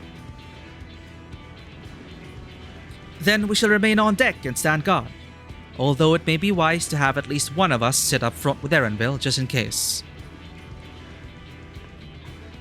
I'd like to stay on the deck. I'm eager to put my pictomancy to the proof. And I'll take any chance to show you that I can hold my own in the battlefield. Then Kryl will stand on guard with Karen.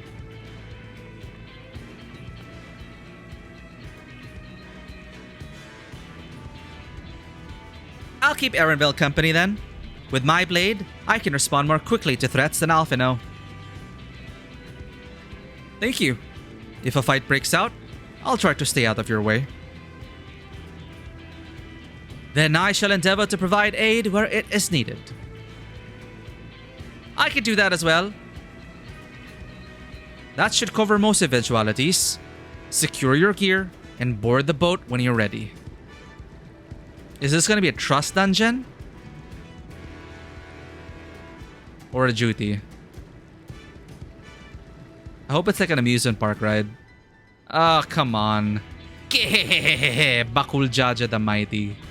Ugh. Let the hunt begin.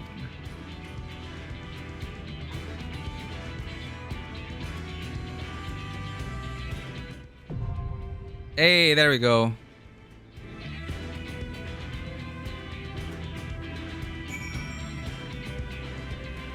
Let us trust the trust. Kona decided the river route was too risky, but I wonder how the other claimants are planning to travel.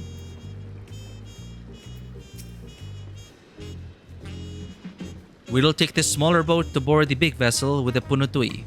Punuti.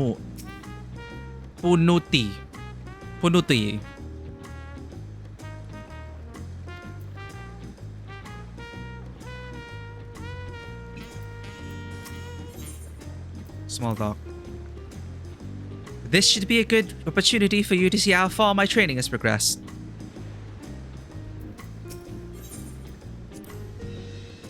As Kona said, once we're on the boat, there'll be little room to fight and nowhere to run. We must be prepared for all manner of threats. Yeah, so if we were Viper, we would have been the DPS.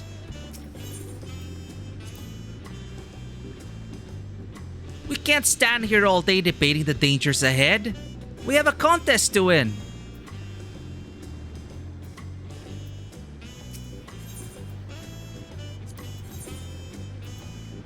Intrepid. Sage Pictomancer. So, Let's get to it. 'Twould be a pleasure as always. I won't let you down. eh. Member selection available.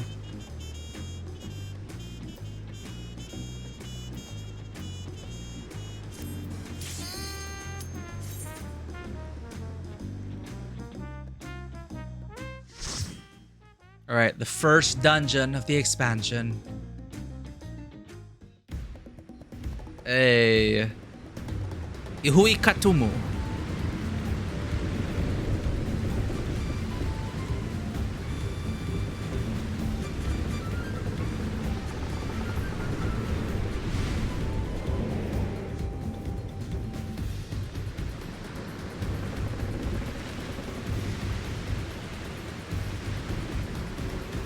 It looks like it's gonna be fun, Dewata.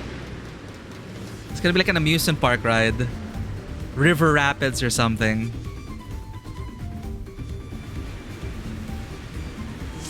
I did like the one where we were on the... in Garlemald during the post-patch stuff. There is a boat like ours up ahead. Could be Zoralja or... oh god, is it Bakul Jaja? Forget who else is on the river right now. We have company!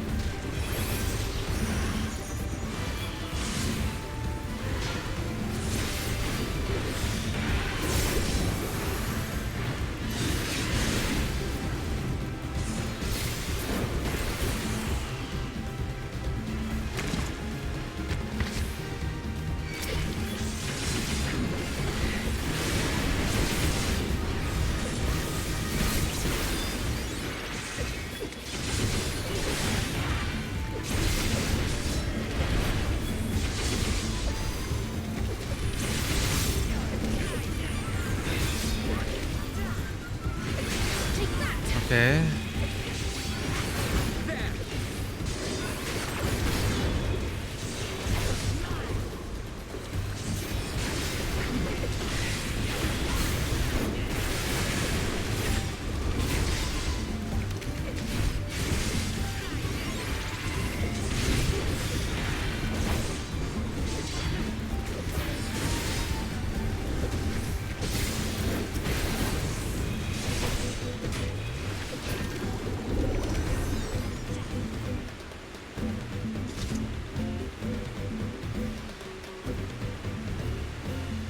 We're in for some rain, it seems. Ooh. That is Bakul Jaja ahead of us. Be ready for anything. I knew it. Yes, come closer. We have something for you. A gift, courtesy of the blessed siblings. Scheming bastard. He was waiting for us.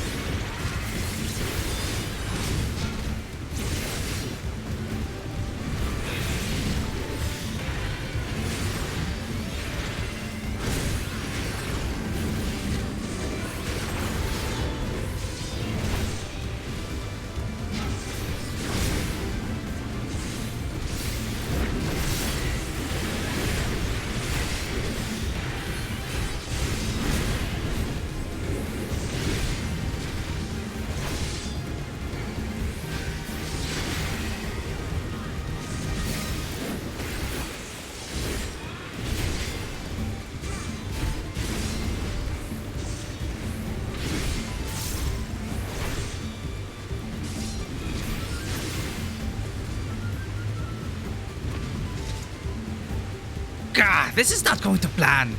We'll just have to improvise.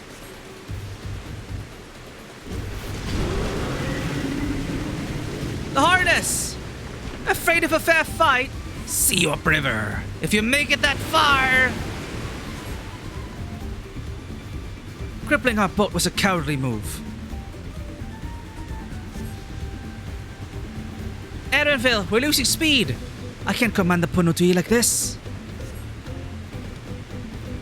The harness is broken. I'm sorry, but we have to pull over to the bank. Seems Mikul Jaja got his way. We won't be going anywhere until we can make repairs. See if there's route overland. We'll try to catch up to you later. We have to mend this damage. If you could help me, Alize. Of course. Whatever you need. Up. Koza Uyuy.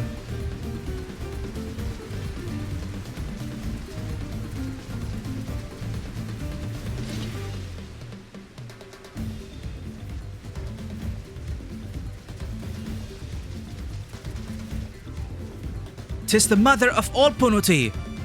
It's huge.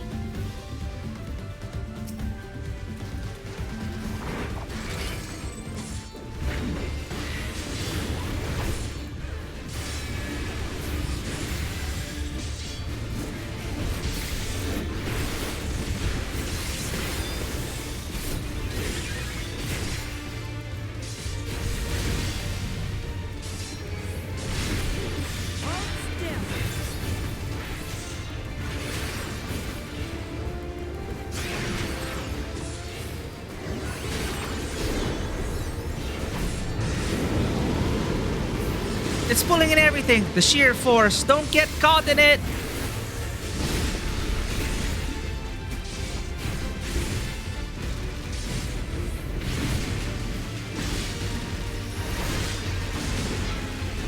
Ow, ow, ow.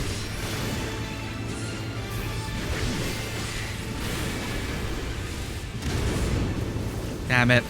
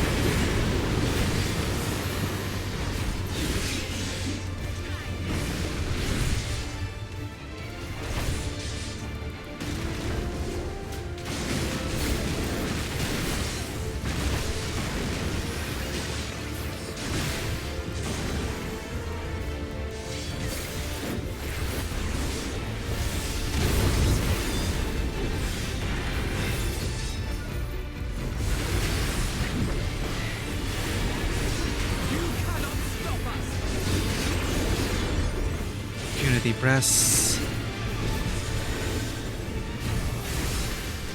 That's fine.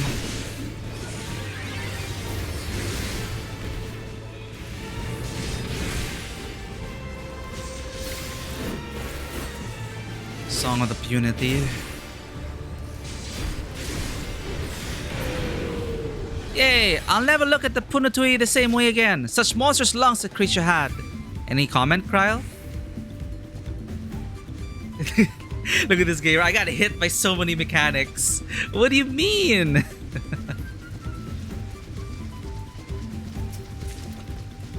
You see what it did? Uklamat. Jungle itself.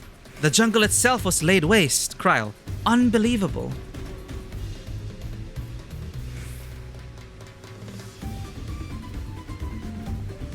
Okay, at least we can see the dialogue. But did you die though? Okay, fair. But did you die though? No. Then we are gamer.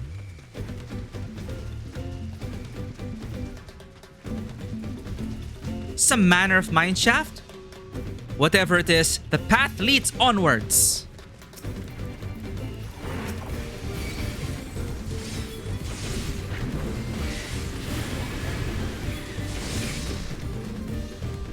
I wonder if Alfino can handle this.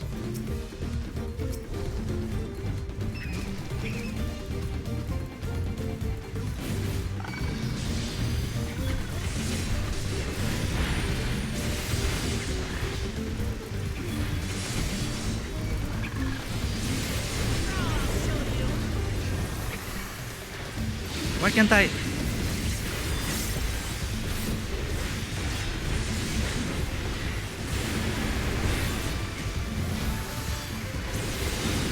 Oh, I messed up. Fuck. That combo.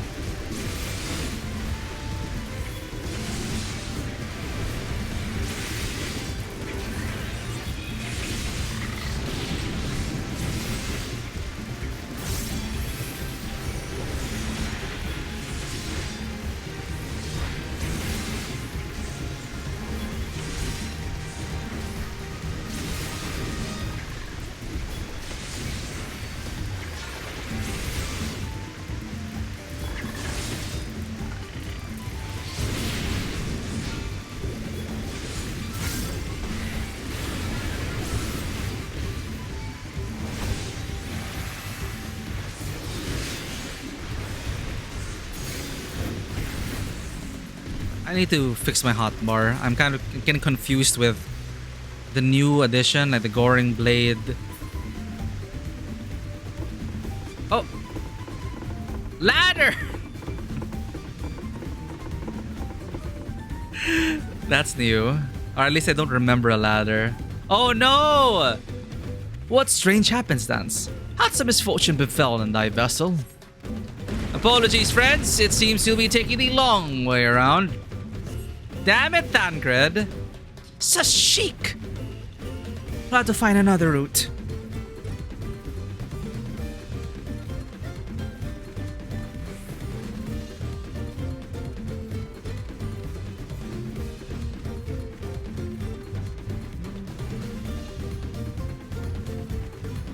Huh.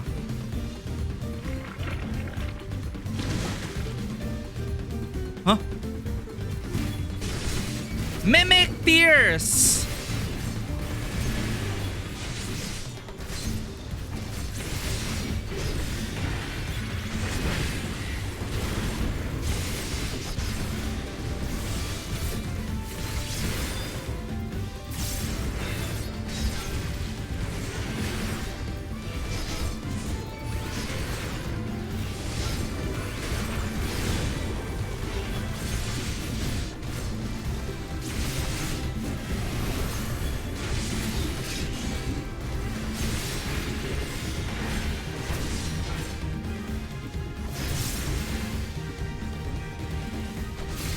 Damn it.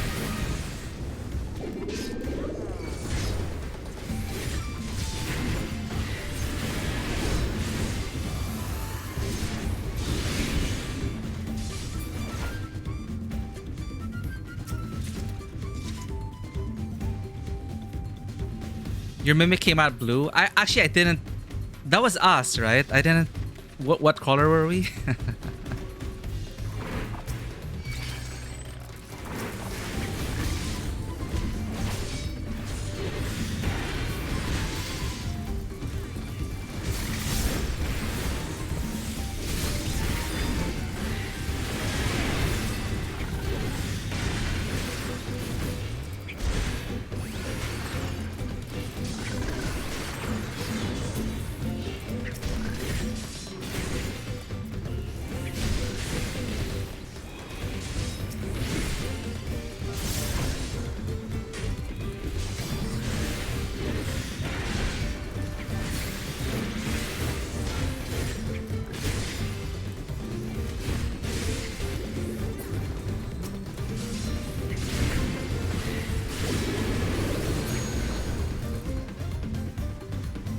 I was green. Okay, let's screenshot ladder tech.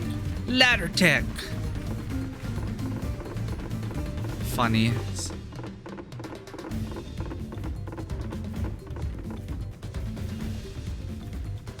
Oh, look at this. We're just murdering the wildlife again.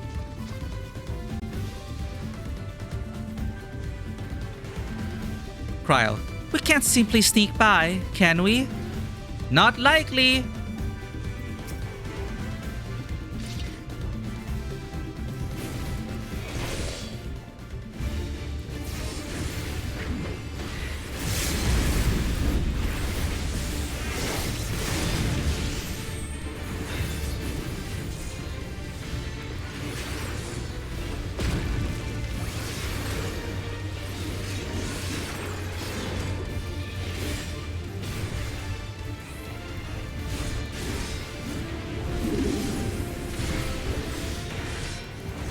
Drowsy dance.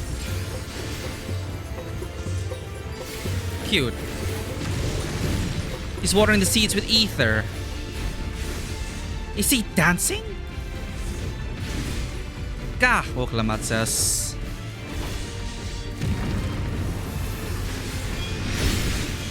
Drowsy's dance invigorates the roots.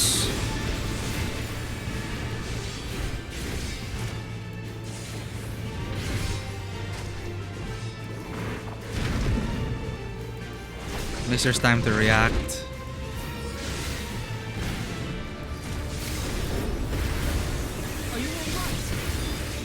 Kind of.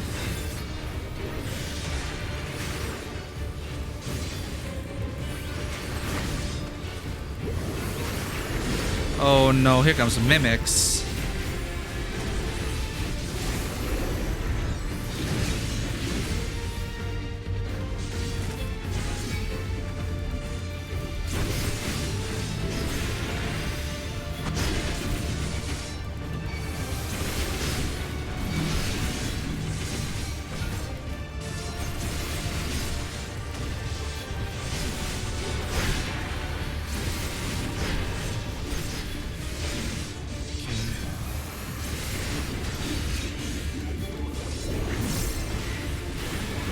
Active win single target DPS.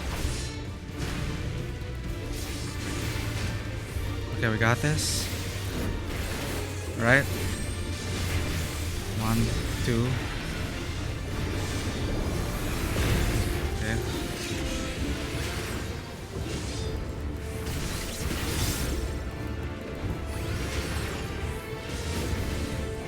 So again. Just watch for the directions.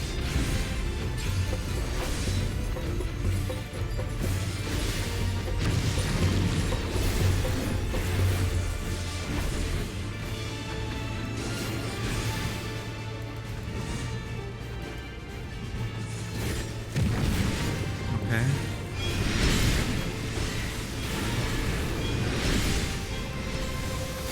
Growing even larger.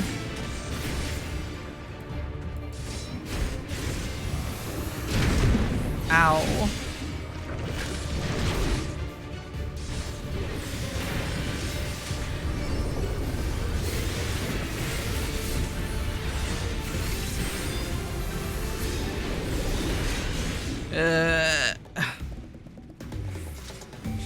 Another victory for us. Out of the tunnels we go. Smash them, whatever face they wear. Oh my, that is unsettling. The mimics from before. They've copied us again. Let's say Trust Dungeons can be fun because it makes them also feel alive. We have commentary.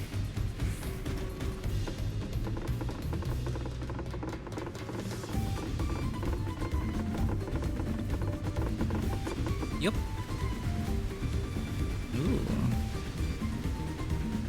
We've emerged somewhere upriver. Then let's press on. Rainbow.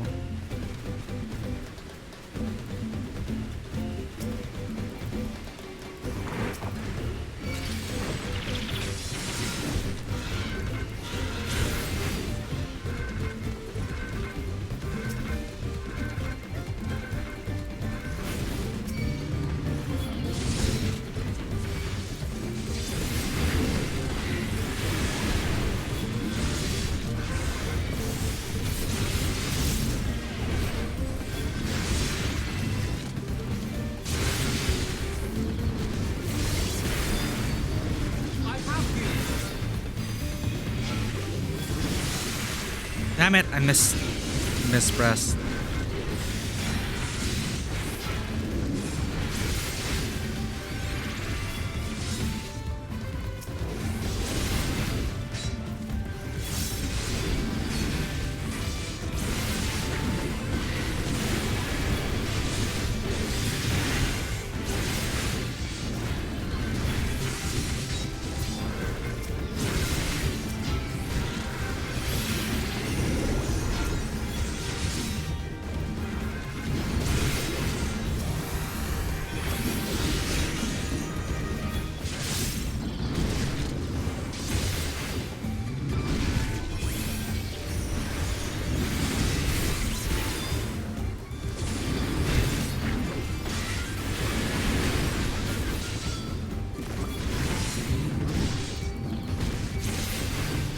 Ah, I forgot my computer combo again.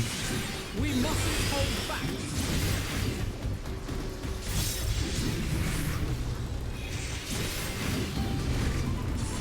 What am I doing? Single target DPS.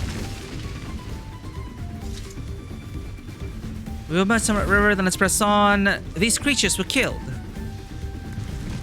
Oh, that looks like a weapon.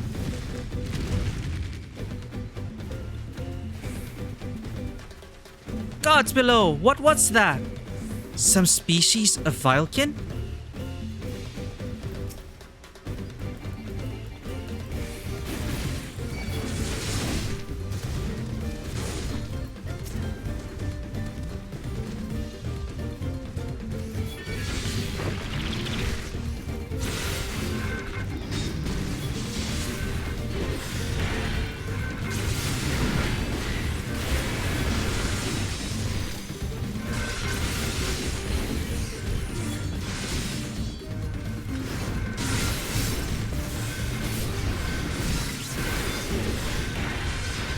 Alphino.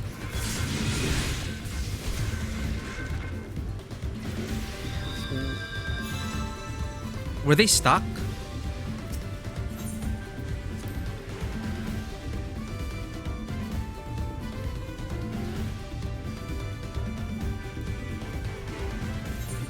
So much for gamer.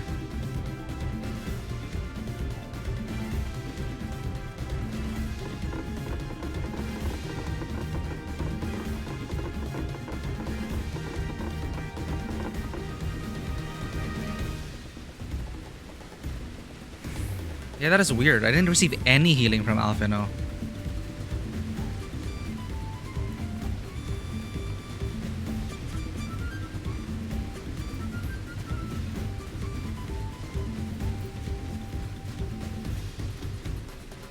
Oh, I missed this.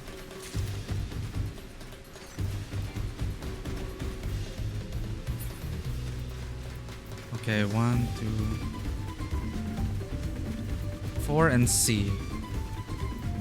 Control 5. Magic CVB. I think I need to work on my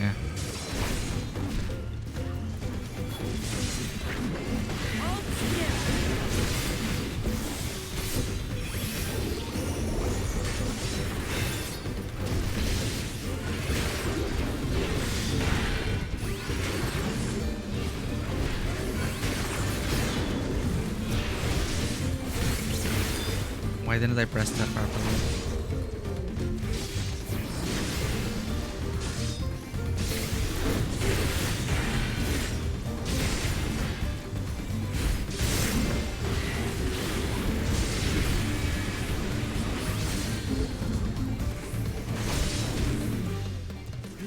Nice DPS, Skryl.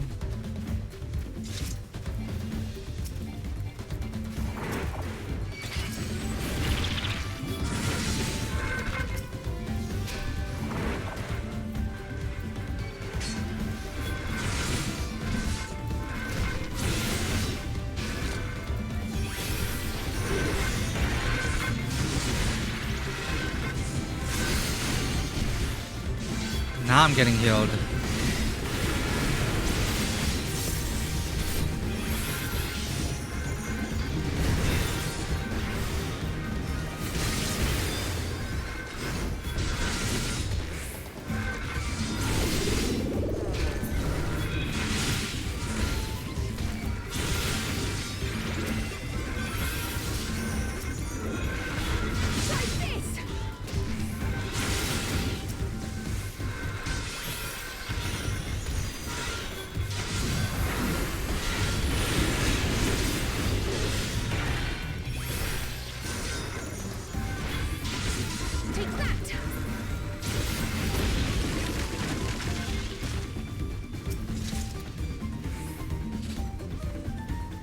Oh, you finally found you find it really cute that the NPC for the botanist and minor quest is also Bunny Boy with the same haircut and face as Simcar. Oh, it's like his long lost twin. He even runs an apothecary, which is very similar to the backstory of our Simcar. Ooh, maybe you could like rope that person into your RP story. Like, what a coincidence meeting such a similar NPC. It's pretty cool. Oh.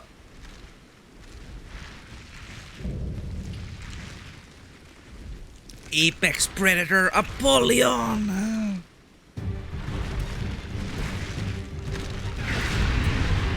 This guy looks like a weapon. Like emerald weapon or something.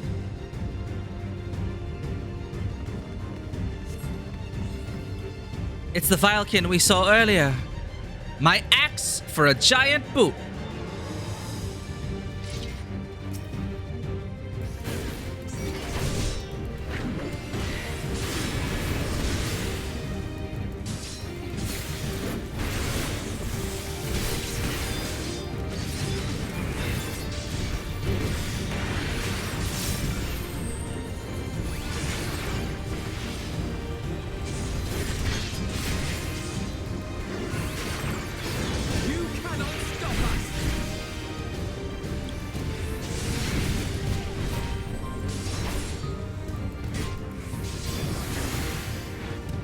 Whoa, are they helping us? After a rival predator, it seems.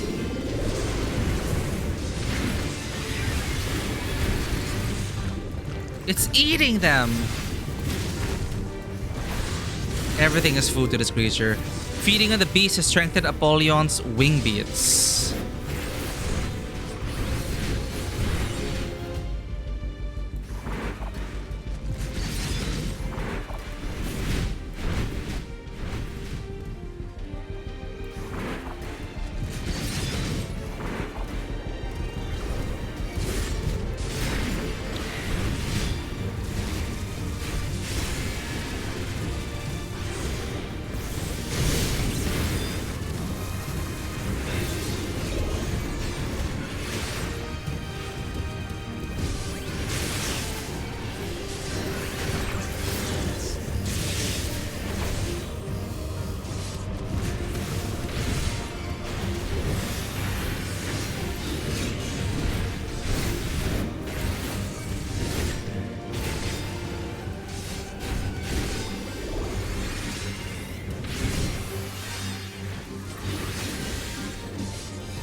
I win again.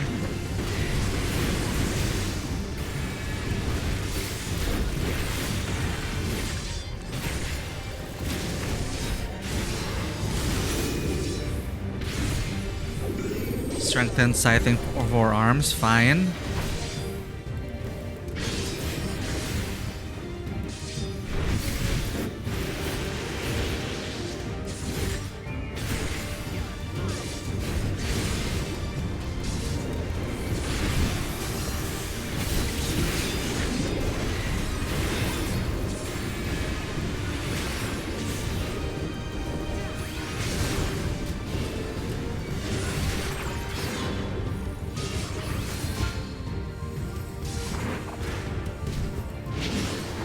Whoa.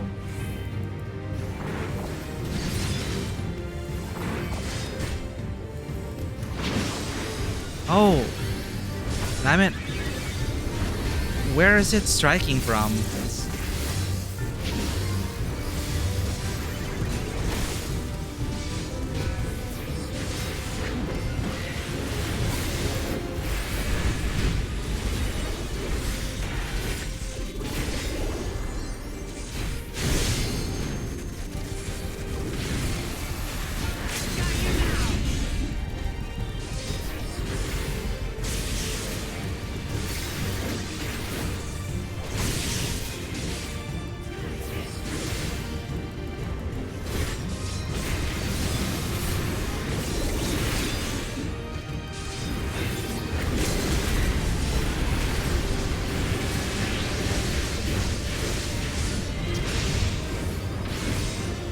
Almost there, guys.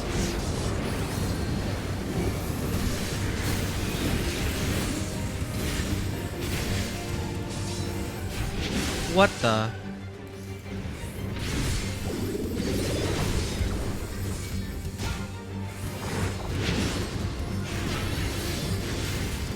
Oh. Okay.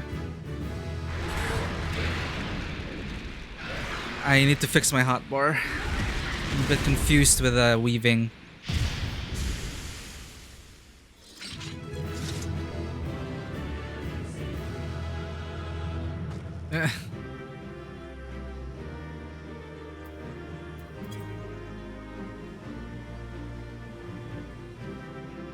We got pumas coming in. They don't seem interested in us.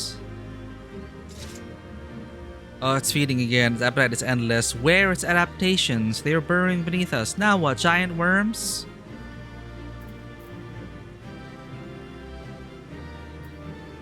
You also fussed over your Bostra or other classes, although Dancer didn't change at all. Yeah, and coming back after so long and the rotation changing, it's... I need to make it a bit more intuitive for myself. So these are all mitigations. Slow, block. But I put atonement there because it's 3 and then control 3. This one will unlock atonement. Okay, actually, it is... I'm trying to... Okay, this... After Royal Authority, this unlocks and you do this. So it's like boop, boop. 4C. I just have to remember 4C. Those are my DPS windows. Fight or Flight, Requiesce. Weave it after 3.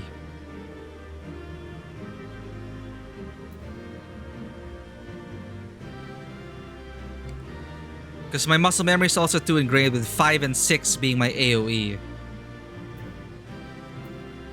We'll learn it again.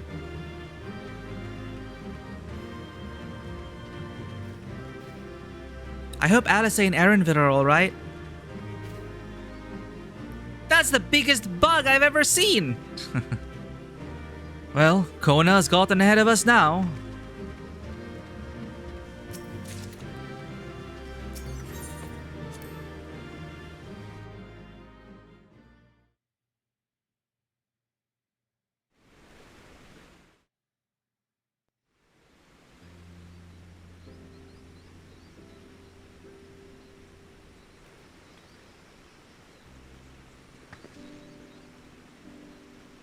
This is as far as we can go on foot, it seems. We'll have to head back and see about fixing the boat.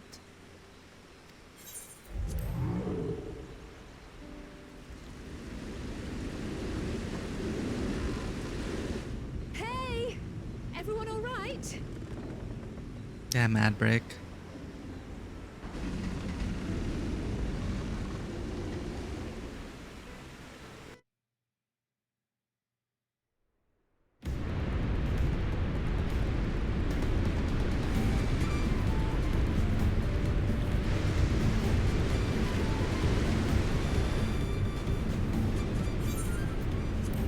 I was worried we might not catch up to you.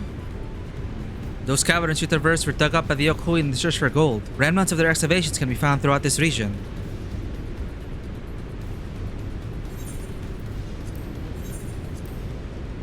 Well, I appreciate the lesson, oh wise guide. Are we... Oh. landing this boat anytime soon? Our river journey is almost over. For proof of that, you need to only look ahead.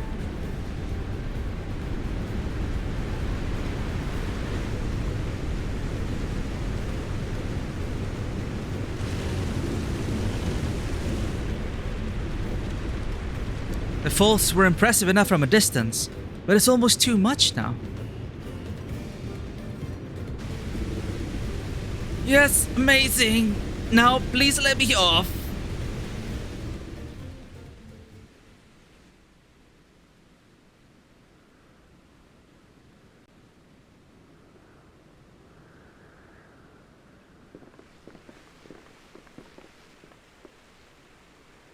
No.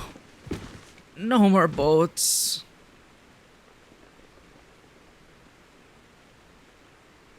Are you? Oh, you're not alright.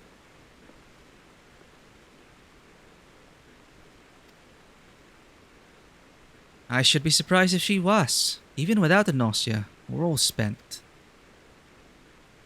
There is a mountain shelter nearby, a resting spot for those who've ascended the stairs. I suggest we make use of it. That would be a welcome respite.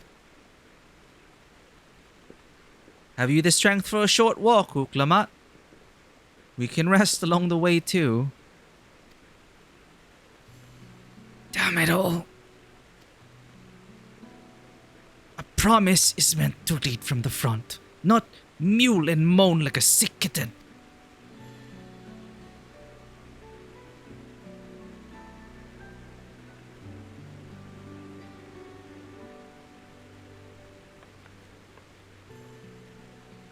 Uklamat.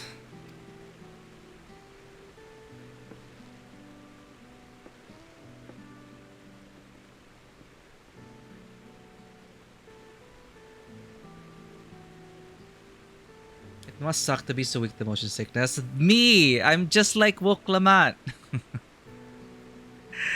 And everyone's enjoying themselves. Yeah, we're on a boat going sailing from island to island, and me, I have to rely on my motion sickness spells, or I will be out of commission for the whole day. Ignore me. It's a nausea talking. I'm fine, really. Lead on. I'll follow.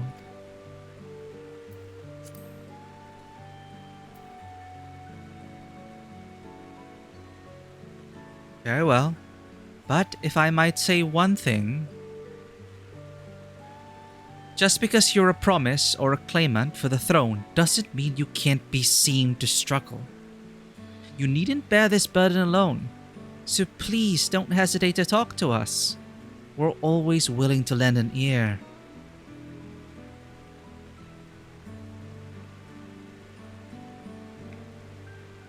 But Kryl,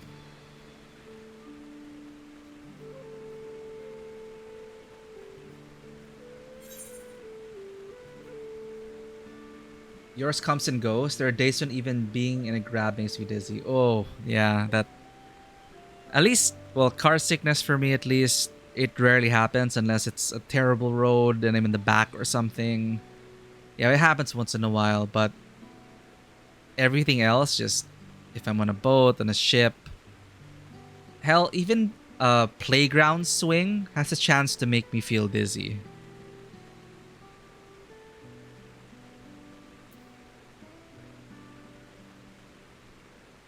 Everyone's allowed to be weak sometimes. Leaning on others is a skill all leaders require.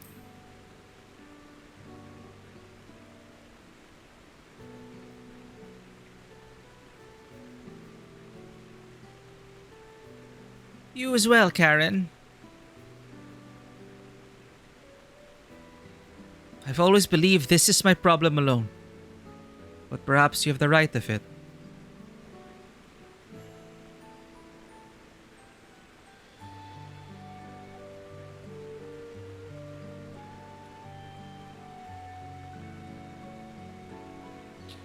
Alright. I'll talk about things. Just give me a moment to collect my thoughts. Of course, as long as you need. We'll be waiting at the shelter when you're ready.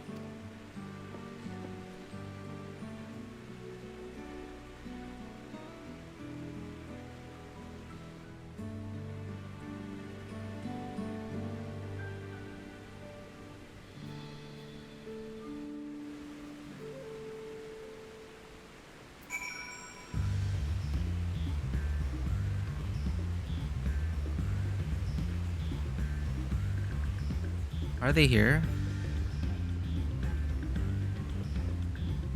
No.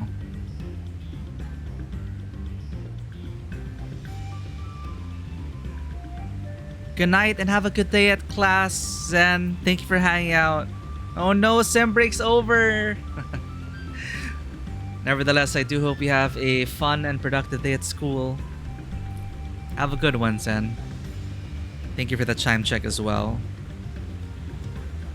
Let's keep going a bit further, and I don't feel like it's a nice point to pause yet.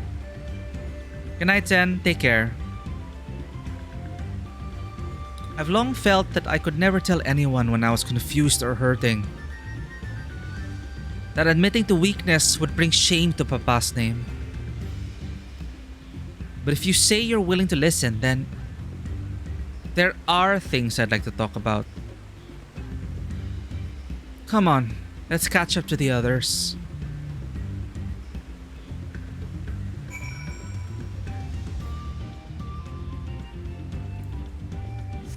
Where's my motorcycle, Square Enix?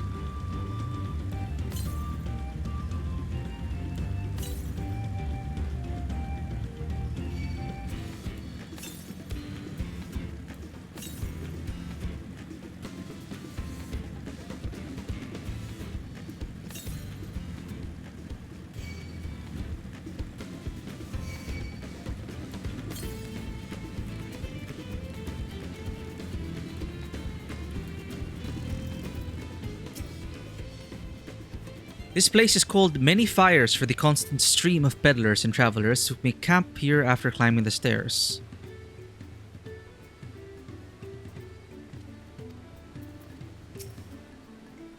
Now that I've decided to share, I feel so nervous. This seems a cozy spot for Wuklamat to let her guard down. I know it can't be easy for her. This side of the region is so different from where the Hanu live. The striking colors of the vegetation alone.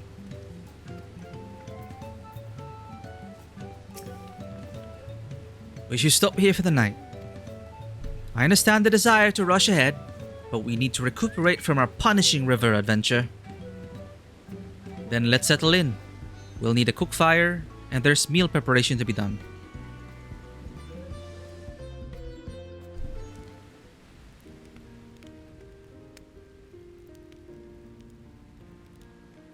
I've been meaning to ask, but how does one become the adopted child of the Dawn Servant?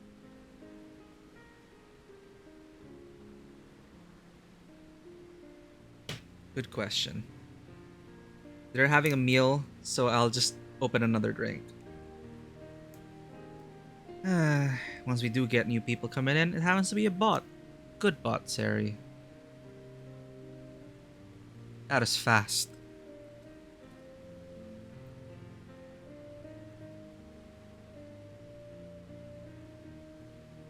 I found this in the fridge. Dunkin'? It's not Dunkin' Donuts anymore. Why did they remove the donuts part? I need coffee. This is iced coffee. Shake to wake, best served chilled. Like Dunkin'! And the new signage that I saw, it's like also super massive.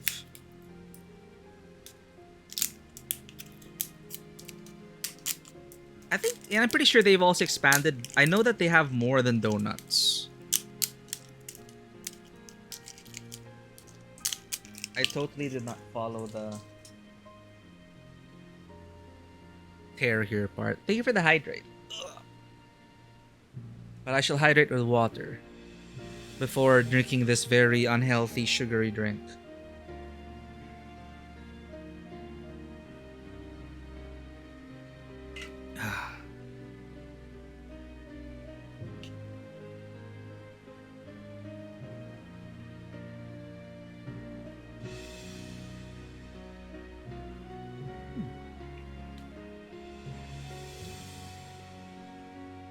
Milky, creamy, smooth.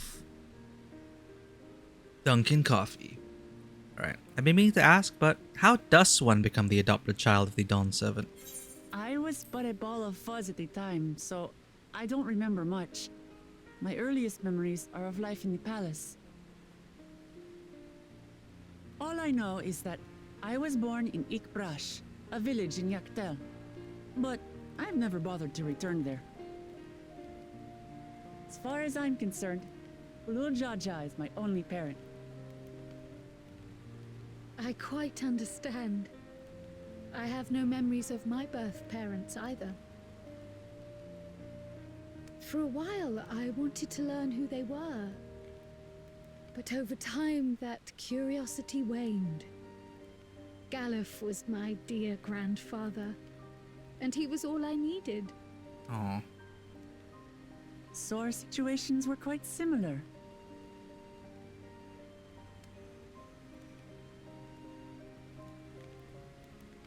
Even though Papa already had a trueborn son, he raised me and Kona with no less love. One time, I'd wandered off alone into the forest and gotten lost. Before I became a meal for some beast, Papa dropped everything and came to my rescue. I was scared and sobbing and ready for a scolding, but the head of resolve praised me for surviving the ordeal. I did get my lecture from the head of reason, though. He went on and on about the dangers of the jungle and all the horrible ways I could have died. Growing up, Papa was kind and patient, but a tyrant when it came to training. Now, of course, I realize he was preparing me for my duties as a promise. For all the good it did. There's so much I failed to learn about my own country. Whether it's alpacas or Ihihana, I hardly know anything. I've lived such a sheltered life, yet convinced myself I understood Tural and its people.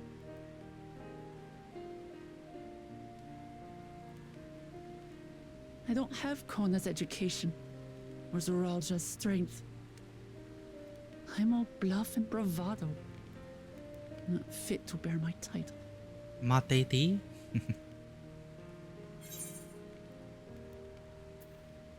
Why do you want the throne? You can't measure your worth by the success of others.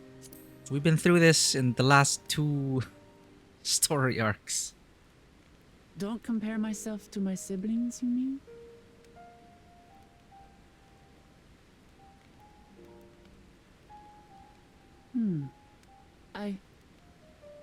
I think I see what you're saying. My reasons for joining the contest have nothing to do with my brothers. It's always been about the Turali and what I can do for them. You said it yourself. How important it is to properly know something. To hear the voices of others, empathize with how they feel, and think how best to serve. In so doing, you'll come ever closer to being the person you wish to be. Hear, feel, think. I'm sorry, everyone. I've been a fool. From this moment on, I'll stop trying to be the promise I'm not. I won't feign strength to hide my weaknesses. Step by step, I'll learn all there is to know and love about Tuliholal and my fellow Turali.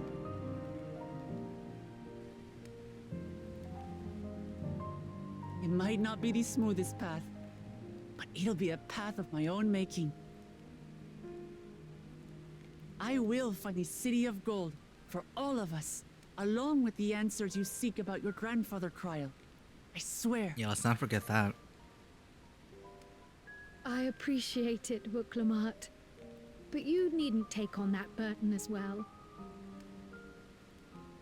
Galuf Baldessian dedicated his life to protecting people from all manner of threats. As his granddaughter, I wouldn't wish to endanger others for the sake of a personal investigation. So let's just concentrate on winning the contest. We have a shared goal, and, if at all possible, I'd rather we enjoy the journey.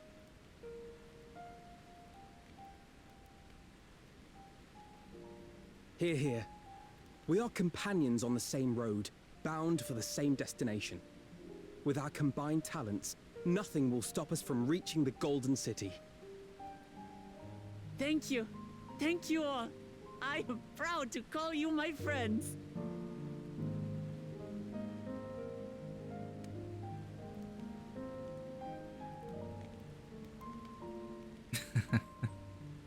Oh, Aaronville's proud.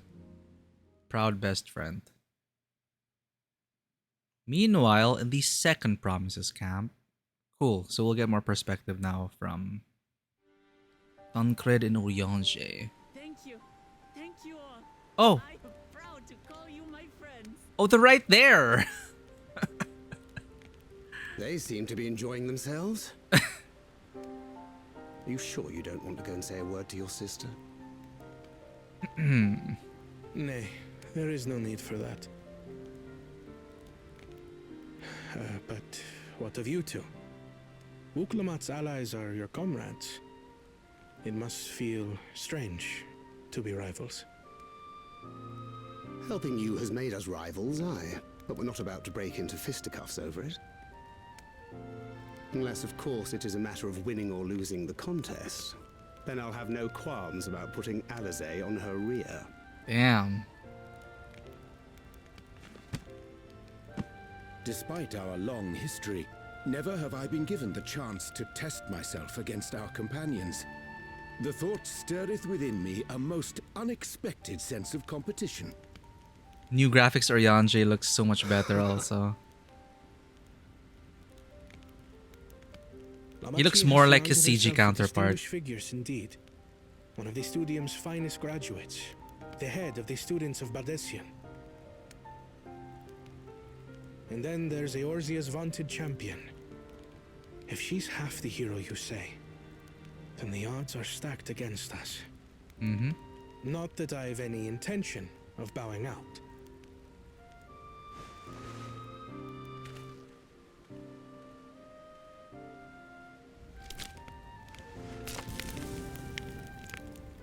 Our time in Urkelpacha only served to strengthen my resolve. We saw how a single storm cut off the alpaca roots and threw my people's lives into disarray. Such uncertainties are why I advocate for the adoption of Sharlayan innovations, that Tuli Yolal might know greater stability and prosperity. Sounds like the Philippines. Wow, new graphics Urianger with that lighting. They look like CG. Our nation can change for the better.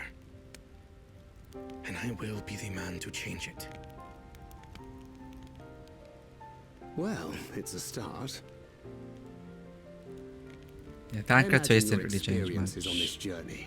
All the things you'll hear and feel and think. They said it again. will help Hear, you feel, refine think. that approach.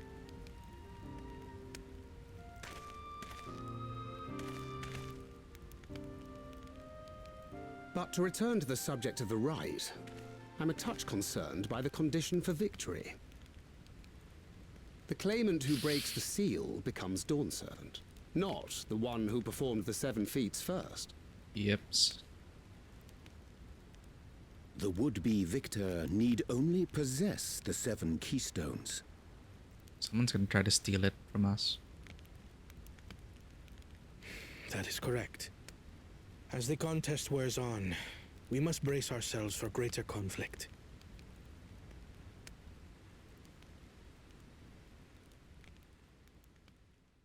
See, this contest, man.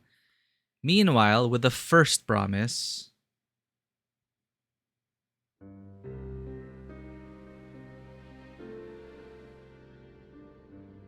Your rivals still lag behind. The second and third promise may have recruited competent lackeys, but none compared to you. How can they hope to compete with the resilient son? The only child ever sired by a two-head. Only the ignorant or foolish could fail to see that you were born to be Dawn's servant. What a sycophant. Such titles mean nothing.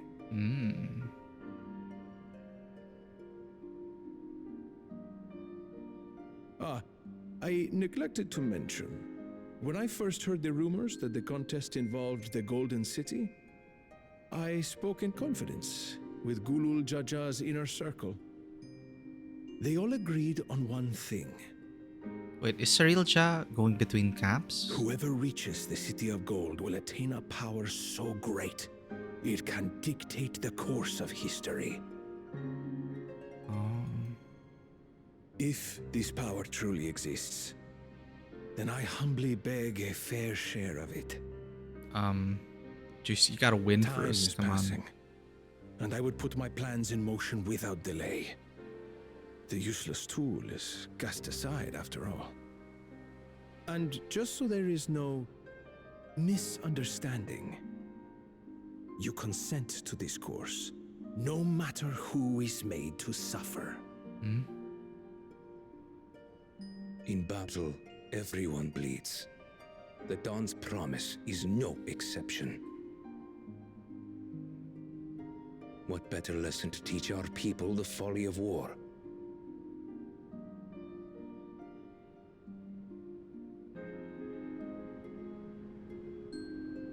Then teach it in school. I don't know. Don't start a war for it. Earlier with Bakul Jaja.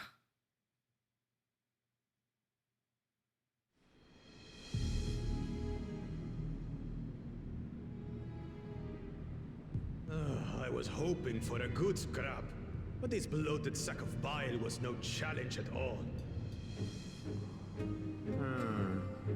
I wonder if the house cat is dead yet. Be ashamed to lose a plaything, but we'd still have two more. If I may ask, Chosen One, what are your plans for Tuliolal after you take the throne? They're only asking about that now. Plans? What makes you think we care about all that? We care only about the contest and proving our superiority. That would surely please Mother and Father. Yes, and when we become Dawn's servant, we'll drive out the weakling masses and invite our king to live in the city. Why are they not allowed to live in the city? Fine idea. Our family deserves better than that rotten jungle. Why don't they just move?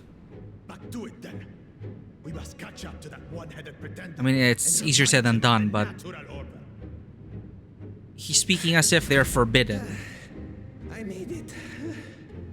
I don't think they're forbidden from entering the city, at least. Missing someone.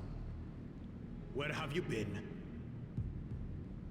Oh, I feared I was done for when I fell from the boat. Yet somehow I made it. Oh, Sus. I can barely lift them. If I could just rest a moment. You expect us to wait for you? Those who can't keep up will be left behind. My brother has spoken. March, or be fodder for the beasts. But I followed the teachings. Everything I've done, everything I've sacrificed, all has been for the blessed seedlings. Wait. Don't leave me behind. I'm begging you.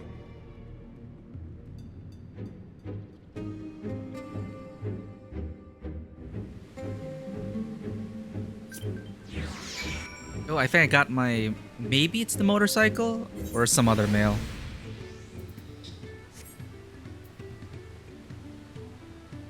Yeah. So he doesn't have any plans. But once he gets to the top, he'll invite his people to live in the city. Why Again, he's speaking as if they're forbidden from doing that. Like, yeah, moving is another matter entirely, but from what I understand from that monologue, it's whatever. I'm glad we could take a moment to talk things through. Wuklamat seems much happier for it. It is good to see Wuklamat more sure of herself. It doesn't matter if Wuklamat's scared of alpacas or gets sick on boats. It doesn't change who she is or what she means to her people. I have some small experience with the pressures of leadership. And crumbling beneath its weight, as you well know. If anything good can be said to have come from my failures. Okay, he's talking about the Crystal Braves. If anything good can be said to come from my failures, I hope it is my capacity to help others avoid similar mistakes. They're not forbidden. Yeah, that's why I found it so ridiculous. They're not forbidden. It's like, so invite them to the city. What the hell's wrong? What the hell's your problem? So what he wants to do is push out everyone else. Okay. Like, only my family in this city. Yeah. Oh yeah, that makes sense. But, I mean,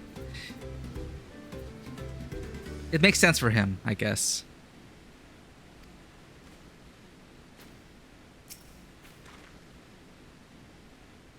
Being able to say those things has brought me such relief. It's like a stone has been lifted off my chest and I can take a full breath at last. Yeah, he's racist. The basic thing for Bakul Jaja. The other one is, I will educate people the folly of war by going to war myself and making sure people die and suffer so that they will learn the folly of war. And then from there, they will value the meaning of peace. That's what he was telling us, right? Okay. Point is, we just need to stop them. And I'm excited about the rivalry between Scions. Like, I still think that's like a super awesome thing with Thancred and Oriange. Yeah, Zerul Jaja is just dangerously stupid, and the fact that these two are in the running, like Vano said, just like real life. I don't want to encumber myself like that again. I want to be better, will be better, for myself and for my people.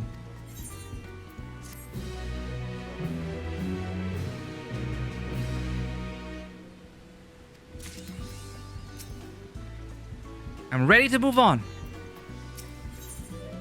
A leaking workpot. Erenville is concerned about dangers on the road. The Moblin settlement of Earthenspire is not far from here, but be warned.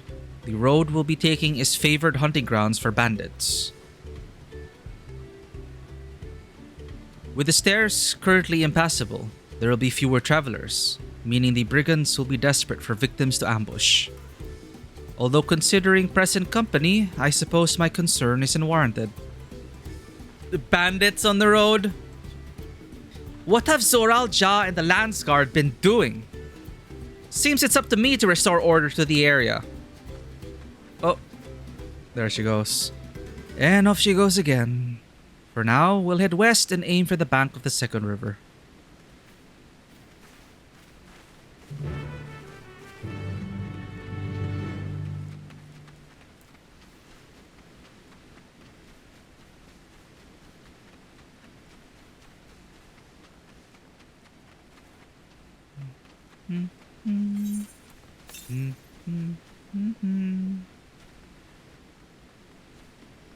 Did we attune? Not yet.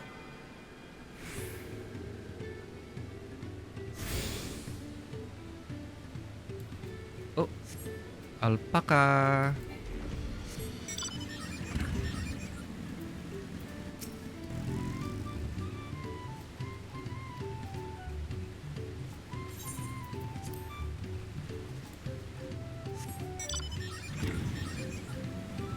Bonus applied.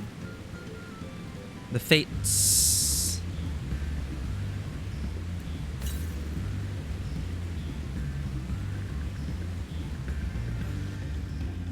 Vroom, vroom. I can finally feel the coffee's effects. I don't know what it's about that first cup I had. Didn't really feel it.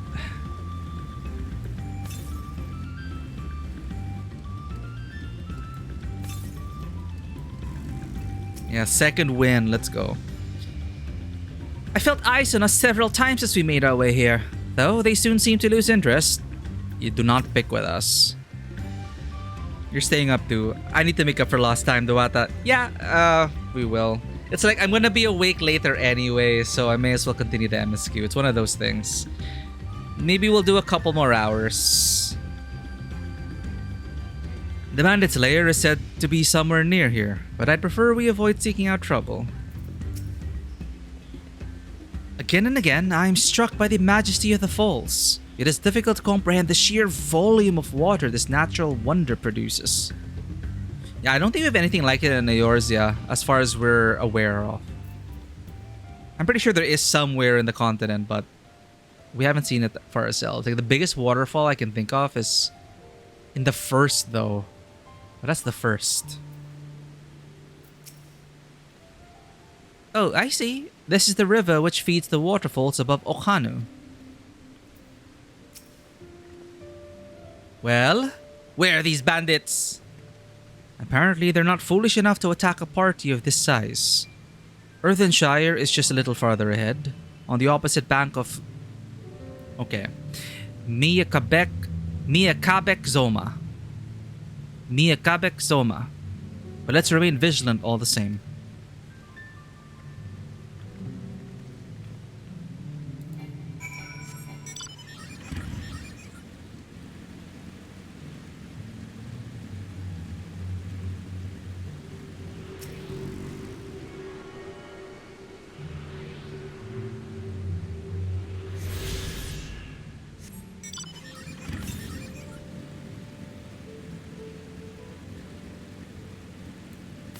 Close enough.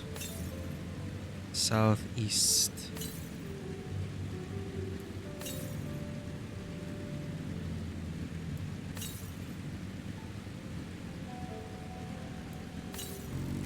Ah! Damn it. There she is.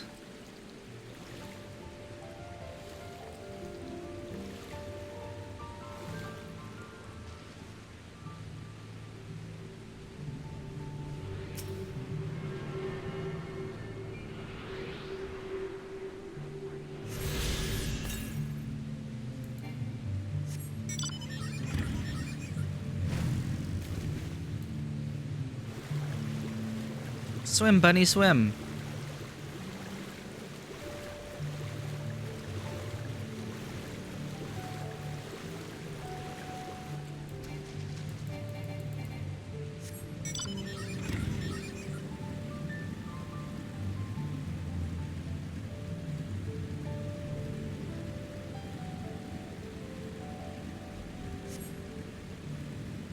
Miakabek Soma.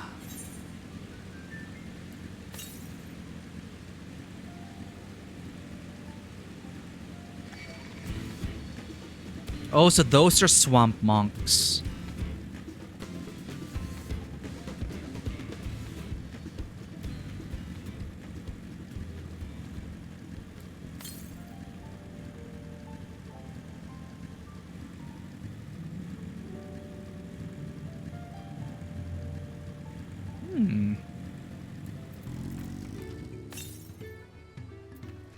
Moblins. So this is Earthenshire. Not another claimant in sight. Does that mean we're ahead or behind? Goodness me, it's like the entire village is made of pottery. Even as Hanu culture is distinct from the Vanu, Moblin society is developed quite differently to that of their goblin cousins.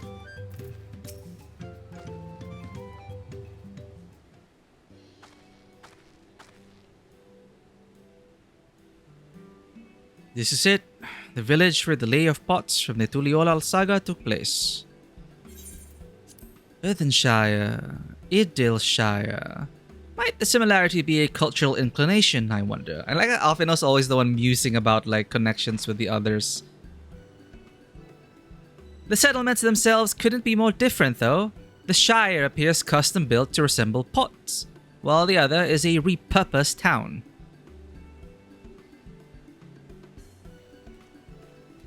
You found this place super cute. I already find these like earthenware stuff already adorable, and what they're wearing, I like it.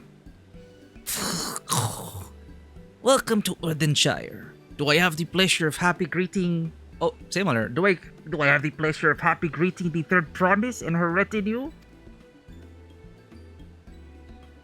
That's us. We're looking for the Dawn Servant Selector, if you happen to know who that is. You are exchanging tongue flaps with her right now. Ready Rock is the elector you seek. Oh, that's wonderful! We can cut straight to performing the feat. As much as Ready Rock would like to do just that, we have a much more pressing worry. The storm which hit our village shattered the cliffs and dropped rocks on our brain cases. Many help hands for the post-worn were injured, potsworn. This is no time for feats or metal tests. I'm sorry to hear that. After learning what the storm did to the stairs, I feared you'd be caught up in its path. Not to change the subject, but what are the potsworn? Goldsmiths contracted to work for the Moblins. The word comes from the pot-like workshops where they practice their craft. The Moblins provide these potsworn with tools, materials, living quarters, everything the artisans could possibly need. This allows them to concentrate on producing what is widely known as the finest gold and metal work in Tural. This is unacceptable. I was promised no distractions. If this is the best they can offer, I should have never left Wachumechi.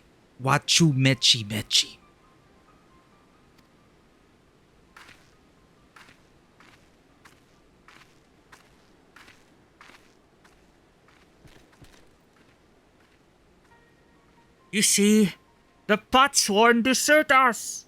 Without enough healthy help hands, we are failing to uphold our side of the pot pact. Pot pact. Should all our potsworn leave, Earthenshire will grind to a halt. We have to do something, and do it soon. Then let us stand in for the injured helpers. It would give me the chance to learn more about your people and your village, and if it brings us closer to beginning the feat, then all the better. This isn't strictly part of the contest, so don't feel obligated to join in. Take a rest while you can. I could use a nap. No, I want to be memeing. No, we're not the Trash Panda. We're not the Trash Panda Stell from Honkai. Of course I'll help.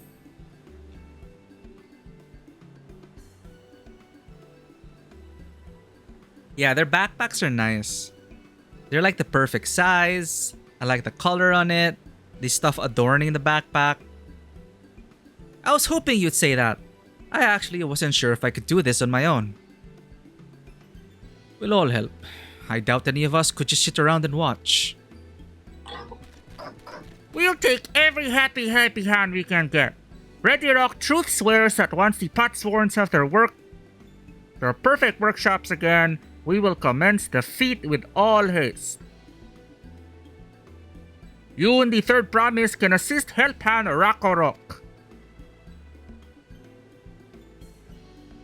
Thumbs up.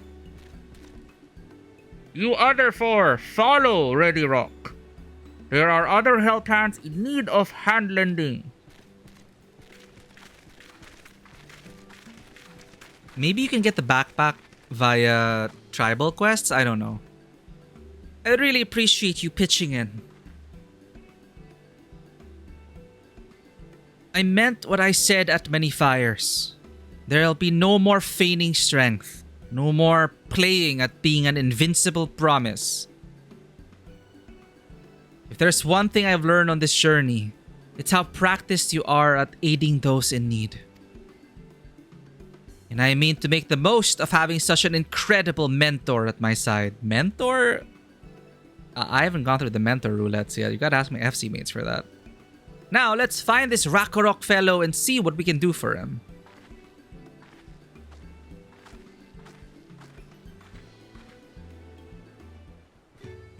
Wait. Did she call us old? I don't know. Mentor, this is not necessarily old. Never mind. Alpaca keep.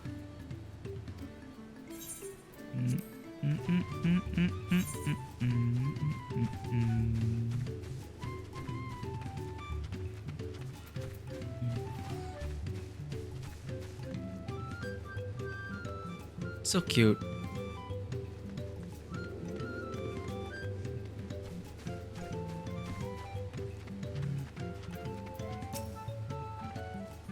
I think I found their help hand. First, we'll solve this problem for the moblins, then we'll see about completing their feat.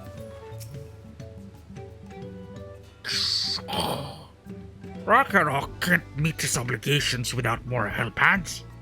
The pot pact is broken and the pots are emptying. Would you like some help, Rakarok?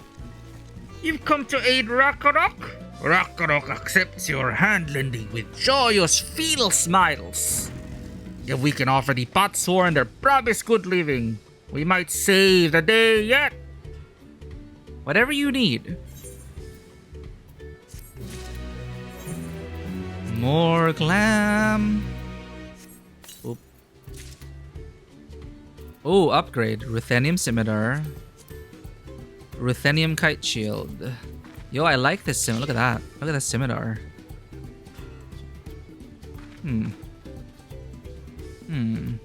Oh, the metal texture.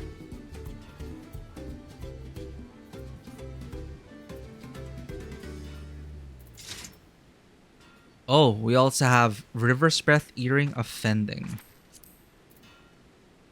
Ring Offending. River's Breath Jacket Offending. We got lucky. Oh, okay. I prefer this over the last one. Nice. Nice.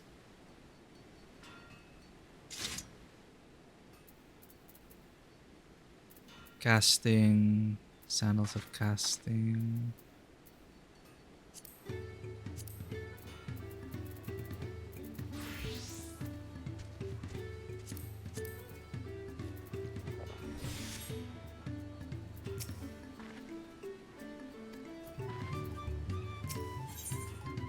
Lending a help hand. Rakarok needs help learning about the Potsworn Kahe. What Ragnarok needs is for new help hands to create good living for Potsworn Kahe.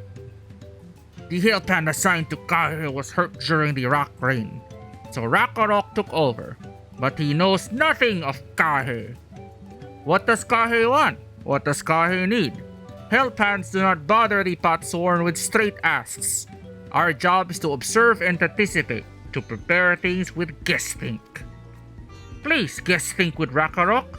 Find out what Kahe is lacking so we can provide it. You can count on us. Kahe is only one of the many Potsworn in need of caretaking. We work through the night with no sleep and no rest, but there are too few of us to go around.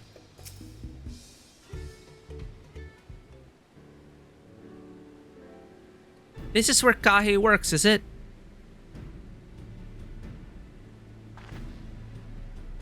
Let's take a peek inside then.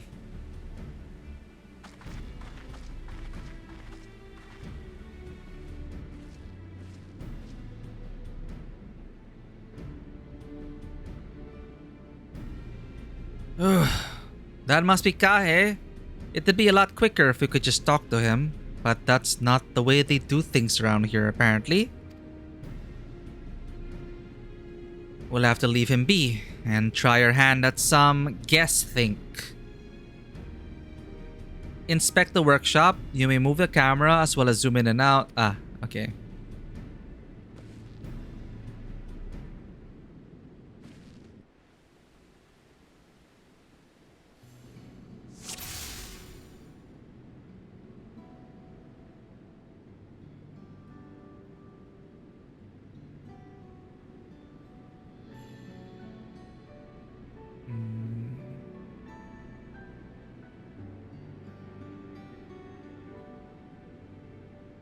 Looks like he's... Okay. He must be boiling, sitting so close to the furnace. And there's no airflow to speak of.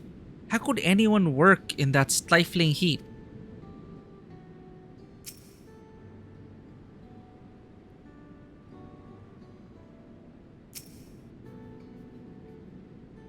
Those tools are looking pretty worn down. Maybe it's time for some new ones?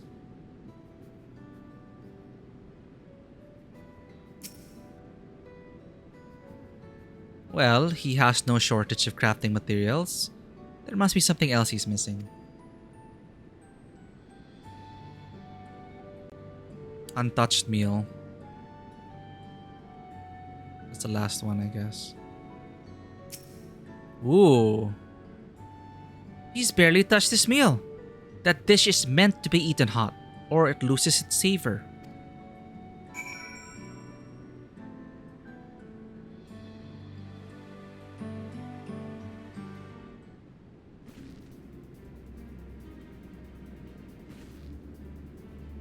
Alright, after taking a good look, I think I have an idea of what things Kahe might want to improve his working conditions. Let's head back outside and talk to Rakarok.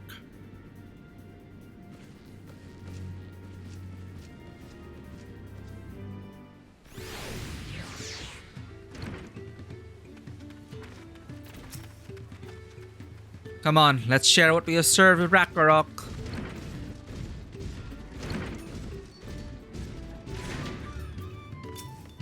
Phew.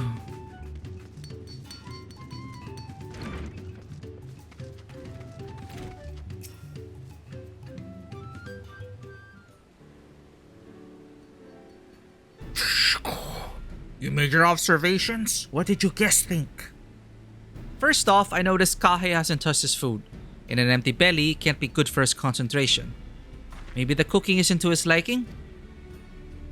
But our food is very mouth-pleasing. Why wouldn't he want to eat it? How do you ask if they have allergies or whatever? But Rakarok is sure of nothing when it comes to Kahe's tastes. I can help you with that. My brother Kona is also Hetsaro.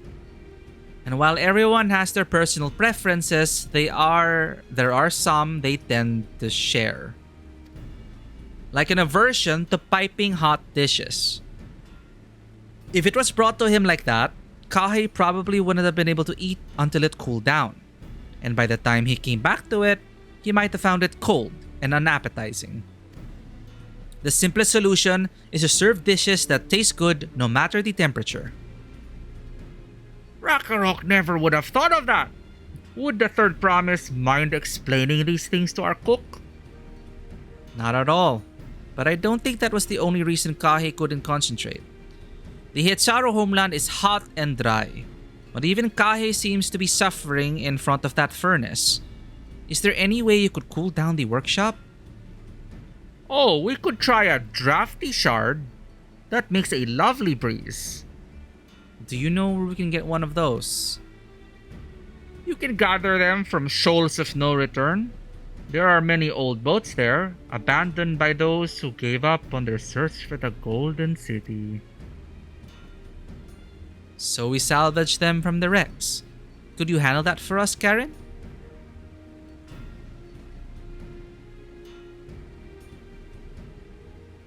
Oh, and one more thing.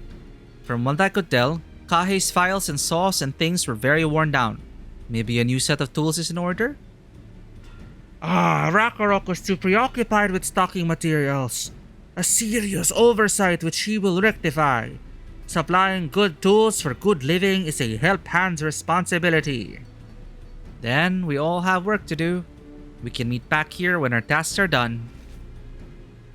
The shoals of no return are past the crags, through a tunnel southeast of here. You should be able to spot the passage from just outside the village.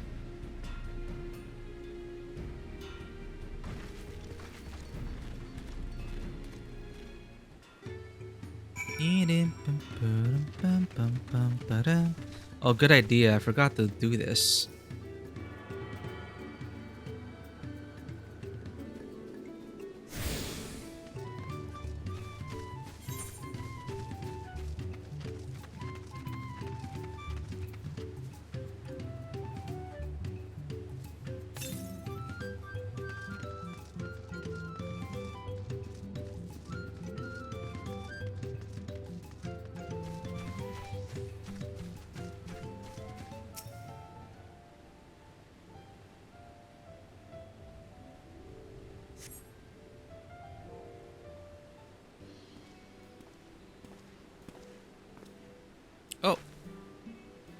You're Karen, aren't you? What brings you out here? Ah, the issue with caring for the Potsworn.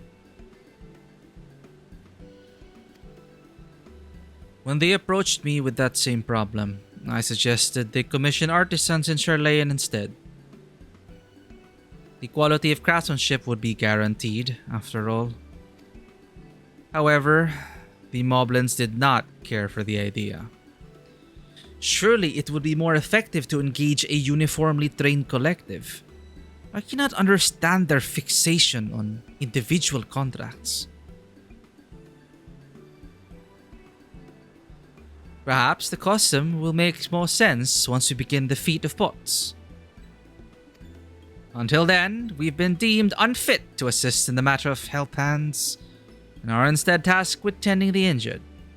We were on our way back from procuring herbs for Oyonge, in fact. Settlements in Kozamaoka, too, have been isolated by the storm's destruction. What would have become of the wounded had we not found a way there? Should I become Dawn Servant, one of my first acts will be to establish reliable trade routes to the capital. When I imagine how much good we can achieve with Charlayan technology,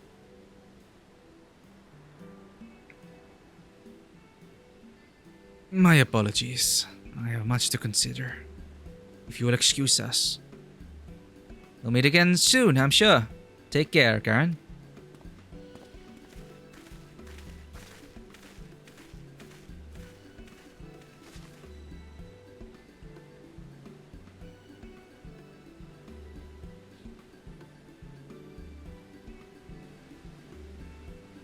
You spot the tunnel opening. Head through the passage to the Shoals of No Return and recover the Drafty Shard. Drafty Shard.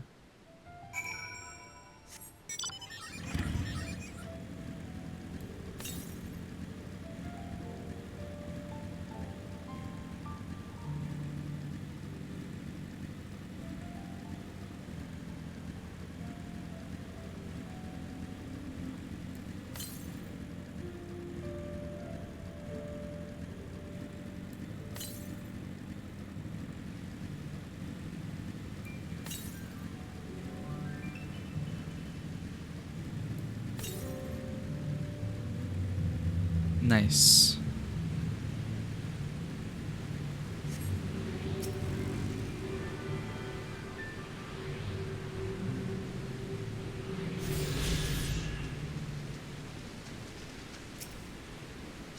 Orange crystal. This crystalline shard is faintly warm to the touch. It does not appear to be the wind crystal you seek.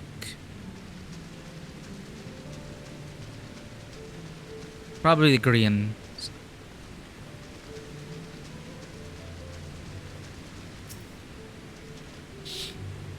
But let's get a dialogue of this.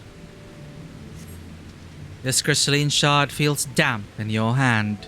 It does not appear to be the wind crystal you seek. Oh.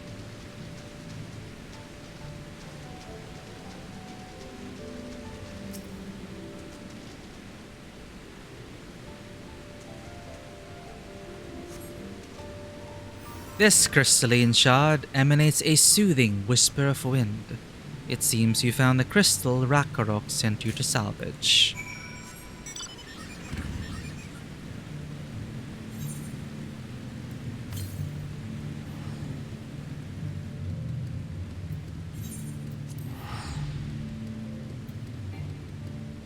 The fee is waived for what? A quest?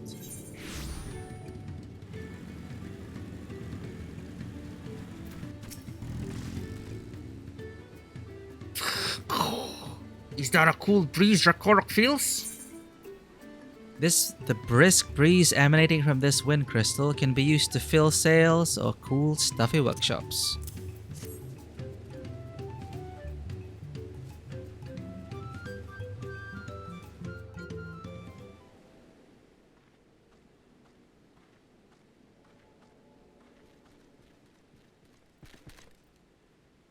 Yes! Thank you for finding a drafty shard. Rakarok will add it to the new set of tools he brought. And I come bearing good food tidings. The cook has prepared a feast fit for the most discerning Hetaro, and it's on its way even as we speak. Let's go in and see what Kahe thinks of our efforts.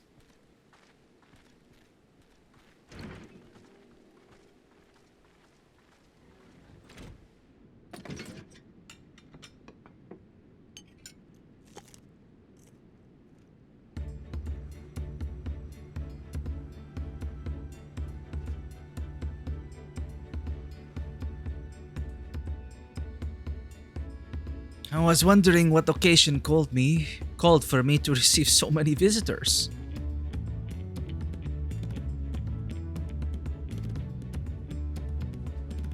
A fine meal, new tools, and a welcome source of cool air. Now I remember why I signed the pot pact.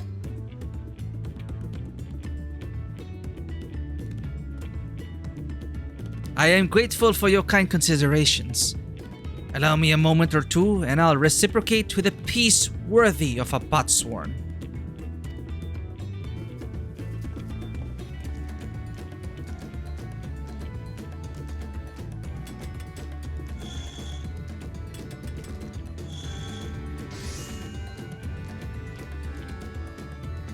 Ooh.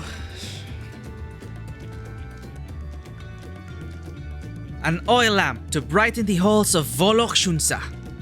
The craftsmanship satisfies Earthenshire's reputation for quality, I trust.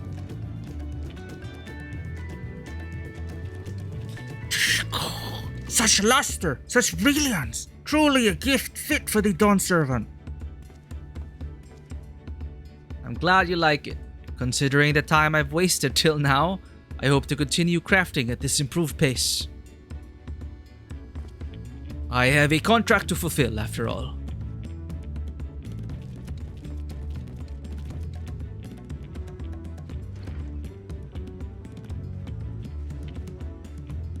Forgive my interruption. Lamati, I am told the Elector has deemed the crisis past and is prepared to task us with the feat. That's great news! Thank you for letting me know. So this is the craft of a potsworn. It is indeed a masterful piece. Thank you for your words of praise, Second Promise. I drew inspiration from Kozama Uka's natural beauty and sought to capture it in my work. I wondered why the Moblins did not simply build a workshop in the city, and now I have my answer.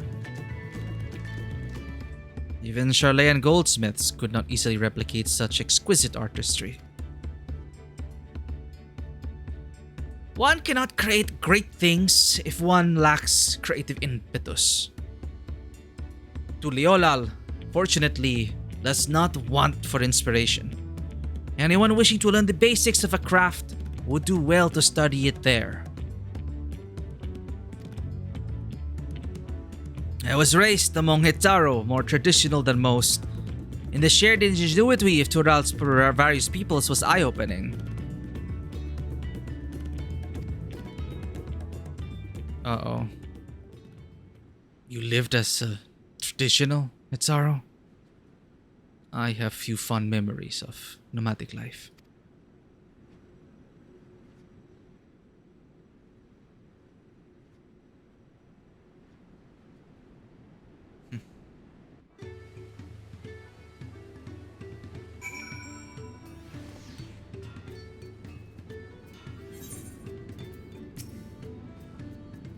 I tried a serving of the dish we prepared for Kahe.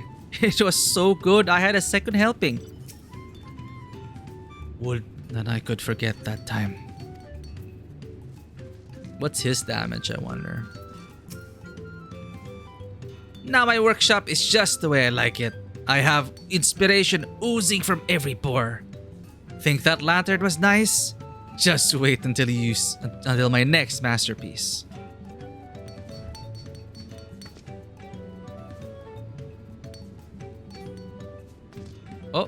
Burrito?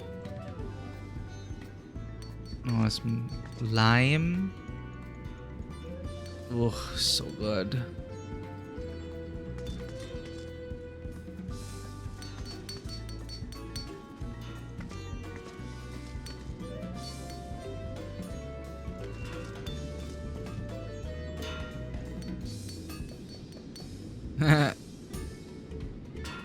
We'll temper our bodies like a weapon.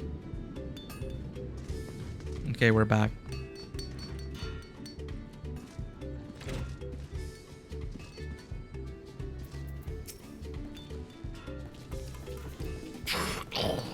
Rock is very grateful to you. I thank you for both your hard work and clever guessing. When it comes to hellbanding, knowing the path sworn really is important. Well, that's true for pretty much everyone you meet. It's a lesson I've had drummed into me several times already on this journey.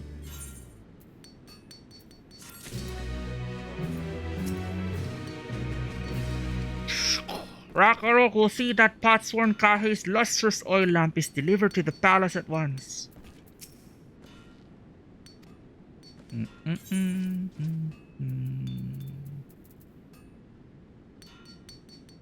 Dark metallic filigree that suggests a valuable piece of attire lies within.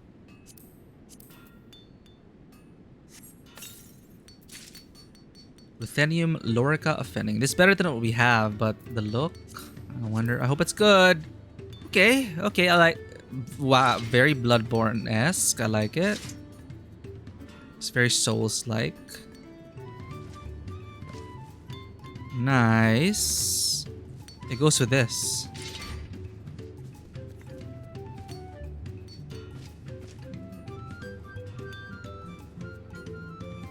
Nice.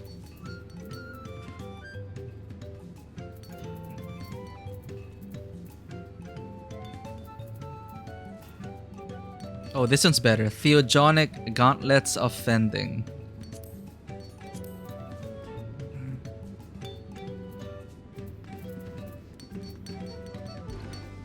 Worse.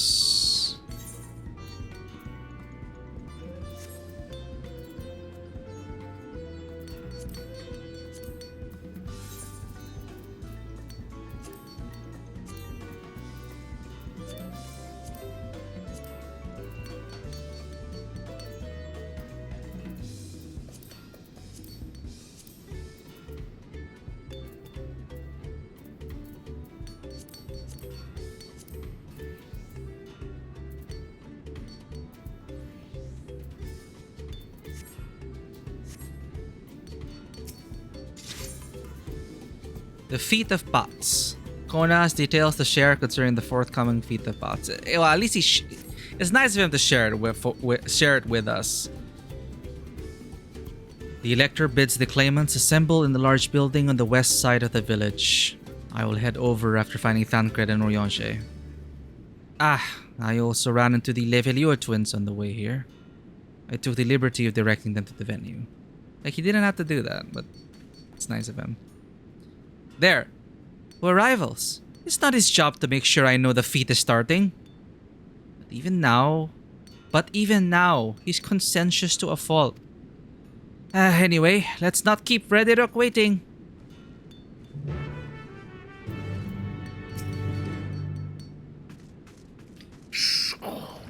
Rakarok is thankful Patsworn Kahe did not quit leave like the others.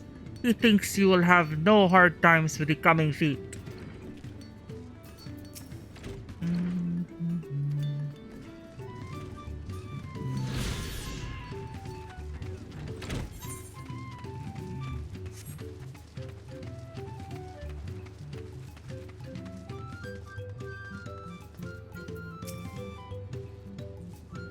I thought everyone would be here by now.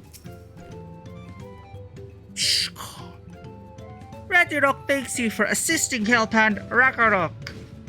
She will announce the feat once the other claimants arrive, so please be patient a while longer.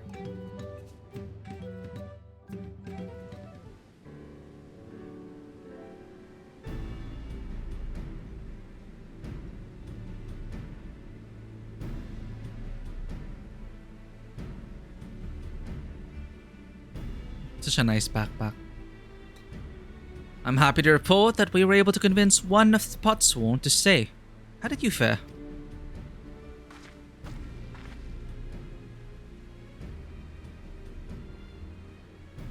So you managed to do the same. Splendid.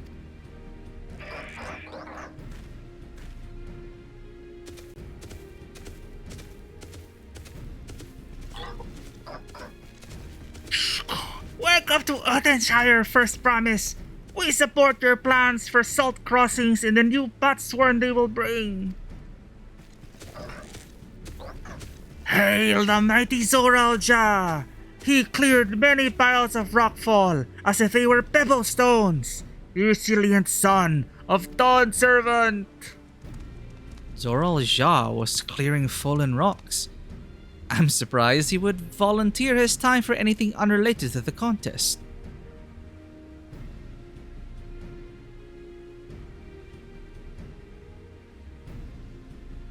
Well, we meet again. Everyone's here.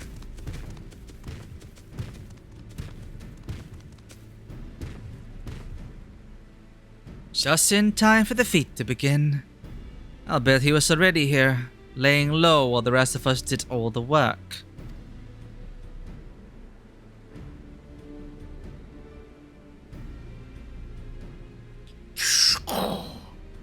Claimants, your attention please.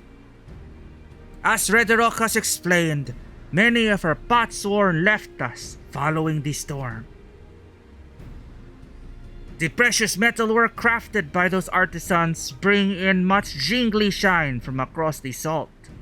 Should our stream of trade goods dry up, Earthenshire will suffer. Tuliolal merchants will suffer. So Redrock sets you this feat. Each of you are to find one clever hand goldsmith to bring back here to us. So where to recruit new Potsworn? Makes sense for the feat of pots. Calling this a feat does not justify taking advantage of the claimants and their influence. How does finding workers for you demonstrate their worthiness for the throne? You are free to refuse Redrock's request. She will be happy to inform the Dawn Servant of Zoralja's disqualification. The right is a means to an end. The steps we take to get there are not important. Then Redrock declares the feat of pots begun. But remember, a pot pack must be agreed to willingly. No grab snatching or deceitful tongue flaps. Looking at the two Mamulja.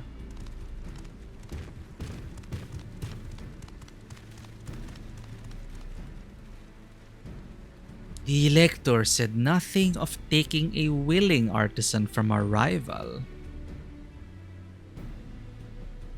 Which is exactly what we should do.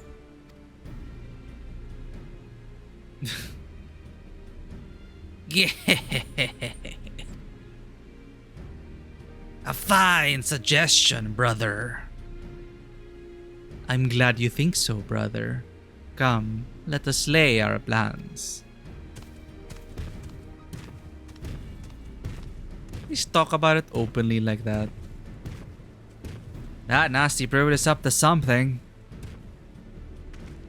Aye, he may seek to delay us again as he did on the river. We can but remain vigilant while we plot our course. What do you think, Uklamat? Have you any candidates in mind to satisfy this feat? I know some artisans among my supporters, but they're all in their twilight years. I couldn't ask them to give up the comforts of Tuliolal to live in this remote village, no matter how beautiful the scenery. Meanwhile, Kona probably has 100 young craftspeople to choose from. Not that I'm comparing us, you understand. That's just statement of fact.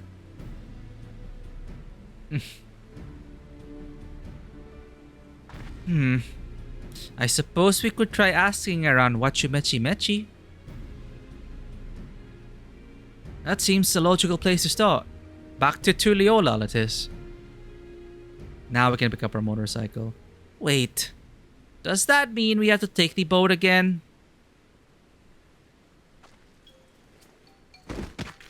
No! No! No! I can't do it!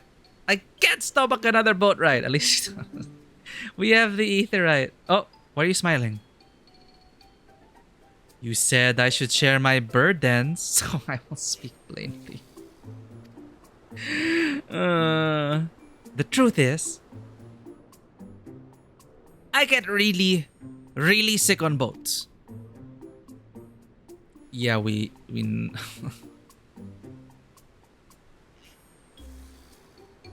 Huklamat, this is hardly news.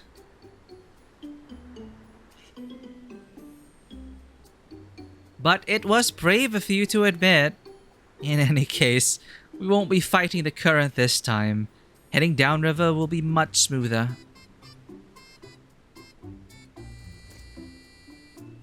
It will? Are you sure? Oh no, it's Puss in Boots.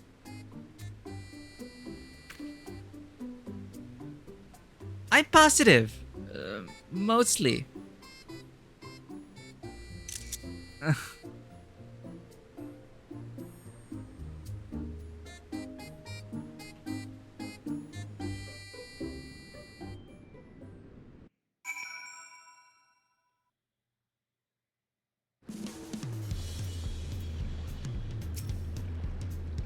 What obstacle will Bakul Jaja throw at us next? Or will he try something more direct? Did we mention the pot swan in our care required a constant stream of encouragement in order to craft? Wait a minute, that's familiar. The four of us must have chanted the same cheer dozens, if not hundreds of times. Erinville was scolded more than once for not cheering loudly enough. Wuklamat suffers such terrible bouts of seasickness. I wish I had a spell or potion that could ease her nausea. I have procured many unusual items for clients, but meeting the personalized needs of a potsworn is not an experience I'd care to repeat.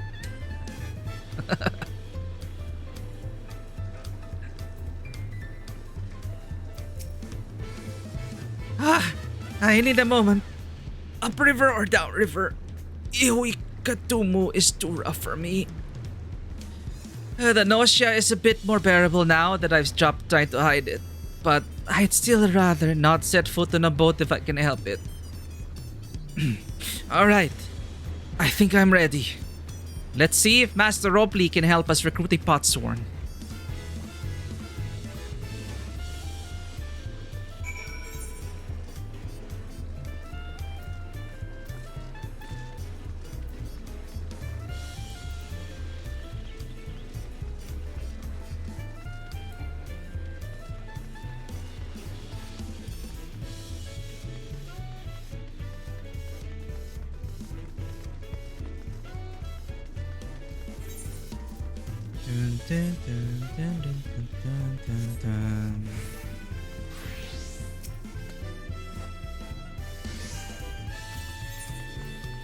Hey, thank you for playing Final Fantasy XIV and closes the following purchase from the Mog Station, Garlon GLIS. Account-wide, thank you for your patronage. A thin key that ignites your Garlon GLIS ceruleum engine, bringing the sidecar-equipped vehicle rumbling to life. Thank you. Alright, let's do this.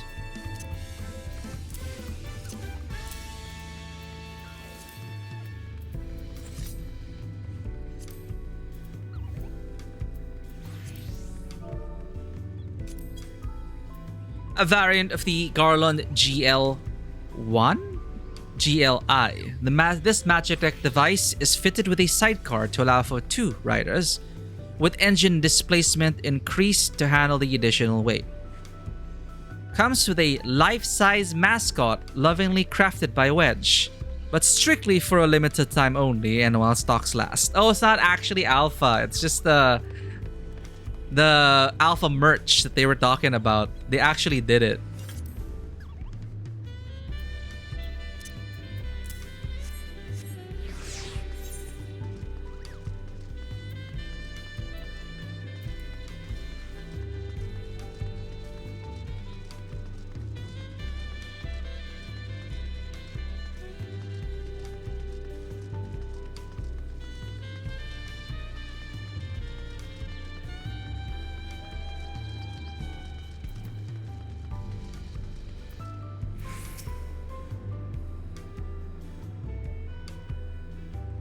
Wachu Mechi Mechi is a gathering spot for skilled artisans of all kinds.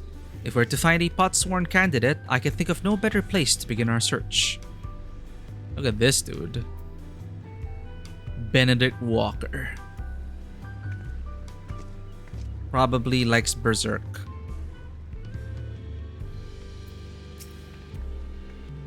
Surely at least one person will answer Woklamat's call for pot-sworn. Maybe Master Ropley can help us. Erenville brought us here on our first tour of the city, but time did not permit a close look. I should like to observe these matters at work. Actually, this person dancing to this music. Dun, dun, dun, dun. It makes sense. So this is the Wachu Mechi Mechi that Woklamat was talking about. I had yet to make it this far in my wanderings. Whew, the fresh harbor air was just what I needed. We're back.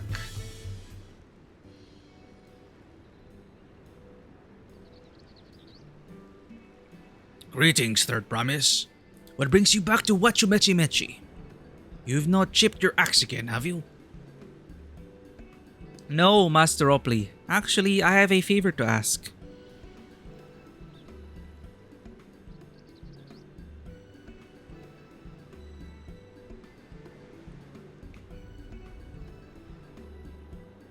So, what do you think? Do you know any craftsmen who might be interested? Filching my artisans for the moblins, eh? Well, seeing as it's the Third Promise making the request, I'm willing to look the other way if one of them decides to take you up on the offer. How about Jean Fontaine? Fontaine Genton, whatever, that dude. Only, I can't think of a suitable candidate off the top of my... Actually, yeah, him. He's exactly what we need. He's a goldsmith from Ulda. Only, I can't think of a suitable candidate off the top of my head. What do I know?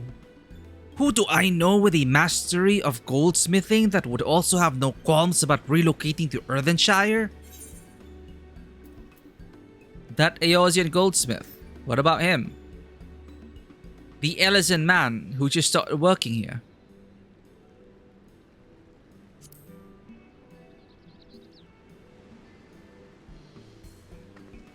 Huh? You mean Fontaine? He did say he was employed at some fancy jewelry store across the stall. And considering the distance he's already come, I'd like to think he wouldn't mind moving a little up the river. That said, he's only just got himself a new job. Is it too soon to ask him to sign a pot pact? There's no harm in making the offer. Once he hears how well the Potsworn are treated, he may even jump at the chance. Either way, you won't find Fontaine at his workbench at this hour. He's finished for the day. Probably enjoying a meal over at Chevalier of TA. Then, maybe we should go and talk to him. Just you and me, since he knows us. Wouldn't want him to feel intimidated by having to deal with a crowd of new faces. The two of us can handle this.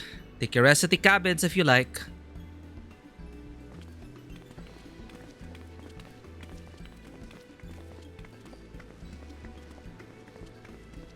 Right, let's go and see a man about a pot.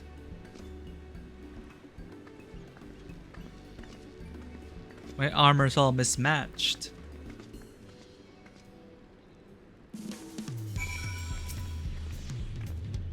When Fontaine first arrived, the ways of our city were so new and confusing for him. It's funny how quickly people get used to things though. Bum, bum, bum, bum.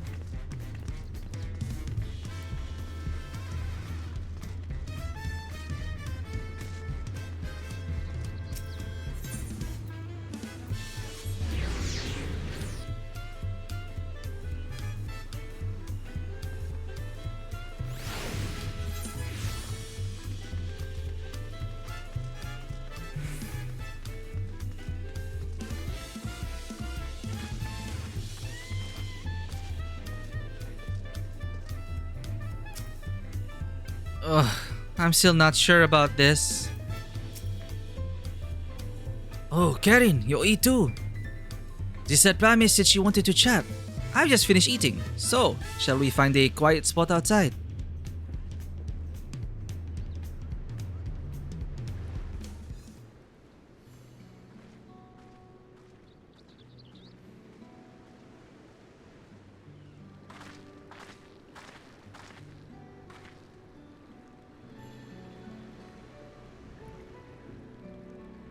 The last time we talked on this beach, you were in a miserable state. Yes, I was, wasn't I? A lost soul. Until the two of you came along and helped me rediscover my purpose. My new place of employment has been most welcoming. And for the first time in a long time, I feel content with my lot in life. That's wonderful. So, what is it you wish to discuss? Well, it's hard to ask this right after you've settled in, but I'm looking for someone to become a potsworn. I've heard my new colleagues mention the term. That is when an artisan signs a contract to work for the moblins, isn't it? But you're not a moblin? I'm not sure I understand. It's for a feat in the right of succession. I need to bring a new potsworn to Earthenshire. So that is the way of it. We've barely met, and after pushing you to work for Wachimechi Mechi, I'm now demanding you throw that away and sign a pot pact instead. It's a selfish request, I know. I have something to tell you, third promise. The other day, I completed the necessary procedures for immigration. I am pleased to say, I am now an official subject of Tuliolal. I have since endeavored to learn what I can of my new nation, beginning with the right of succession and its claimants, including you, of course. Now, you will recall it was my father's example which led me to pursue goldsmithing. He was at East End when Garlean forces laid siege to the settlement, and in the ensuing chaos, he was slain. War took him from me in an instant. The man I loved and admired. I never wish to suffer such a loss again. And so, as much as I'm indebted to you for turning my life around, it is as a fellow peace-loving Tuliolan that I want you to win the throne. If I can help you achieve that by signing a pot pact, then I shall gladly do so. Fontaine, thank you. I shall return to Master Opley and inform him of my decision. Allow me. I'm the reason you're leaving, so I should be the one to deliver the news.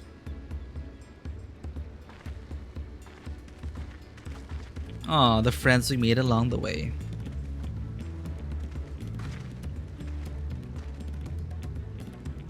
Baruch Evu. Oh, Taco Man.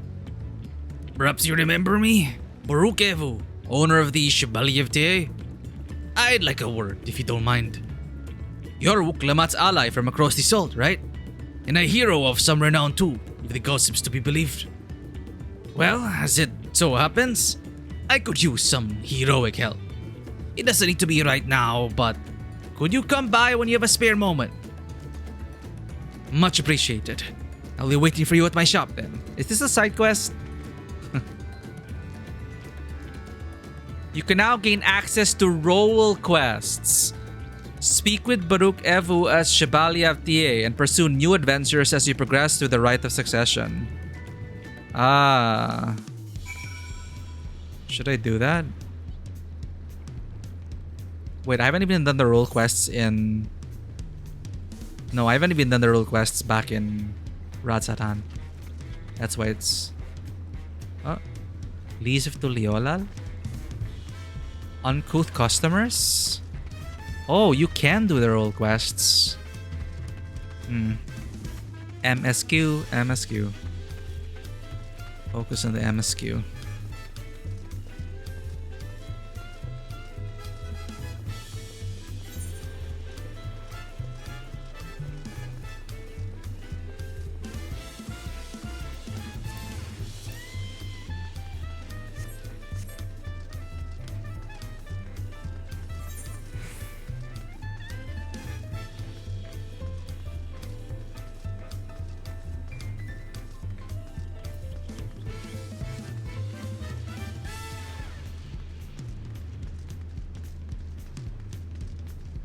Right. I'll just go to the bathroom. BRB really quick.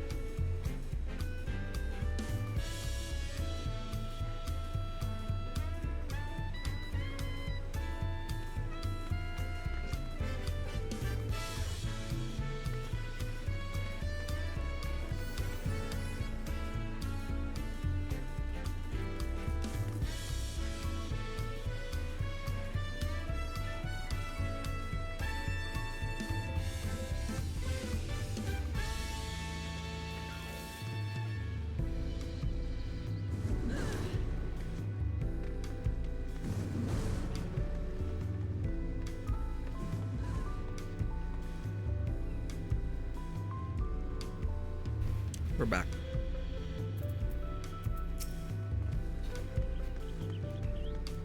It feels ungrateful to leave so soon after Master Apoli granted me employment. But surely you'll understand. I do this for the future of Tuliolal. I see you managed to find Fontaine.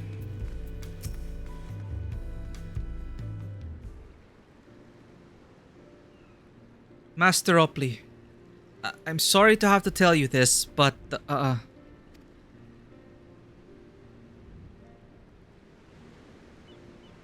Fontaine has agreed to sign the Pot Pact, yes. While it is a shame to lose a capable goldsmith, to have one of our own handpicked to serve the Third Promise is a great honor for Wachu Mechi Mechi. I appreciate your understanding. Of course, if you happen to know other talented artisans, regardless of their expertise, I hope you send them my way. It could even be yourself if you're so inclined. Job quests. Crafting job, most likely. I'll keep that in mind. Though my time here was brief, I will not forget your kindness, Master Opley. I am blessed to have these workshops be my first home in Tuliolal.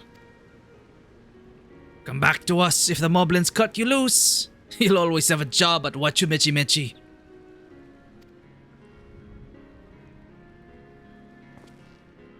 I expect you'll want to leave for Earthenshire as soon as possible.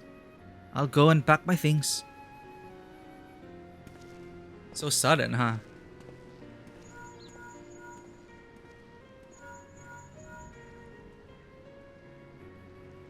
What became of Fontaine? Were you able to find him? We did, and he's agreed to become a potsworn. We'll leave when he's ready, but you still have a little time. Splendid. We shall meet you anon. I had plenty of reasons to win the contest, but now I have one more. Fontaine's putting his faith in me, and I won't let him down. Yes, we have pants. You may now unlock deliveries for Wachobechi Mechi. Speak to Ropli and pursue new endeavors as you progress to the rite of succession.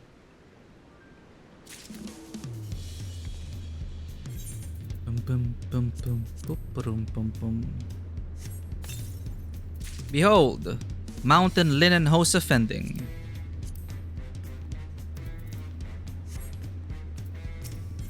Yo, you've been doing deliveries. Nice. I am behind on everything. Oh well. A farther first. Uklamat needs to pay a visit to the palace. Oh, my coffers? Look, this is from Endwalker. I didn't open them because I thought, I'm okay with my gear. It's gonna eat up space. So I'll get to that if I have nothing else to do. I promise. Wuklabat needs to pay a visit to the palace. I know I'm an inventory mess. Right then, I have some things to take care of at the palace. While you can pass the time however you like, I suggest you head back to the cabins. After all, even heroes need to rest, and we still have a big journey ahead of us.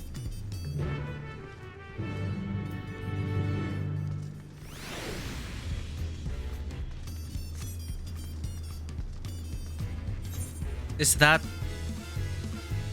supposed to be like a hint that you're supposed to... Oh. Furries everywhere rejoice. Female Hrothgars are here and they look great.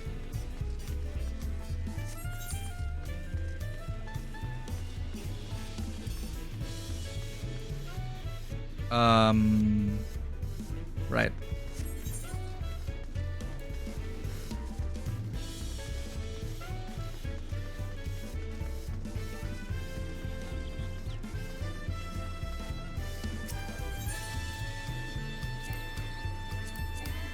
Wait. Bright Bloom Post? I haven't done that?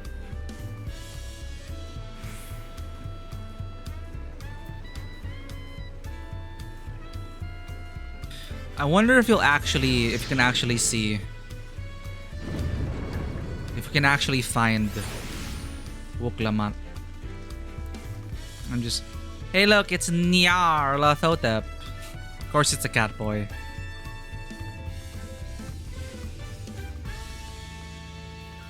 Kaede Kawagane.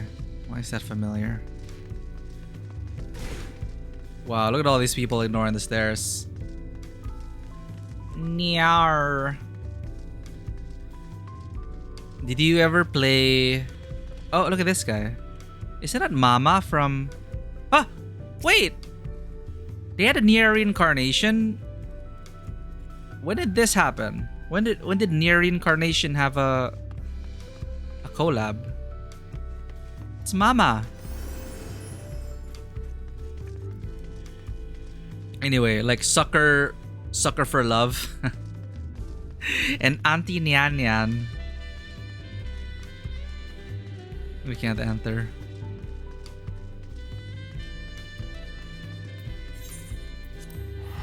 What's this? The fee is waived when using an Aetherite ticket. Oh, they put a reminder there already to tell people, hey, did you know there are Aetherite tickets?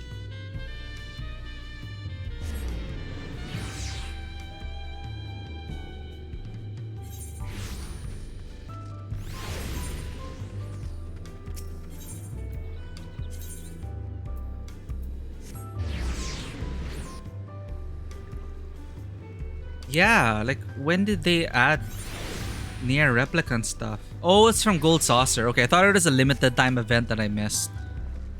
Because I would not want to miss a near collab.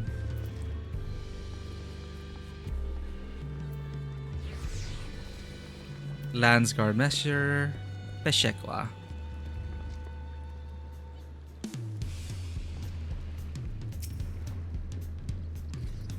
Welcome back, madam.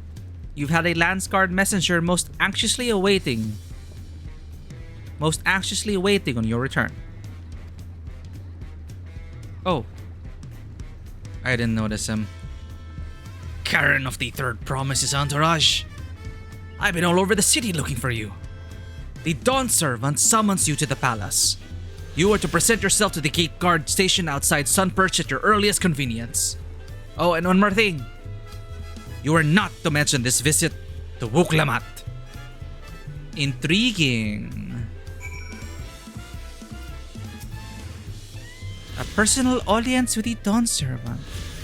What could it be about? Oh, retire to your room. Ask about forward cabins. The forward cabins were built some years ago to better accommodate our visitors from across the salt. In the early days of Tuliolal, the guest rooms were little more than rickety boats moored at the pier. They were unpopular with travelers, to say the least, and the steady influx of trading ships necessitated the construction of our more modern facilities. One of Gulul Jaja's own companions was himself a visitor from abroad. Galuf. It is said that he likened the newly built roofs to a line of ship's prows, in the interiors to orderly cabins. Thus have they been named ever since. These days, we pride ourselves on running the finest accommodations in the city. I'm confident you shall find everything to your liking. Certainly, madame, stay as long as you wish. Whoa, look at this, chat. Huh. What a nice room.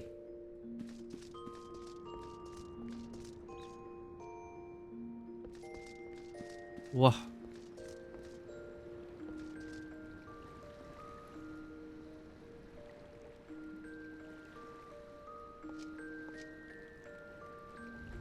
Perfect timing too.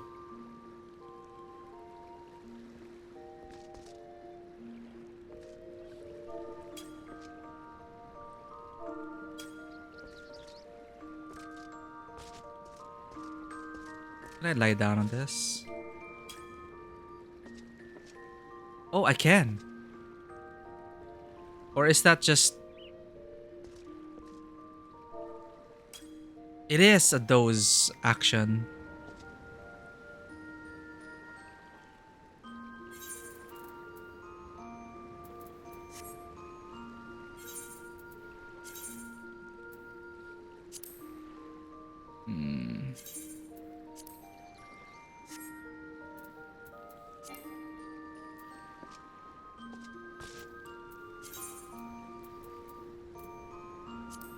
Okay, chat, I'll be back.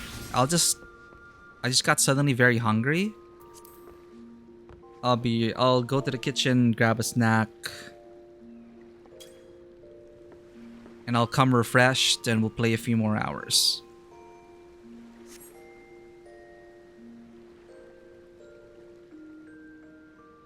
Just enjoy the view, I guess. Let's just put that there.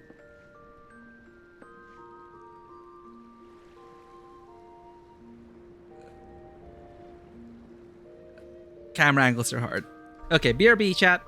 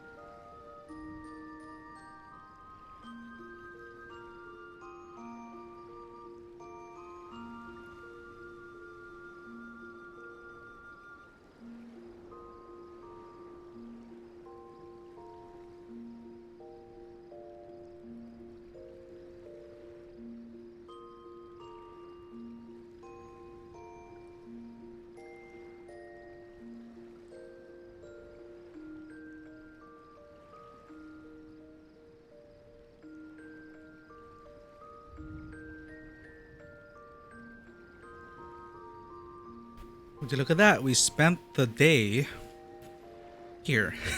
We're back. Thank you for the wait. I feel recharged. The care package already starting off. I had a random thought as I was grabbing a snack. I was like, I don't have any glamour dispellers, so we're stuck like this.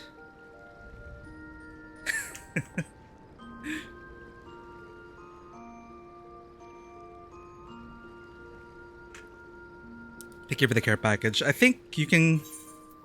You don't need glamour dispellers, right? Okay.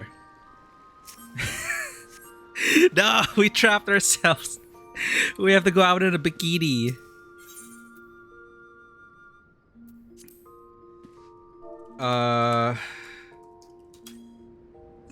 Glamour prism. I guess I could just glam over it.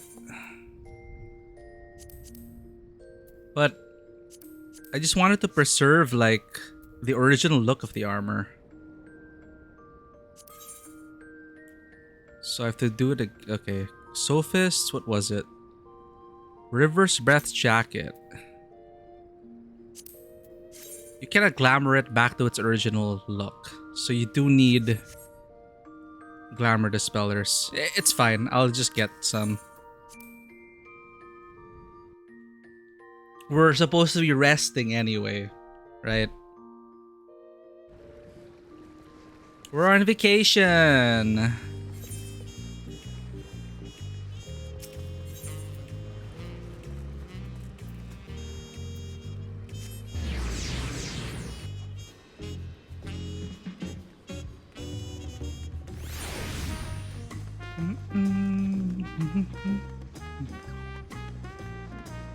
Yeah, dispellers.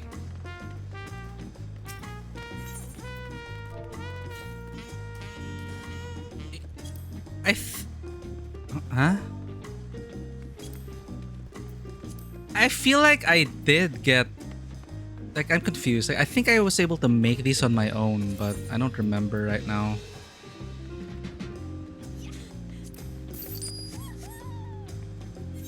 Okay, we're fine, Chad. Be gone. Alright, we're back.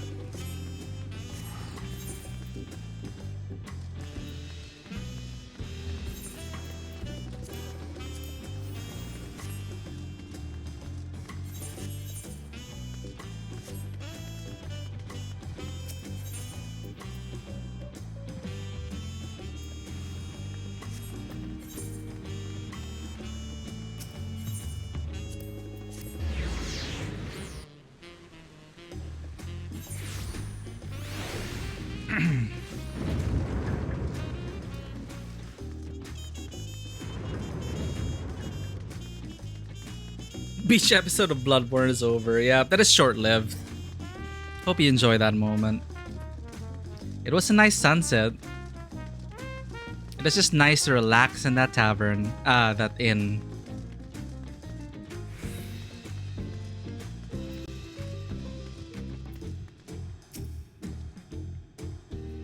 Sun Perch Guard. The Dawn servant awaits you within. While I was not informed of the reason for your audience, in terms of attire, I would suggest full battle regalia. What? A father first. Oh, it's gonna be that part in the trailer. We're gonna fight him. Fight, fight, fight. We've been walking and talking for too long. I should have worn my best.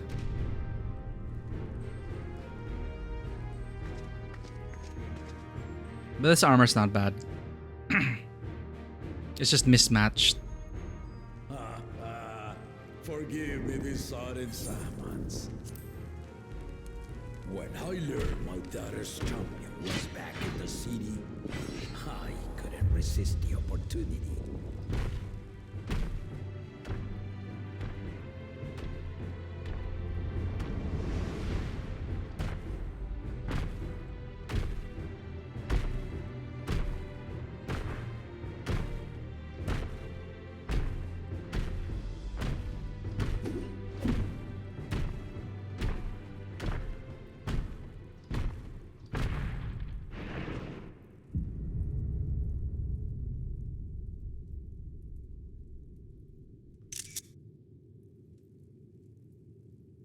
gasp. And they call me head of resolve for good reason. Old as I am, I have not lost a battle worthy of the name since the day I took the throne. And I've been craving a proper challenge. The lance wielder, Estinian, he fought well enough, but our bout was ended before a victor could be decided. Judging by the sailors' gossip, you are a warrior of renown in your homeland. Yet I wonder, with all your deeds done and victories won,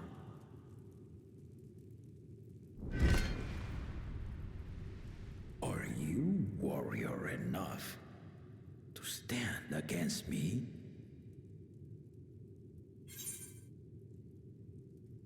So long as neither of us gets too carried away, I'm not interested in fighting you.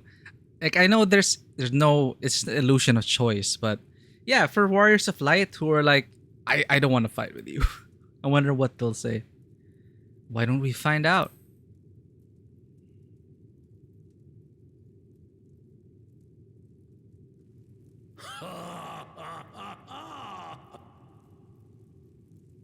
A spirited answer. Why not indeed?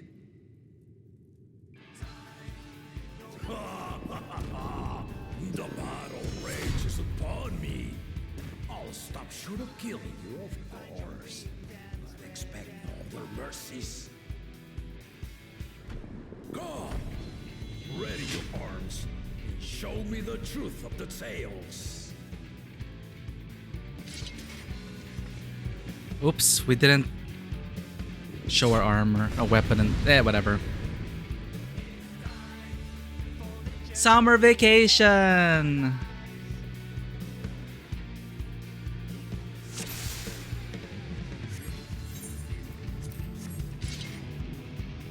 Right. Gulul Jaja versus Karen Halimir. Let's go.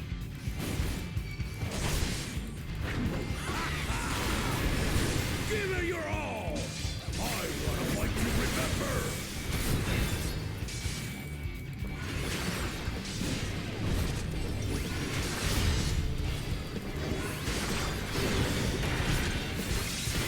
Let's test the water.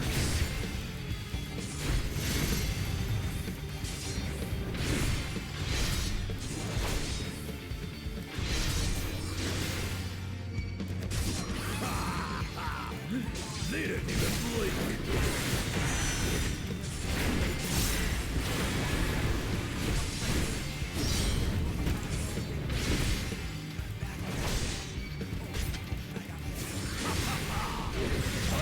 You know the Viper style. Yeah, I learned it before coming here. See how you handle this.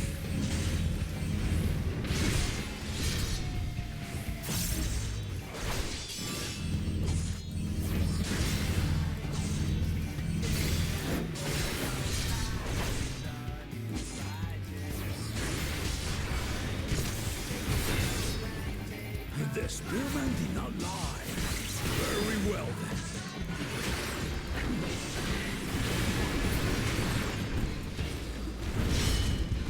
Uh-huh.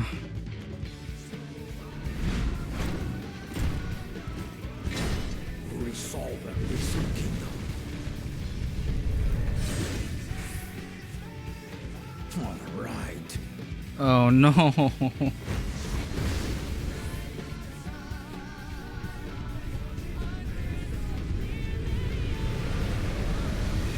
He has cutscene powers.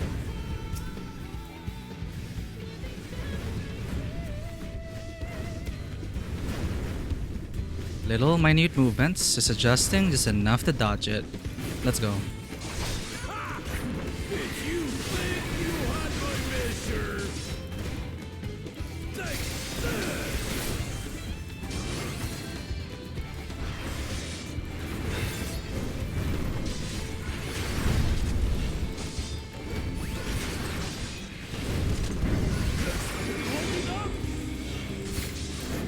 What?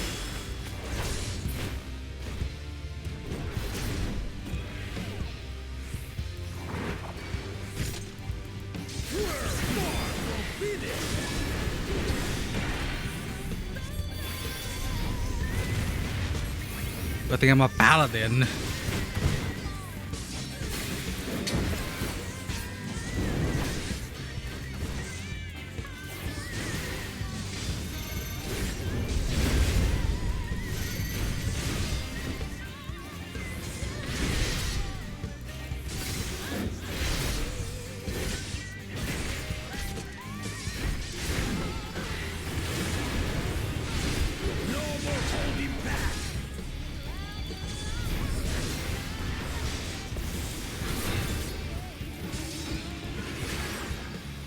Stay alert!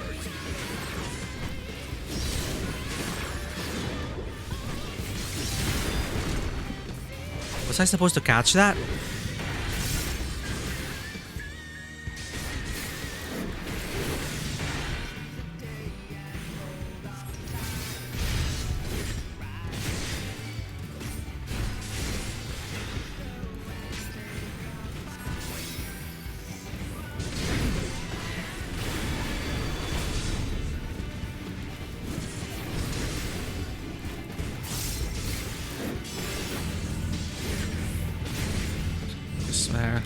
Adjust.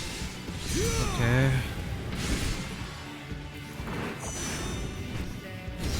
Fuck.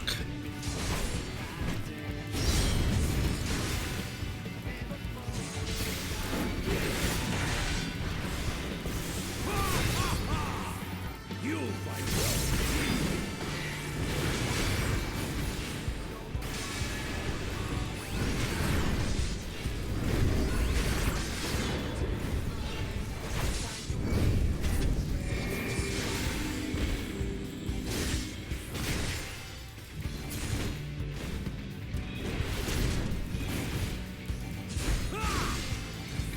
Dual blows. Easy.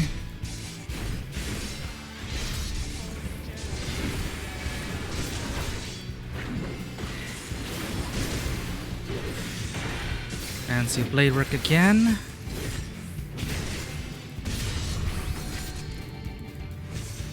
And there's a raid. I keep forgetting that's a raid wide. One, two. Okay, let's do this. Confiteor. Doubling again.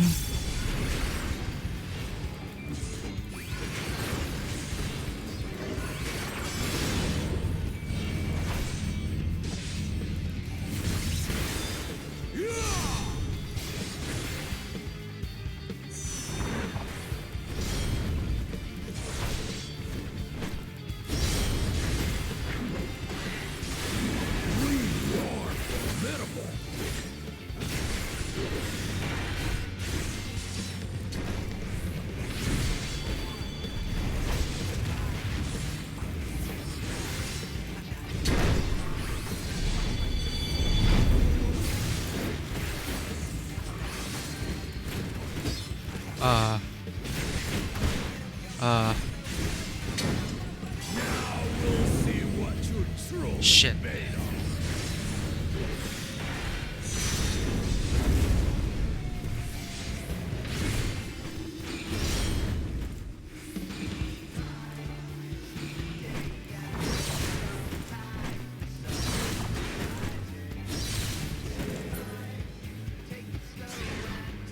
We're not supposed to win, I guess.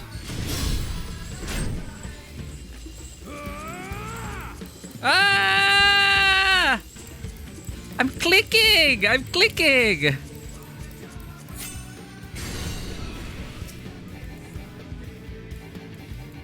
That will do. You've shown me more than enough. Oh, stupid ad break. I couldn't snooze. Well, it just happened at the moment we finished.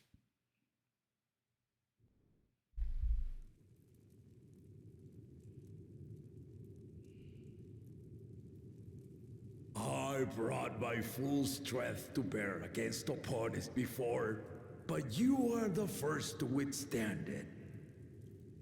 It'd be so weird if you weren't a With fighting my class. reason asleep, I never expected you to give me so much trouble.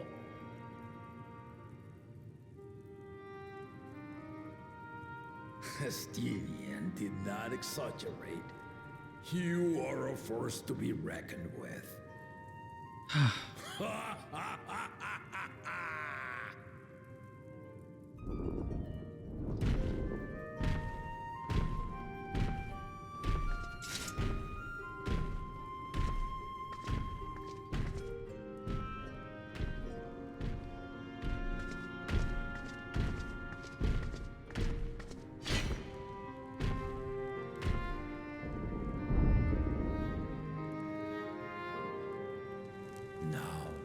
Confession. I said I crave a challenge, and that was no lie. But I had another reason for calling you here. I had to judge for myself if you were fit to attend my beloved daughter. Through battle? Okay. In some respects, she is much like me. Hard-headed and prone to rush into danger. But one with your adamant defense could shield Lamati from those who would do her harm. Does that change based on your job, I wonder? Will you hear my question and answer me plainly? Address me not as the ruler of Tuliola, but a concerned father.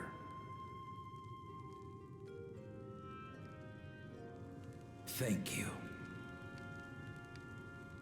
Then tell me, given your journey together thus far, what is your impression of Lamati? Uh-oh. Whether it be as their promise or just a companion on the road. Speak your mind.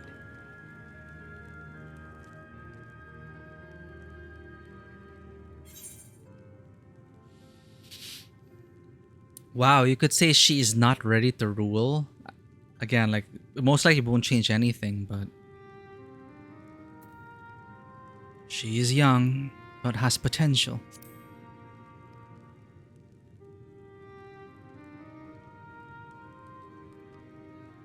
I can see why a lot of people would say she's not fit to rule, though. A tactful response, but agreed. There we go. Ready for the throne. Not yet. Lamati thinks she understands her many peoples, their histories, their cultures, their beliefs. But she knows only what she's seen in the capital. And it's not only her who concerns me. Even this early in the contest, you must have realized. As potential rulers, all four claimants are lacking. Okay. This is why I elected to hold the right of succession. Not to choose a fitting candidate, but to cultivate one. It's not working right so far. It's working for Wuk Lamat. No one has impressed me by the end of and it. Kona, I guess. Then to no one will I yield my throne. Oh, okay. Well, that changes everything. He still has final say. Parent, I pray that my children rise to the occasion. With outsiders dragged into my game, I am also hopeful that the different perspectives you and your companions have to offer will inspire them to grow. I imagine you in particular have traveled many lands, know many peoples and cultures, loved them and been loved in turn. Guide Lamati as you think best. Walk at her side and, when needed, push her to walk ahead.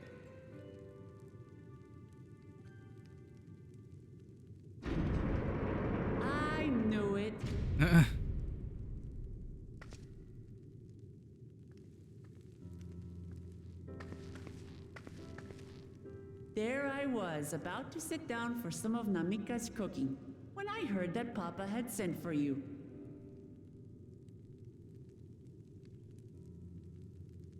You were dueling behind my back, weren't you?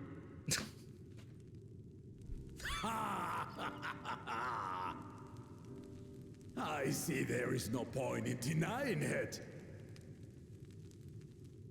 You needn't worry, daughter. I took care not to inflict lasting injuries. You and your ally may return to the contest without disadvantage. No harm done. So he still has final say anyway. It's just it's all just a show. I swear, just as I was learning newfound respect for my father. Let's take our leave of this battle-mad oaf before he calls on the rest of my entourage.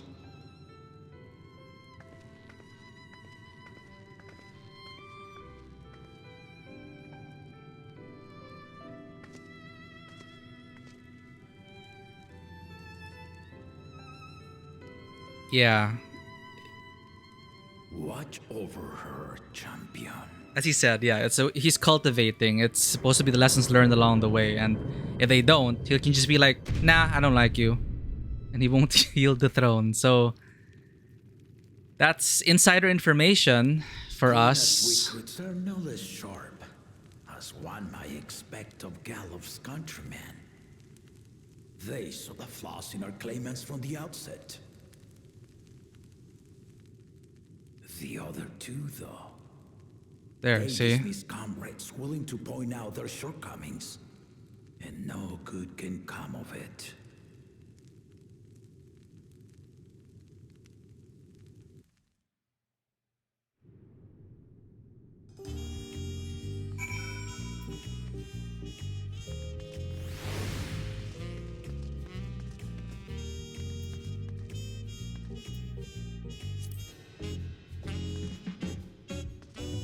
Wait, I need to read that again.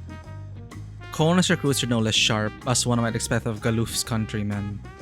Yeah, the Charleans. They saw the flaws in our claimants from the outset, yeah. So they also, I'm assuming they also talked to Tancred and Oriange.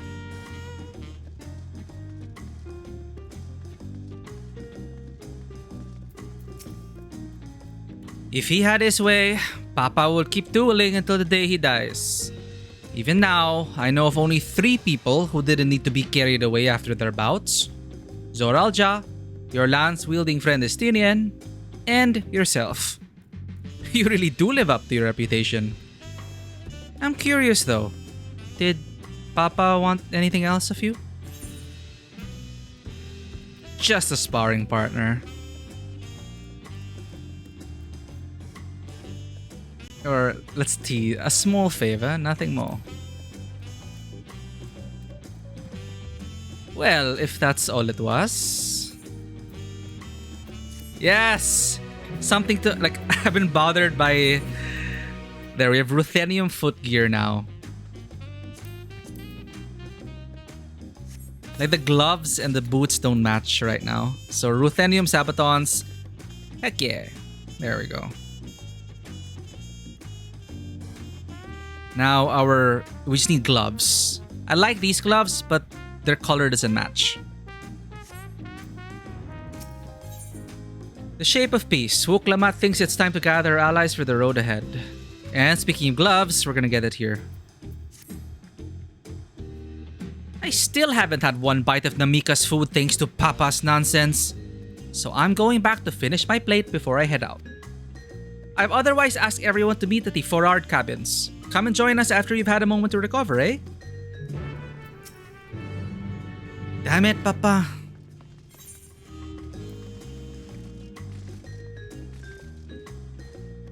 Oh. So at least, right? At least it's not... You know, it's all according to plan. It's not like... If some asshole ends up winning the contest, he'll be Dawn Servant. That doesn't make sense. It's not practical whatsoever. So now I know the truth of it. It really is just go on a journey, And I will pick the best candidate.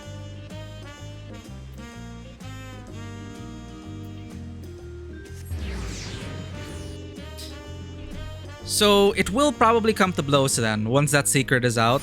Because they're definitely going to fight over it, right? And I'm predicting one of them's going to get all the keystones and unlock it and saying, I unlocked it, therefore I should be Dawn Servant. And they'll be like, no, you are not fit to rule. And then fight. Then drama. Anyway.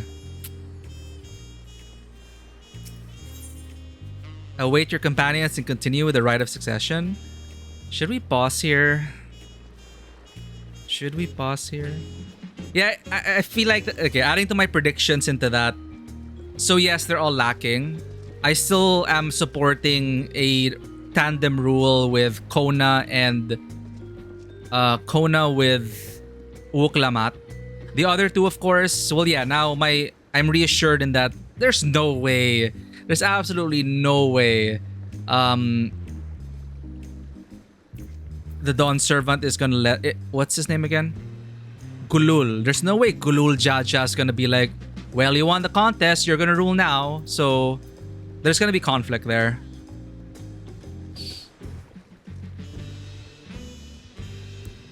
Next local's 8th, right? At least. Okay. Await your companions and continue with the rite of succession. Yes.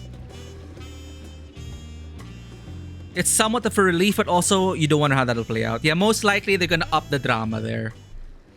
I am 90% sure neither of our quote-unquote good candidates are gonna win. I feel like Bakul Jaja, or one of the ones who do underhanded him doing underhanded tactics, or the military leader, one of them's gonna open it first, and then they're gonna come to blows, and then they'll be like, whoa, what is the point of the whole contest? Sorry to keep everyone waiting. Is that it? You're all set to go? I left Eosia prepared to travel in search of work, so I had few belongings to begin with. Bidding farewell to my fellow artisans took rather a lot of time, however. Again, I appreciate you making this commitment, Fontaine.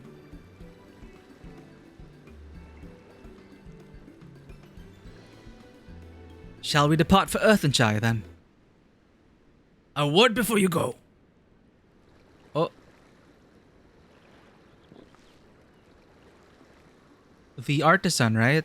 From the Vanu? The Hanu? Wook Evu, what are you doing here? Ah! I spend my days correcting manners. And here I am perpetrating the grave offense of delaying the third promise's departure. Ohakai. I forgot it. Ohakali. Unproductive day due to heat, so we'll catch up tomorrow morning. Yeah, get some rest, Vanoa. Get all the rest you need so you can be recharged for the productive day which is to come. Hope you have an awesome week ahead, Vanoa. Again, stay safe. Thank you for hanging out. Yeah, we'll push a bit more. But tomorrow we're gonna go back to Tavern Talk. We're gonna continue that visual novel. It's still a review in progress after all. Thank you for hanging out, Vanoa. Good night. Please, take up your axe and rend my flesh at the taco meat. Must your demands be so gruesome? Besides, I told you that kind of thing doesn't bother me. Alright then, I won't let it bother me either. What was that all about? I'd come to the city to purchase supplies when I spotted your entourage getting ready to leave. You seek the City of Gold, if I'm not mistaken. That's right. It's the final step of the rite of succession. If you know anything about the subject, I'd love to hear it. Then allow me to be of service. As you know, legends of the Golden City have been passed down in Tural for 1,000 years. Yet when it comes to describing the place itself, the stories do not always agree. Some portray it as one might expect, a glittering metropolis of golden towers. Others suggest it is more unassuming and owes the name to a fabulous treasure hidden at its heart. Every telling, however, has a common thread. Those who go in search of the Golden City do not return. Except for Gulul and Galuf and his companions. The lesson to be learned from this third promise is that to seek the legend is to court death. I must implore you to proceed with the utmost care. That is all I wish to say. I shall pray for your safe journey. Thank you, Wook Evu.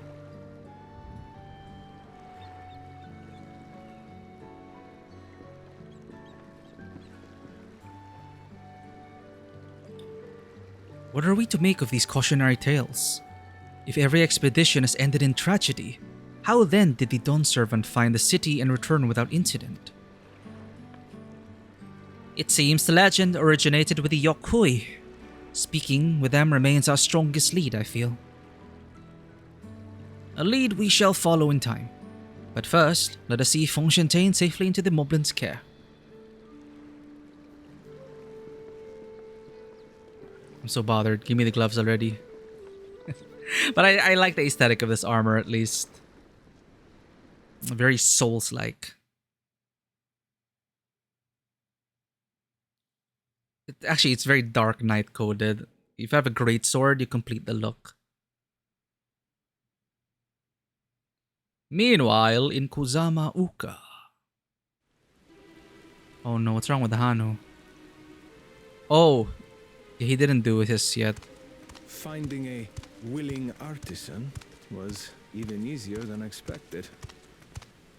Many indeed are eager to curry favor with the Resilient Sun, especially if it means sharing the promise of new territories. Right.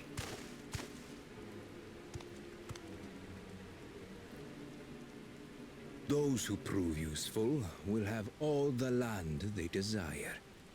Whoa, that's a tall order. Tall promise.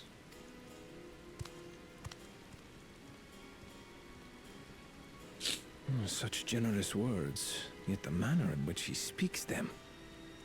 Even he's starting to have doubts. If neither wealth nor territory are of value, wherefore does he seek to bring the world to heel?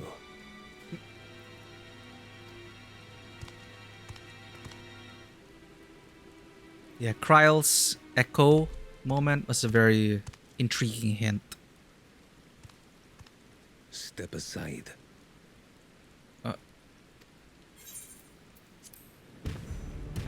Remind me. There was no rule against poaching craftsmen from other claimants. Was there? The contest is also a way to weed out people like this. Foolish, Bakunchaja. Foolish would be carrying on with these dull feats when all I need to win are the keystones. No one tell him, chat. And besides, it's long past time I humble this arrogant one-head. Fight, fight, fight.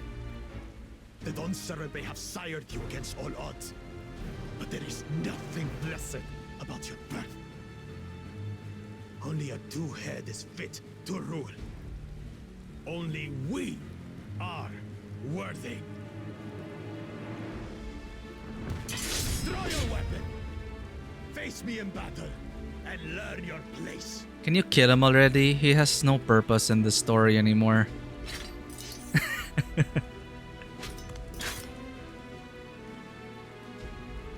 A moment, first promise. What? Fight, fight, fight. If you would. I foresee a use for this. We were just talking about him having no use. He will use him. Fine.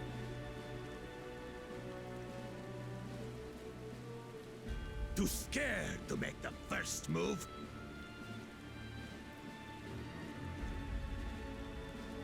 Then allow me! Easy.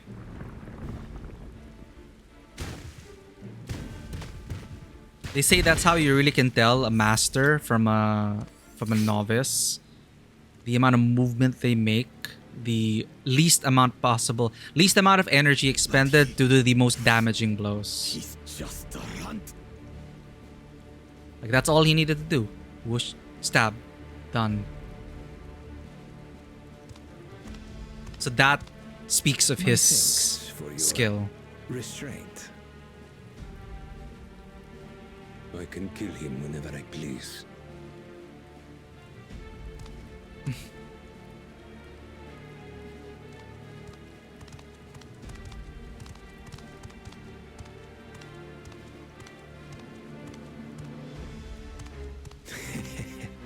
Your part in this is far from over.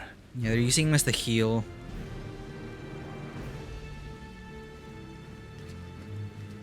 Poor craftsman. How could you, fellow bunny girl? Why do you support this man?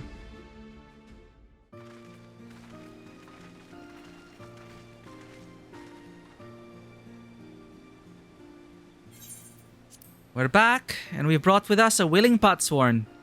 This is Fontaine, a talented goldsmith who once worked at Esthames Aesthetics in Ulta. Wonderful! Impressive! You are first to return, Third Promise. And with an artisan from across the salt, no less. We welcome you and your unique skills to Earthenshire. Helphand will show you to the workpot.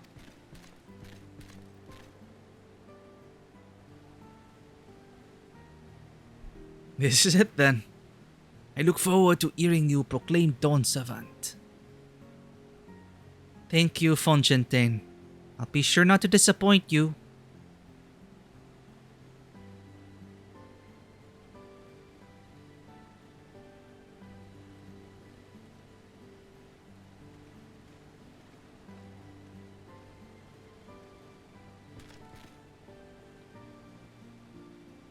You have reached met the requirements of the Feat of Pots. Ready Rock presents your keystone with joy smiles and well-wishing. I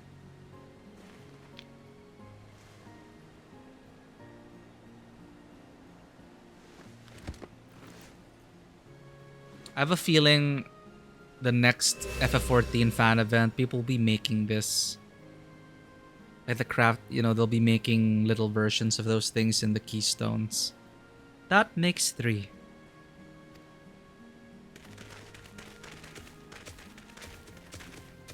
Oh, I didn't realize he was a machinist. More Potsworn candidates? Come, tell Ready Rock your tales.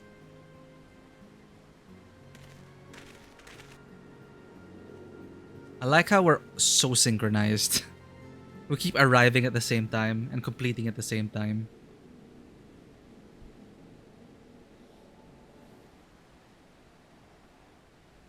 Another feat accomplished, another keystone acquired.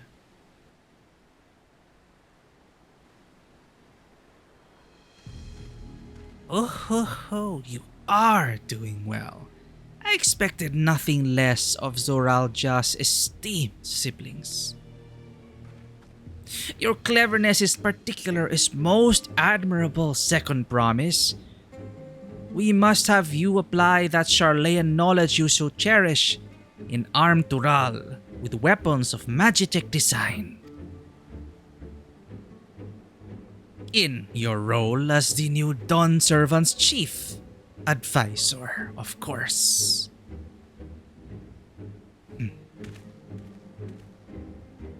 The tools of war hold no interest for me. I wish only to improve our nation through practical innovations. Foreign powers will think twice about testing our strength once Tuliolal is known for its advanced technology. Just as the Garlean Empire was deterred from invading Charlean. That may well be true. But how long will it take Tuliolal to progress to this advanced state? How many years? With a collective commitment to education and hard work, it should not take so very...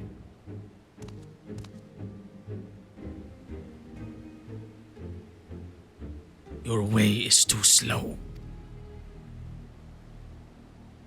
Easier to expand our territory and swallow Charlean whole. What an idiot.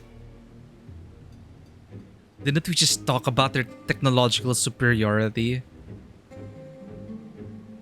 Conquer other nations through force of arms, and you're looking at a future of uprisings and bloodshed. Yours wouldn't be the first failed empire. Then we keep fighting until the mounting costs convince them to lay down their weapons. Until all have grown tired of loss. What is this guy's damage? How would such an outcome bring anyone joy? What you propose is a mockery of peace. Maybe an ASEAN got into him, I don't know. Ready Rock is reminded of days long ago. In the time before Tuliolal, there were no pot pacts for the potsworn. It was normal to grab snatch artisans and force them to work for mobbies. Until the day Kulul Chacha arrived, the families of the grab snatch pleaded with him, and so he came to Earthenshire. Mobbies are not a war-make people. We feared death had come for us, but Kulul Chacha just wanted to talk.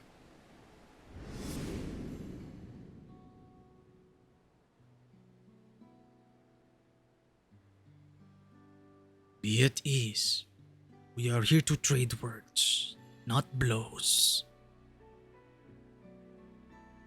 The gold work crafted in the village is superb. One can tell at a glance the quality of materials used, the mastery of technique employed. So, compensate your employees. Done. Yet it does not stir the heart. A goblet shaped by bound hands and broken spirit is devoid of luster. Compare that now to the works of a joyful artisan.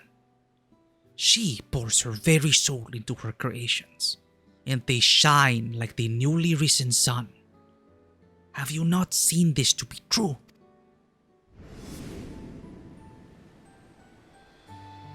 And so began the custom of good living. Happy potsworn make good works, and good works make mobbies happy. Kulul Chacha's words were wise. Joy smiles did indeed bring fine craft and much shingly shine. So the head of reason was behind the forging of pot pacts. Yes! Reason and clever thing changed Moby's way of life.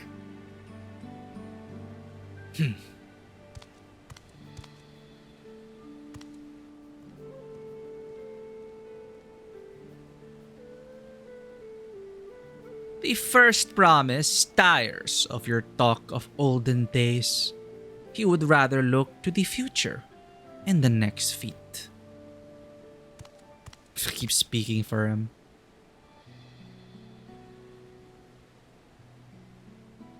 Jeez, doesn't even offer her anything. That's sad.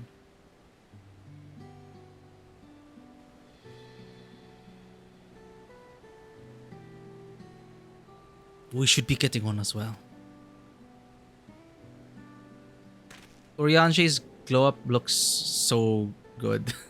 I don't know what it is about his new face.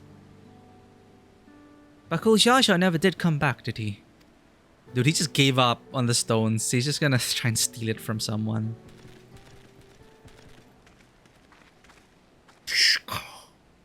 Do you have a moment, Third Promise?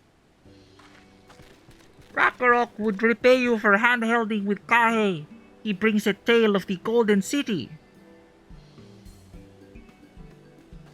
Really? I'd love to hear it.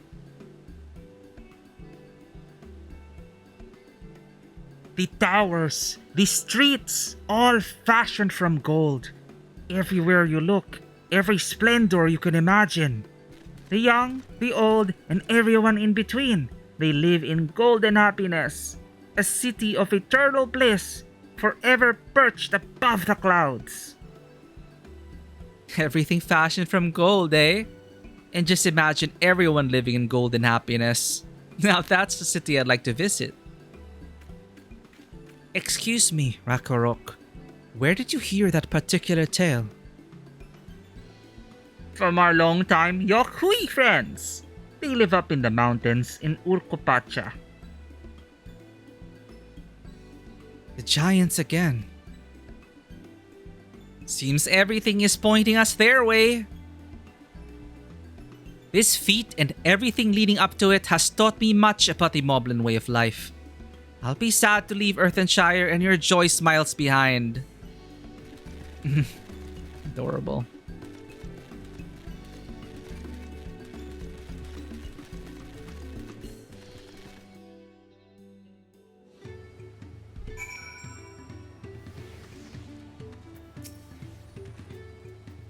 These tales raise many questions. Let us hope the giants have answers. The stories describe the place of boundless happiness, but are also rife with dire warnings of seekers who did not return. What are we to make of this? Maybe it's such a good place they don't leave? I don't know. The Head of Reason in Red Rock's story sounds so different from the Head of Resolve. They share the same body, yet their personalities are wholly distinct. It unsettles me that Zoral Jaw is even a claimant in the first place. Surely his father cannot condone his violent ambitions. I wish I could tell you, Alfino, that this contest is just for character building.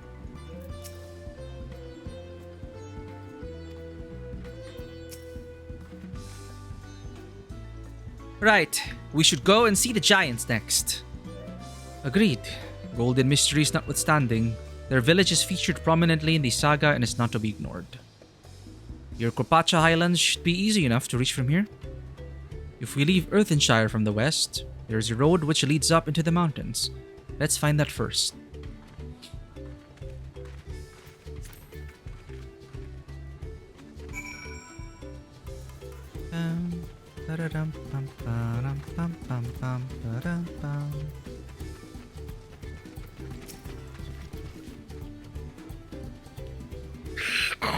Rakora sends the third promise many well-wishings for the contest. She has made Rakarok's help-handling job much easier. Let's check in on our friends. Now my workspace is just as I like it. Fonjontain? I shall be cheering on Wuklamat from Earthenshire. Oh, it's the new girl. Who else did they bring in? Just those two. Bakul Jacha. No. Tancred's third. Where's that? Where's that person? Eh. Probably around somewhere.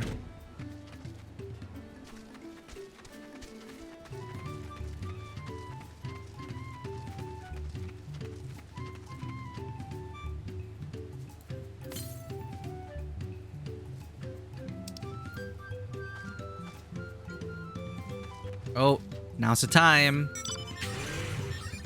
I really like this one.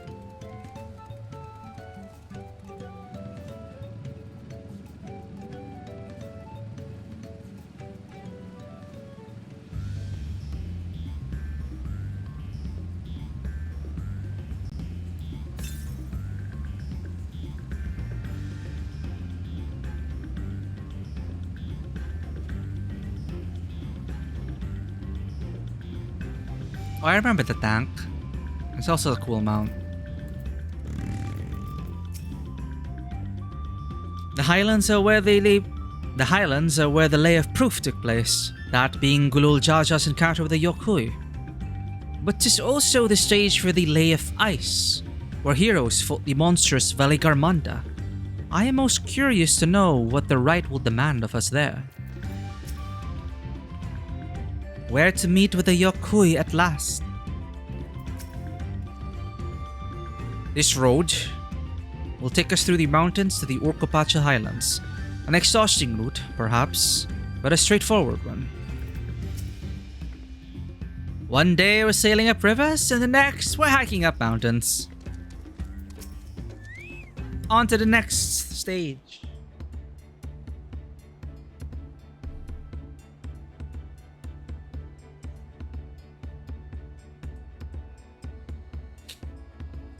Looks like the trail is going to get steep from here on in. I hope everyone is ready for some climbing. Don't promise. I'm glad I caught you. Red Rock asked me to bring you back to the village. She says there's something she forgot to give you. Sus? Huh? Something other than the keystone. Yes, an item of great importance, or so I was told. It shouldn't take long if you would please follow me. I'm sorry, this guy's just so sus. I wonder what this is all about. Well, no need for everyone to come. I'll be back in a little while. No!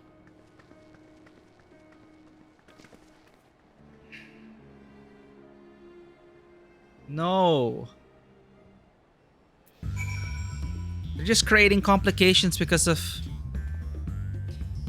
Knowing Wuklamat, she was probably eating sweets behind our backs and forgot to pay the shopkeeper or something equally careless.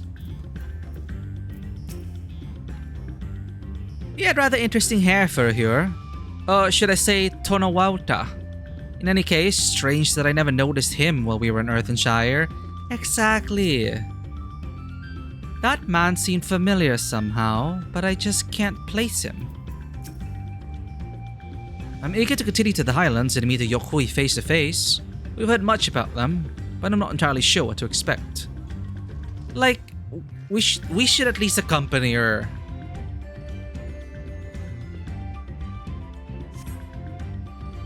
This is taking quite a while. Just keep waiting for now, I suppose. No! Contact by Link Pearl! Go to her now! Like, at least contact with Link. If they didn't find him sus, at least try to call her.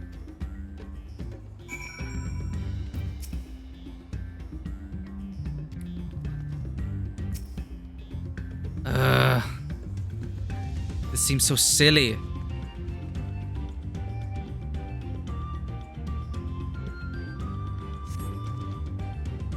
Perhaps there were complications. Well, let us wait a while. No, you call her! We know what's at stake. We know Buckle Judge is out there. We know...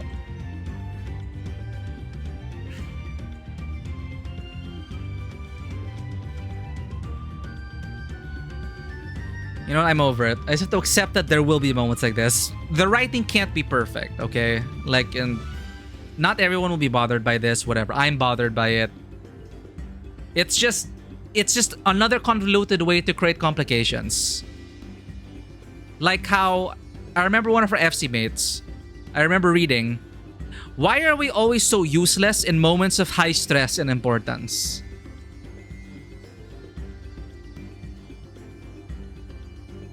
It's because the writers want bad things to happen.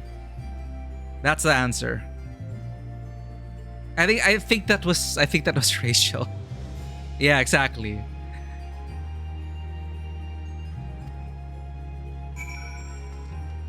This is just like writers saying, hey, we want something bad to happen. Or they're gonna subvert their expectations. Nothing bad actually happened. And they just want us to feel like something bad is going to happen.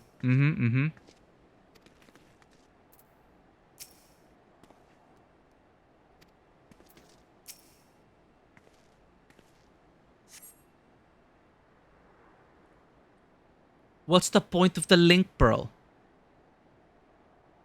What? This is also out of character for Erenville. Erenville would be the last person to say, well, I guess let's wait. This is getting a little ridiculous. Did you get lost on the way back to find us? But how? There's only one road. Guys! Hey, Call her!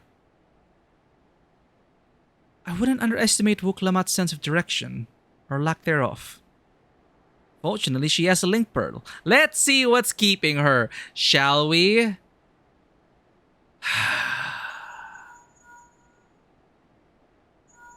Oh no, she's not answering. I wonder why.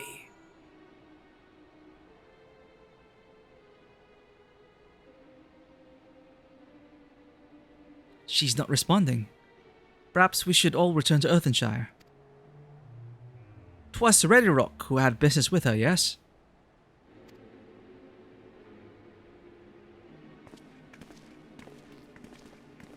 Yeah, maybe, I don't know, we were doing so well, we dropped our guard. Like, okay. Boing, boing, boing. Boom, boom, boom. I gotta say though, any chance to ride this mount? I like it. Whee! Little Alpha's really what sold me. And the fact that this is also for 2 people, that's cool.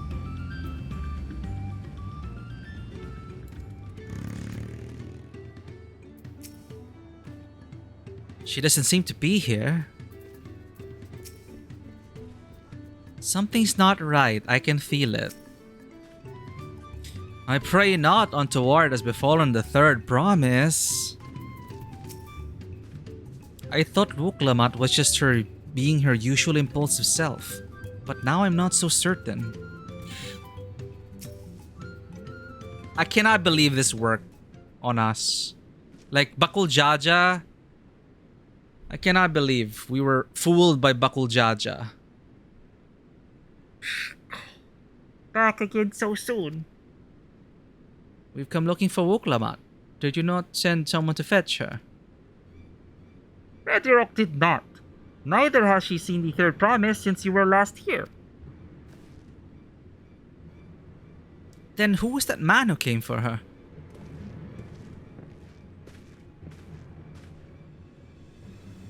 Oh? I thought you left already.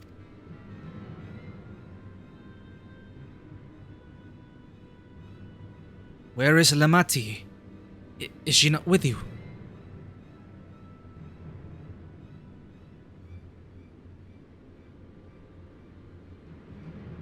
You don't know where she is? How could you let this happen? And he's getting mad at... it's yeah, deserve. You know, get mad at these characters.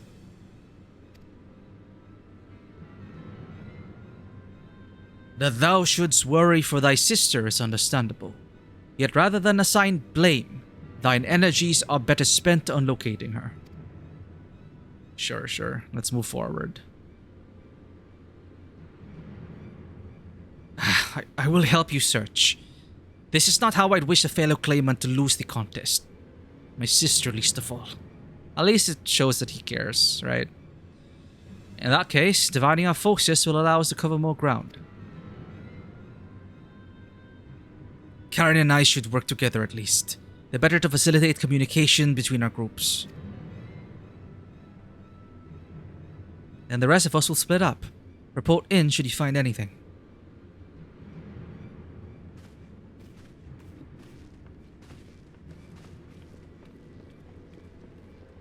No, I cannot end it here.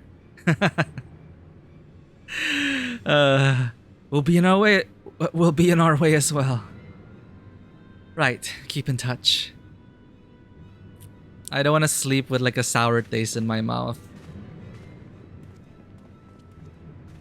At least it's like, dear sister, and it's a chance to work with Kona, so it's fine. Come, we should begin our search. And I got my gloves. Hell yeah. Now I just need the helmet.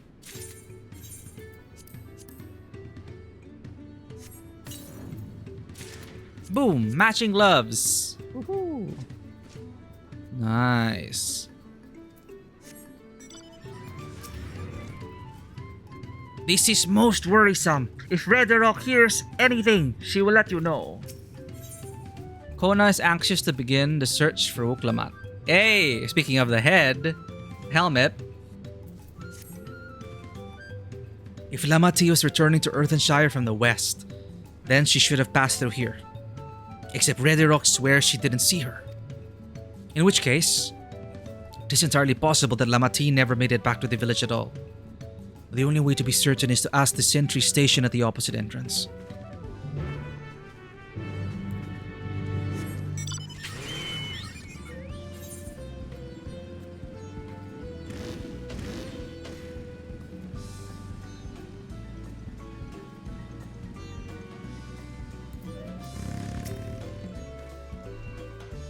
If the guard did not see Lamati, then we can be fairly sure she's not in Earthenshire. She's not one to pass without notice. A third promise? Moby has been standing at his post with diligent eye watchings. He has no claimants past this way. What of Tonawauta with brightly colored hair? Tonawauta with brightly colored hair. What of a Tonawauta with brightly colored hair? The guy, the hewer. Moby knows something of this one. He bears tongue flaps about a fellow peddler in many fires who was attacked by a crazy hair bandit on the road. Oh. So they were like watching us and we were caught off guard because you're saying, bandits, they're not approaching us. And then now bandits get a one-up on us. I swear, it's always jinxed when they go, bandits, they're never gonna one-up us. And then they do.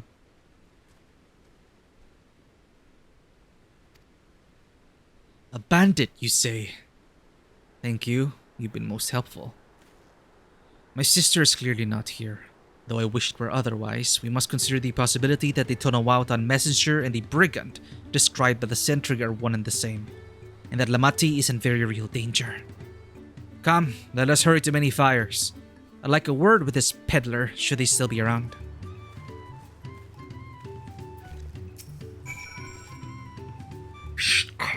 Moby's bandit problem is only getting worse.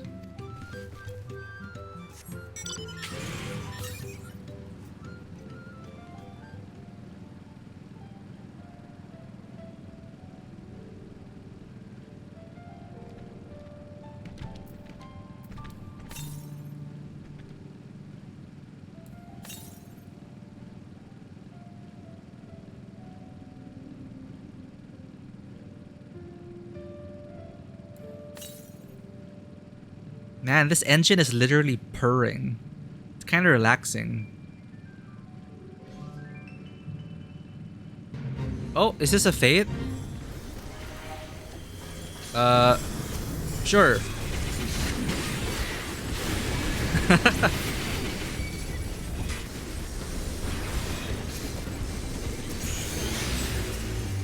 Yay.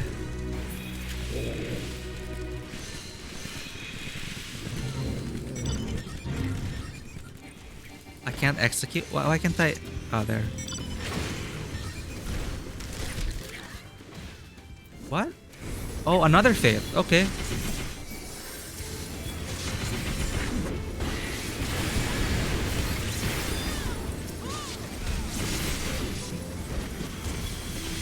Hot sworn materials delivered. Oh.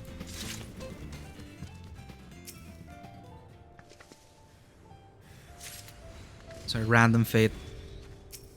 It is in the way. It is on the way.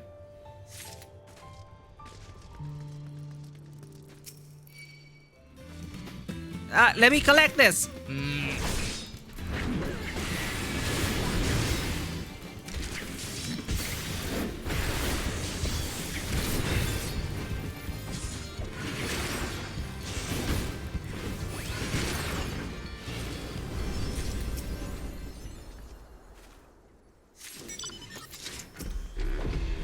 Who do I deliver this to?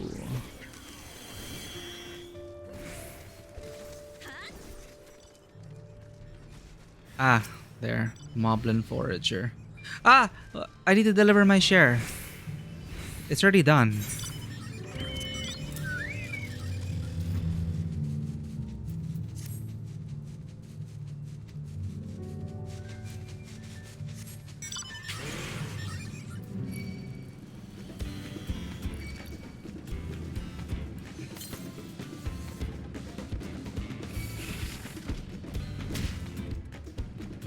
Oh, I like that the sword is stored in the back like this.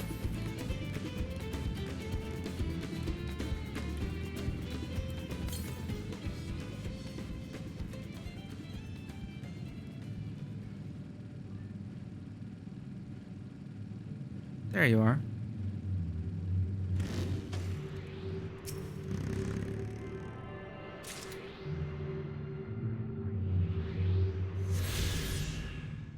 Only got silver.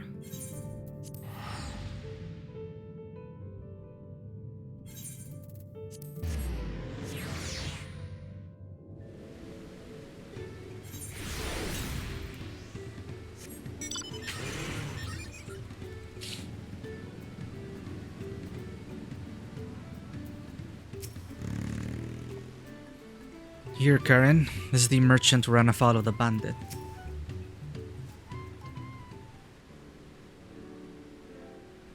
Was there something I could help you with? I'm told you were the victim of a bandit attack. Could you recount exactly what happened? My goodness, I thought I recognized you. I'll tell you everything I remember, second promise. It was that scoundrel, Waukesa, who ambushed me. You know the name of your attacker? There's no mistaking that hair. All my peddler friends have stories of that notorious bandit and his predations. Waukesa and his gang will stoop to any low for the sake of a few pel. And with no fresh quarry coming up the broken stairs, they've had to become more creative. Little wonder he went after Lamati. He likely thinks to ransom her for a royal sum. I expect he'll soon make his demands, but I don't intend to wait. We'll find this villain first and deliver his deserved payment in person. What say you to a small deception? I will assume the role of a well-to-do merchant to lure Waukesa out of hiding. Then, when he comes sniffing about, we catch the rat by the tail.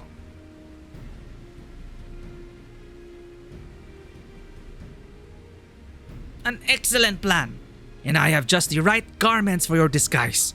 At a specially discounted price, of course. A brush with bandits hasn't dampened your mercantile spirits, I see. Very well, I accept your generous deal.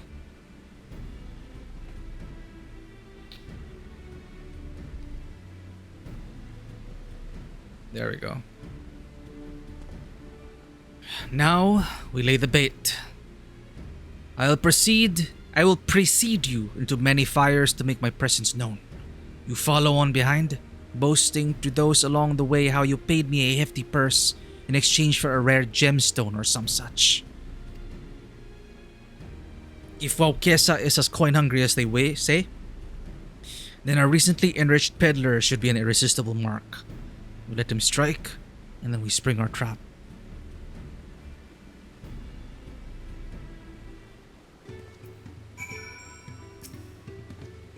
I pray that your scheme is successful.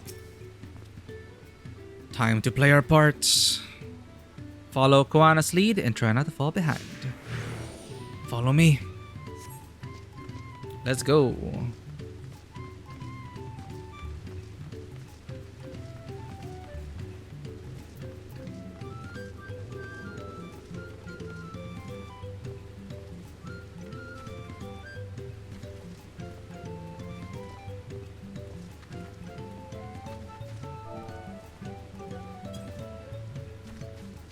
What does my walk again? There, that Chibral fellow.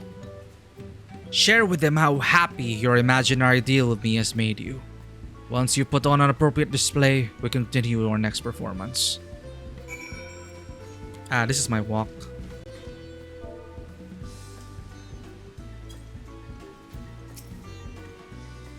We want Waukesa to notice us. Be loud and convincing.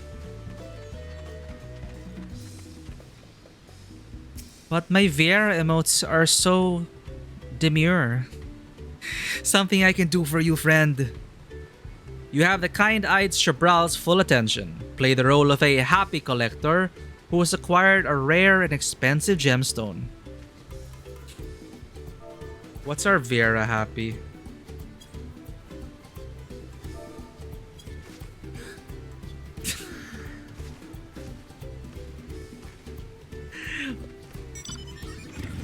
A rare gemstone from that Hetzaru merchant, you say?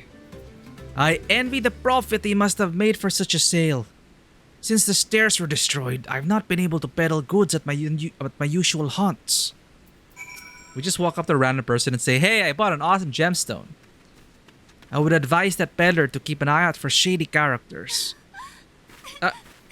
See, now that is like infectiously happy. I would advise that peddler to keep an eye out for shady characters. Rumors of good fortune have a way of attracting bandits in these parts. Let's see that again.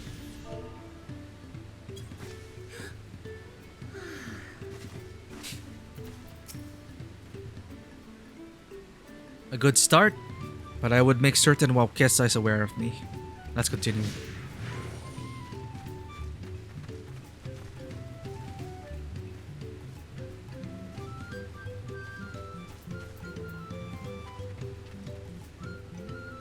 That moblin over there looks amenable to conversation. The stage is yours, Karen. Share your good fortune with that moblin merchant too, if you would. We need to make sure these rumors attract Waukesa's notice.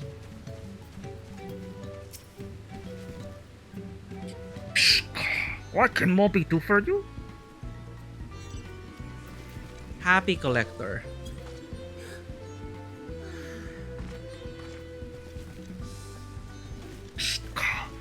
The Hetzaru sold you a sparkle stone for your collection? Well, that explains your giant joy smiles. Moby is happy for your happiness. Moby is also jealous of the merchant and all the jingly shine he must have made. Be careful when trading tongue flaps around here. There are sneaky, greedy brigands who will get big eyes and grab snatch that merchant's jingly shine. And your sparkle stone too.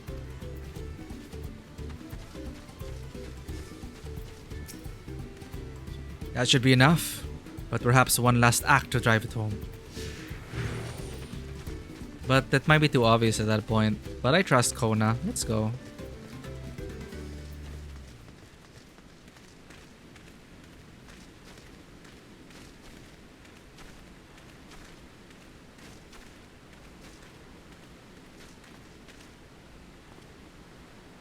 Do you see that cheerful fellow? Tell him the tale of your precious gemstone and then we'll be done with this part of the charade. Just this one last performance, I promise. How nice to see a smiling face. Care to share the reason for it? I've heard nothing but mumblings and grumblings since that storm passed through.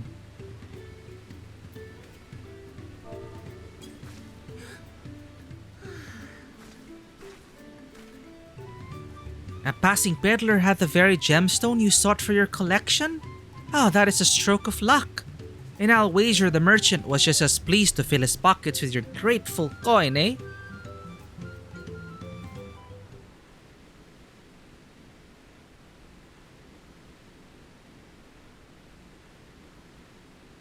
Well, I'm inspired to go and earn some pel of my own. Who knows? Maybe opportunity will find me even as it found you.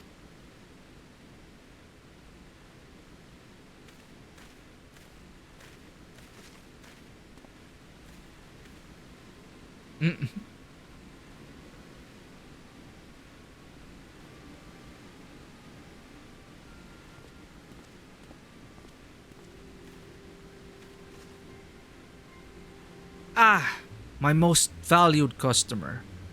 The profit from that single purchase of yours should see me through weeks of idle leisure. Traveling with such a fat purse and no sell swords is tempting fate. So I shall make Earthenshire my last stop and then return forthwith to Tuliolal. I wonder if he's a good actor.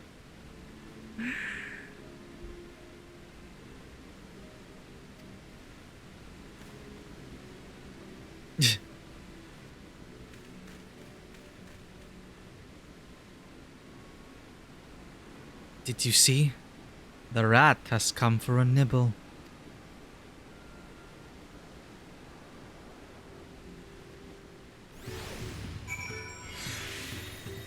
Like so far, I don't know like what about it. This whole thing, everything feels so A Realm Reborn. We are starting a new story after all. You played your part to perfection, Karen. A woman of many talents, just as Tancred and Oryanji have described. Now let us lure Waukesa out and spring our trap. Yay, I got my helmet. I hope it's good. I hope it's good for Rivera. It's a circlet!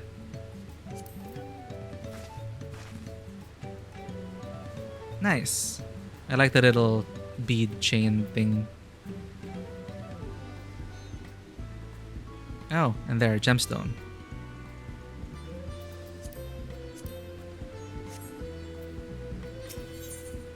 A brother's duty. Kona wishes to execute the final stage of his plan. Let us execute the final stage of the plan. I will set out towards Earthenshire alone and unarmed, the better to sell the act of a defenseless merchant. Assuming Waukesa is watching, he will likely wait for some quiet stretch of the road before accosting me. I'll be relying on you to follow closely behind, remaining hidden until the time comes to spring the trap on our bandit king.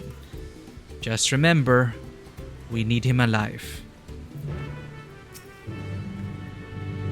Waukesa will tell us what he's done with Lamati.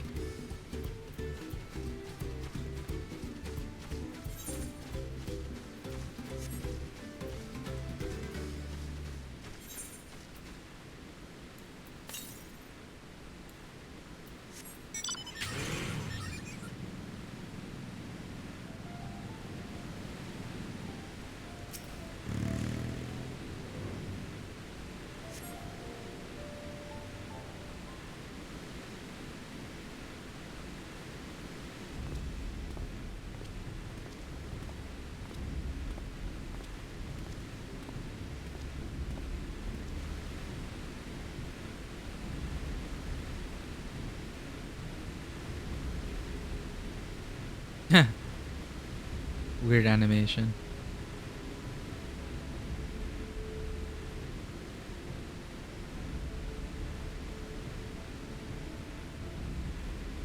Yeah, we're good at stealth. Not really.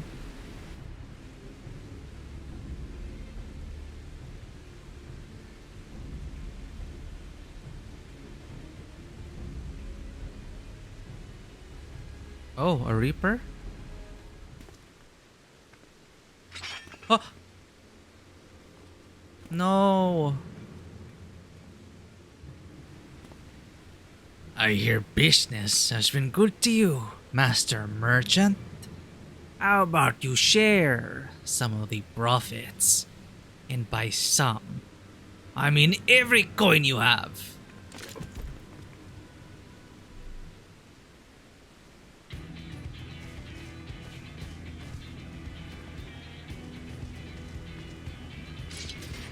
Now they messed up. It is in this moment that they knew they had fucked up. You're the gemstone collector. Oh, I see what this is. We've been tricked. Spit in your eye. Men, kill this Vidral. Oh, no. Slippery vermin. We'll have to interrogate his underlings instead. If you would be so kind, Karen, pray, leave them capable of speech.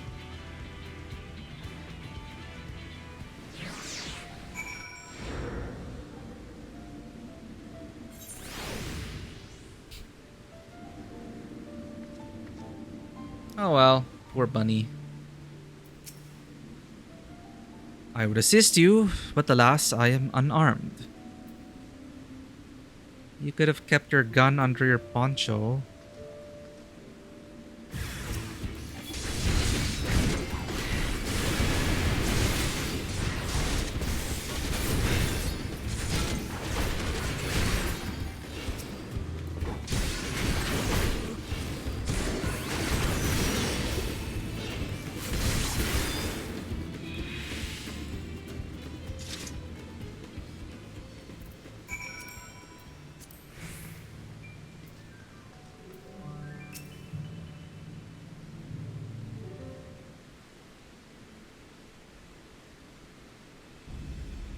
I was hoping to talk with your boss, but I suppose you three will have to do.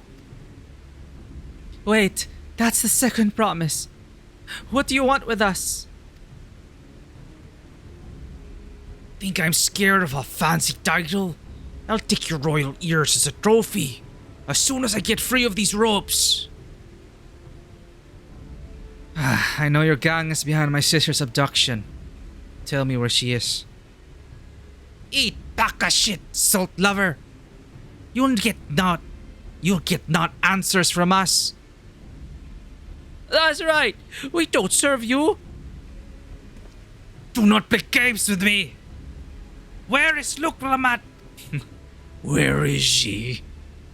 What a caring brother.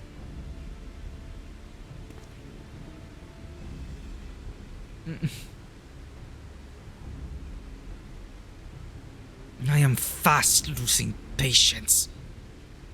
Talk now or die. The choice is yours.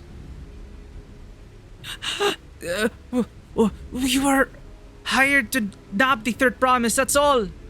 We don't know where they took her. Hired? By whom? We weren't told that either. Only Waukesa knows. He's the one who took the job. Well, it seems we needed their leader after all. Once I've arranged for the dance guard to take custody of these criminals, I'll call on Tancred and his tracking skills. But perhaps you could pursue Waukesa in the meantime. The bandit was running in an easterly direction. Should you locate him, I suggest you shadow him rather than force a confrontation. He might lead us to where Lamati is being held.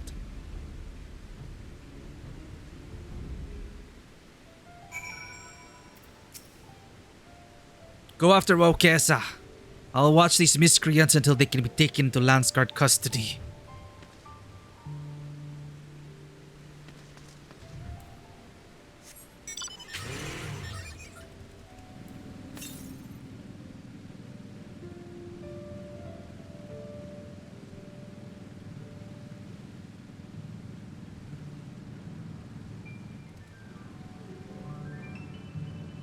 Yeah, the way the new mounts work also, like it doesn't lean, you don't lean too much since it's as a sidecar. All done.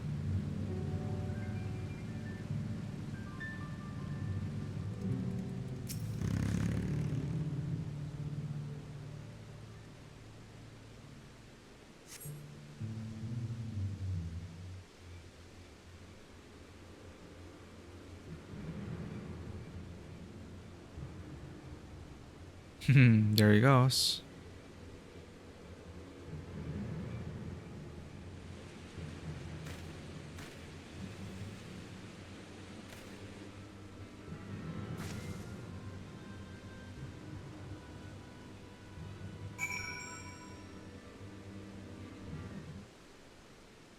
Follow Okesa from a distance. The objective will then failure if you're noticed or fall too far behind. Oh no, it's Assassin's Creed follow quests. Should your quarry begin displaying the effect shown in the picture, you will be discovered when he turns around. To avoid detection at these times, make use of cover such as rocks and trees.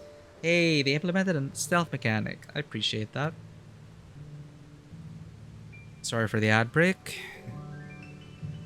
The objective will also end in failure if you follow too closely.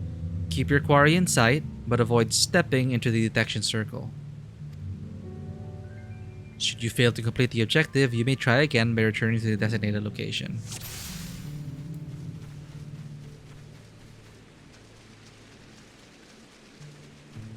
I can't believe I didn't see it. I knew that woman looked familiar. This job's more trouble than it's worth.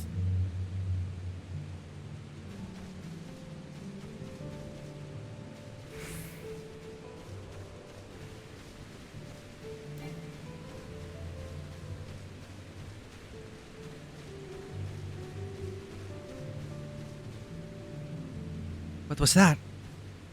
Must have been the wind.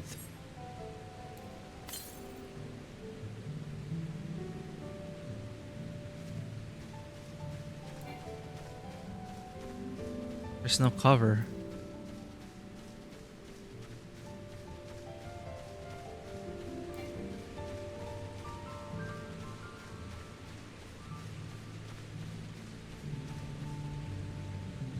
This was meant to be easy.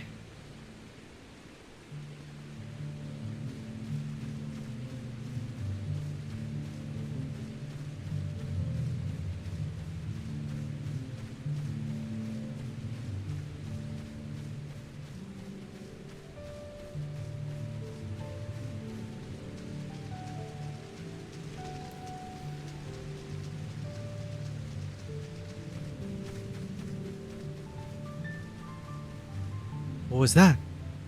Must have been the wind.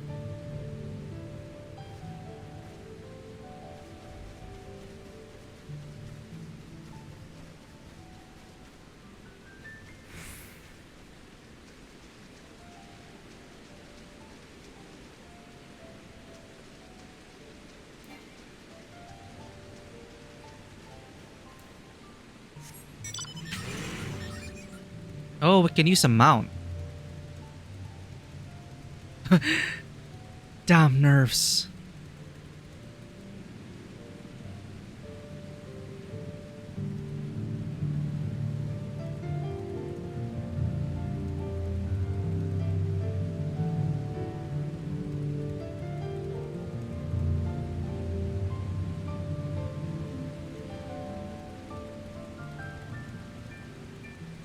Should be safe enough now.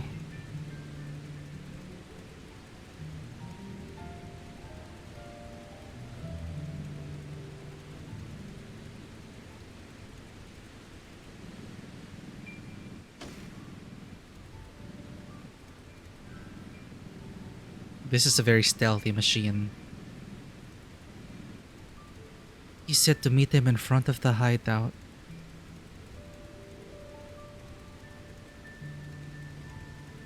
Where's that damn Hubigo?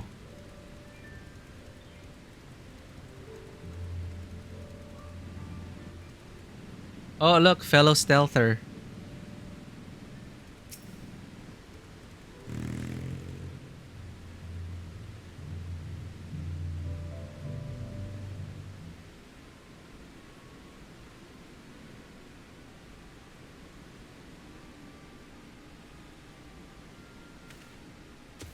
But for the bandits to be able to kidnap Lamati, Wook Lamat, it's wild. Finally! My money, give it to me now. The Lands Guard may be hunting us already. Calm yourself. We had our own troubles finding a suitable hideaway. Right. We're finished. Take your prize and leave me out of the rest. Such hostility. You were hurting for coin, and I offered you gainful employment out of the kindness of my heart. Kindness? You brought a blackened tempest upon us. One look, and I could tell that woman was a killer, a butcher, a assaulted devil in the flesh. Oh, spare me your fearful bleating. Go on, scamper away now before the scary mercenary comes to claim your head.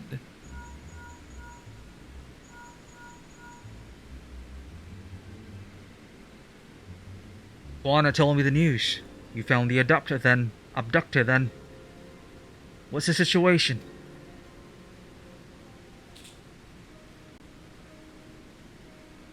And you think the bandits were hired by this Hubigo? Alright, new strategy. Forget Walkesa and stay on the Mamuja's tail. You don't want to endanger the third promise, so keep your distance until we're certain they have her. I'll catch up to you as soon as I'm able.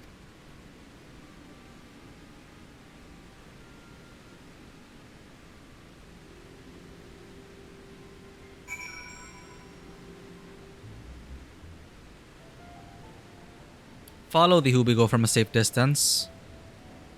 Alright, here we go again.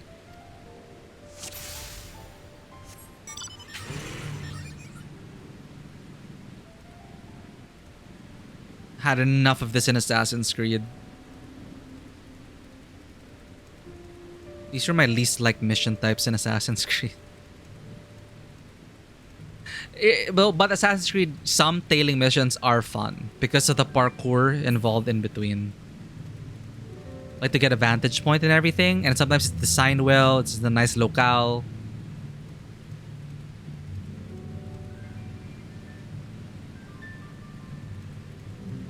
But it's cool. So they're considering a line of sight. I'm noticing like line of sight. That means if they turn around, they'll spot you.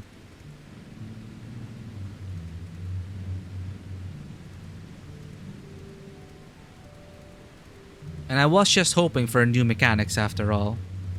But they can only really iterate. I don't know if they can do like sweeping big gameplay changes, given how old the game is. But I do like stealth missions.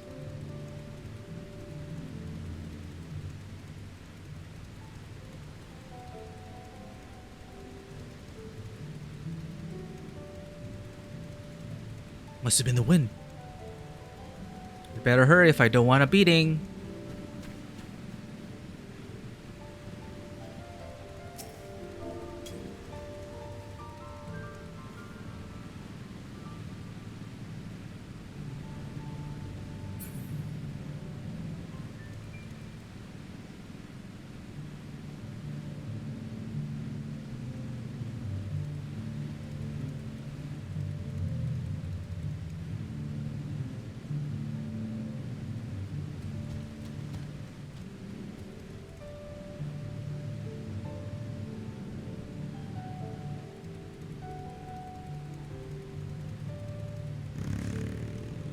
One last precaution, just in case.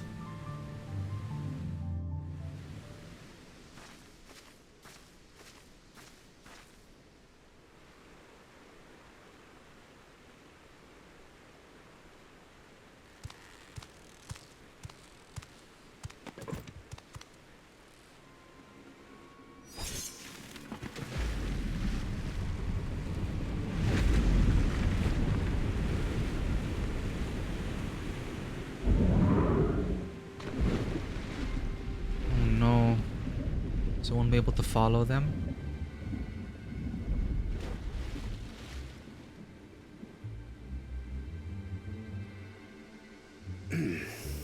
Better late than never.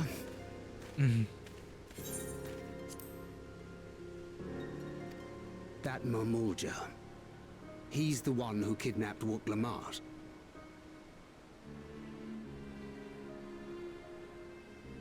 So we're still unsure. If we can follow him a bit longer, confirm his connection to the abductors.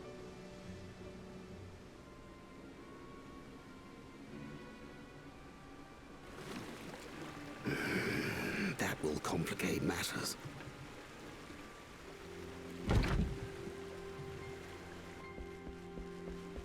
Uh-oh.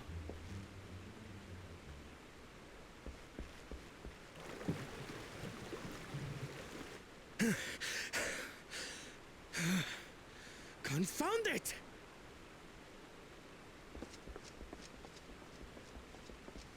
If I set out now, I can trail them along the riverbank. Do it! Even if it costs you the contest. What worth is the throne if I lose my sister to win it? Damn.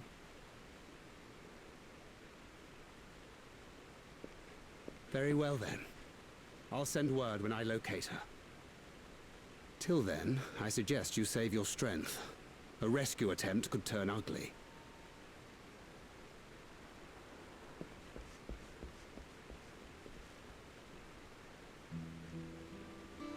That Hubigo just now. I swear I've seen him with Bakul Jaja. Knowing the way that monster works, he probably hired bandits to kidnap her so we could steal her keystones. But even alone, my sister is more than a match for a gang of untrained ruffians. She must have been ambushed or deceived. Gah! I should have been there! If those bastards have hurt her!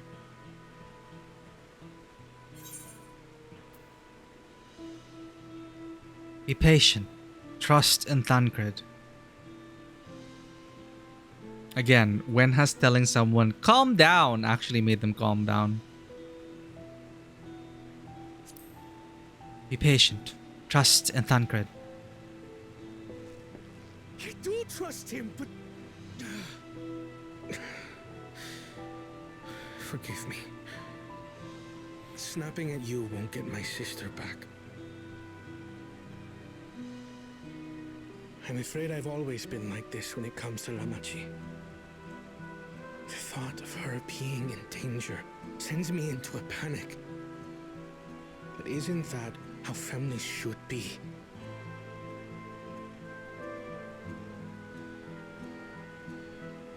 Taking your break now, Dewata? Yeah, let's finish this as well. But the clan into which I was born kept to the nomadic traditions of our ancestors. They herded their own neck across the plains, always moving with the seasons. During one such migration, my birth parents left me behind. A child. All alone. Without a single word of explanation. Wow. A chance encounter with a kind Pelu merchant was the only reason I survived. Taking pity on me, he taught me his trade that I might fend for myself. I became a stallkeeper in Tuliolal's market. And that is where the Dawn servant found and adopted me. I had already been in the palace some time when Lamachi came to join us. Like me, she had been cast aside by her parents. I knew the pain of solitude and wanted to spare her that suffering. As this tiny child's new brother, I swore I would always be there for her.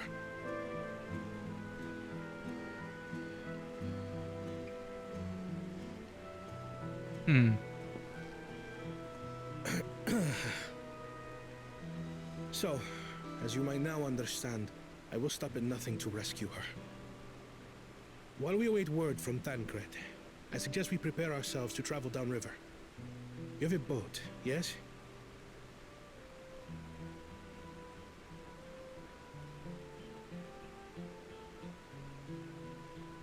Why release the Ponity if not to delay pursuit?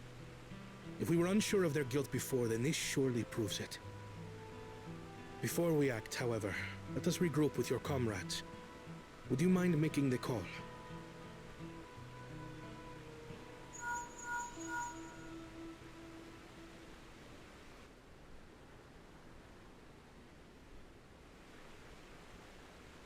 Understood.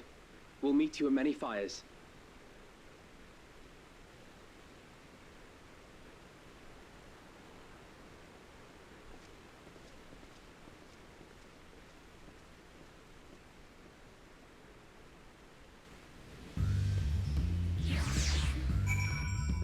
I think I should be taking my break as well. I think that's an okay place to pause at. You know, we confirmed Kona, great brother to Lamati, working with Thancred again. That's nice. Preparing for hostage rescue, so that'll be a nice little way to start the next session. I'm gonna do my best to come back on Wednesday for that, because tomorrow we will be continuing with Tavern Talk. So we're gonna settle in for a bit, and oh nice, we're gonna settle in for a bit for some cozy times as the innkeeper in the Wayfarer's Rest or Wayfarer's Inn in Tavern Talk tomorrow. I wonder if anyone's online that we can raid.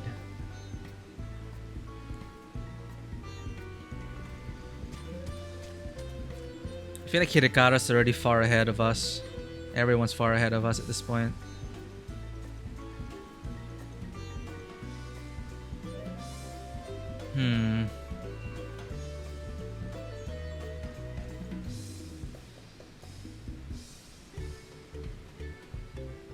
Bezdor's playing Pacific Drive. That was interesting.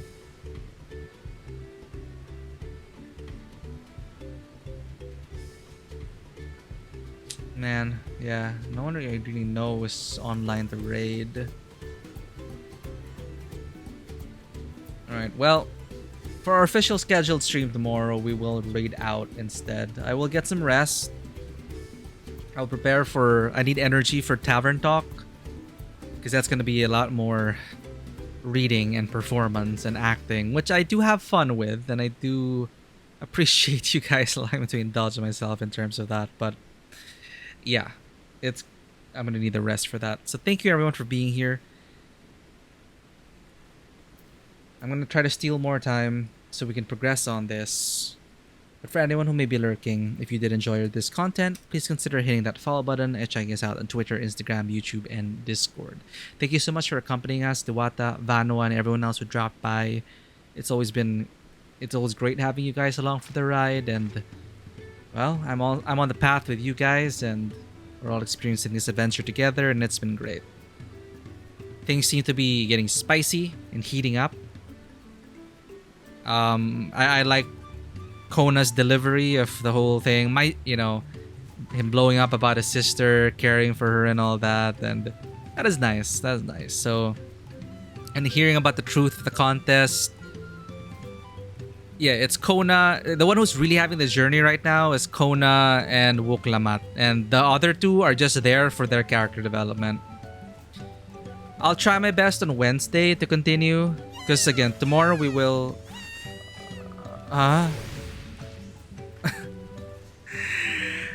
Other people are so excitable. For us, it's just this.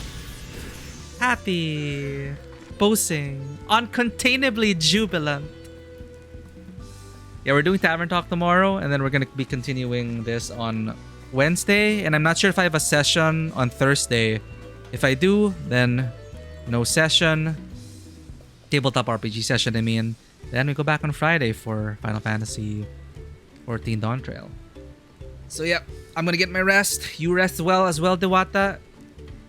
I wish you well on your prog days to come. Thank you again for being here. I'll see you all tomorrow for Tavern Talk, same time.